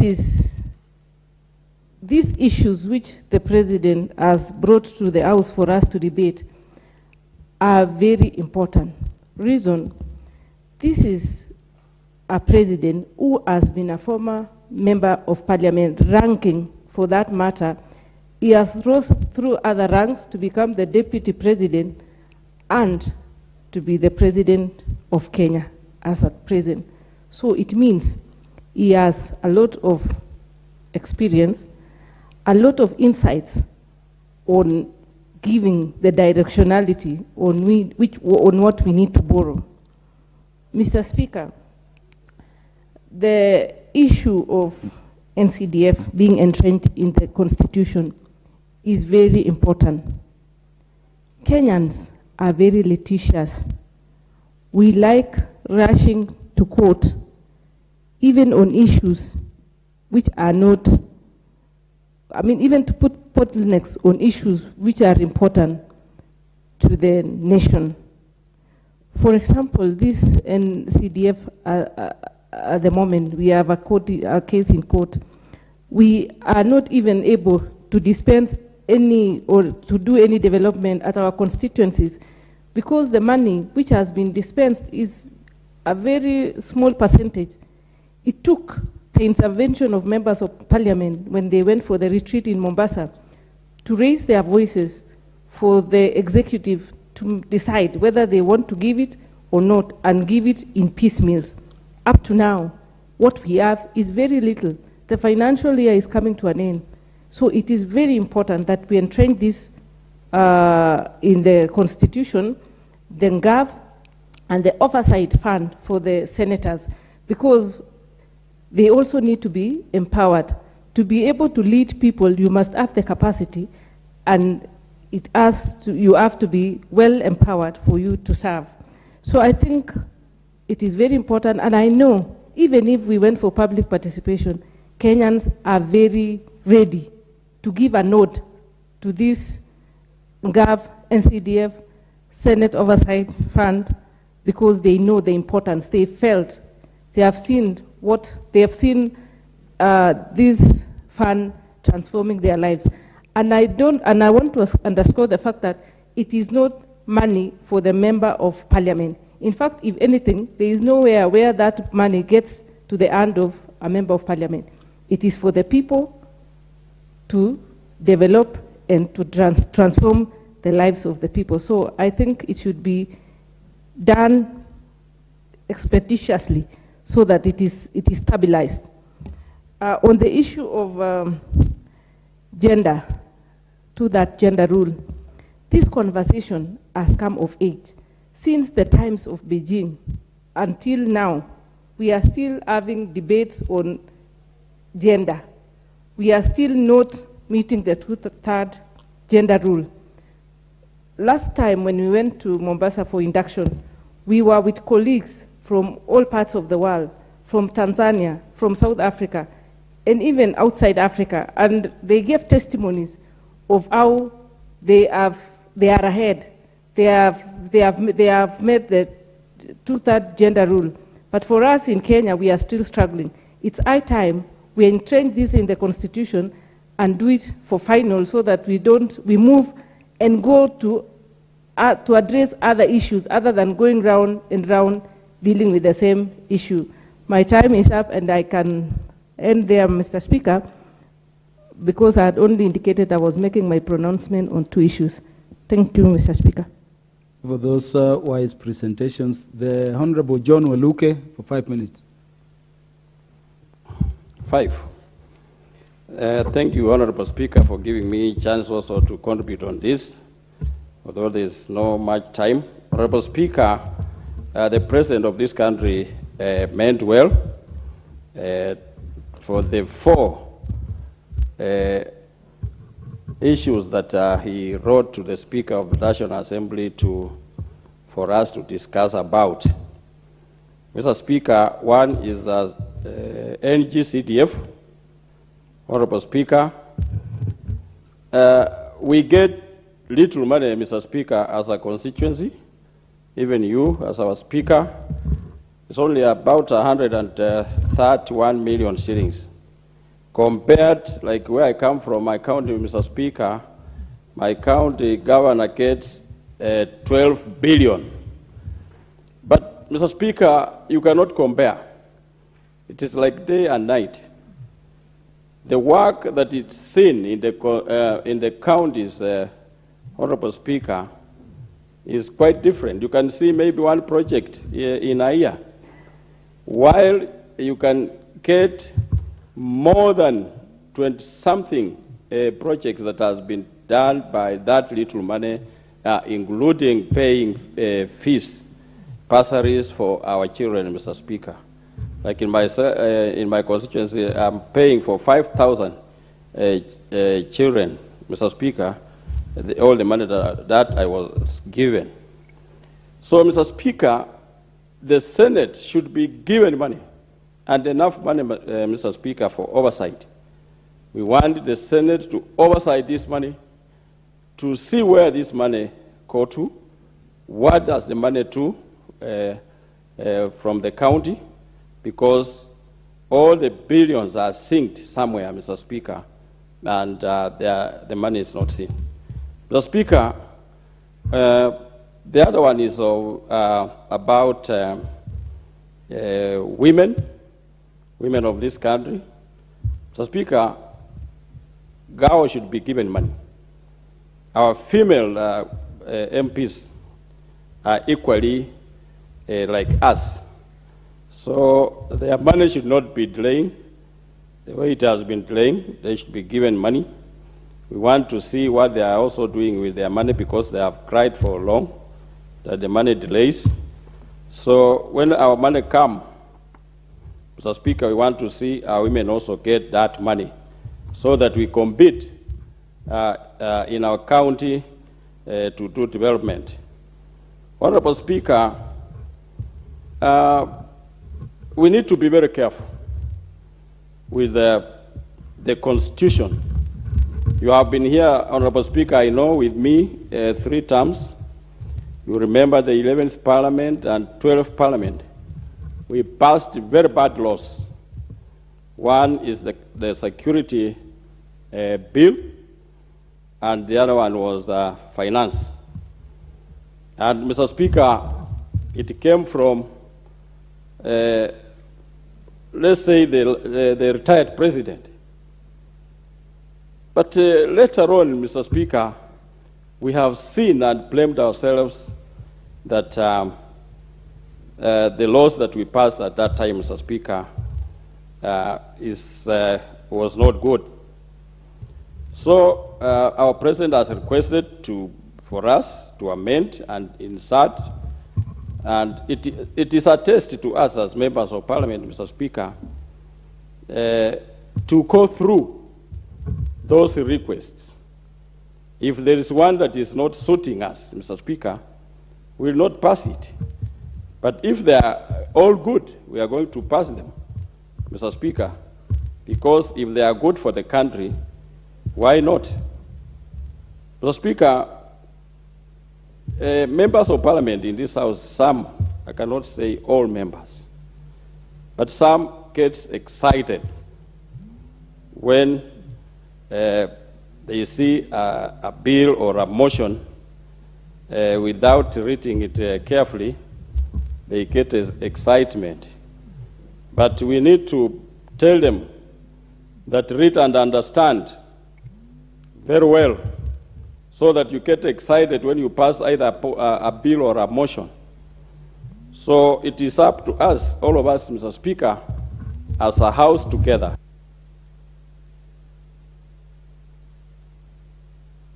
Thank you very much, Honorable Waluke. The MP for Banisa, Honorable Kulu Hassan. Thank you, Mr. Speaker, for giving me this opportunity.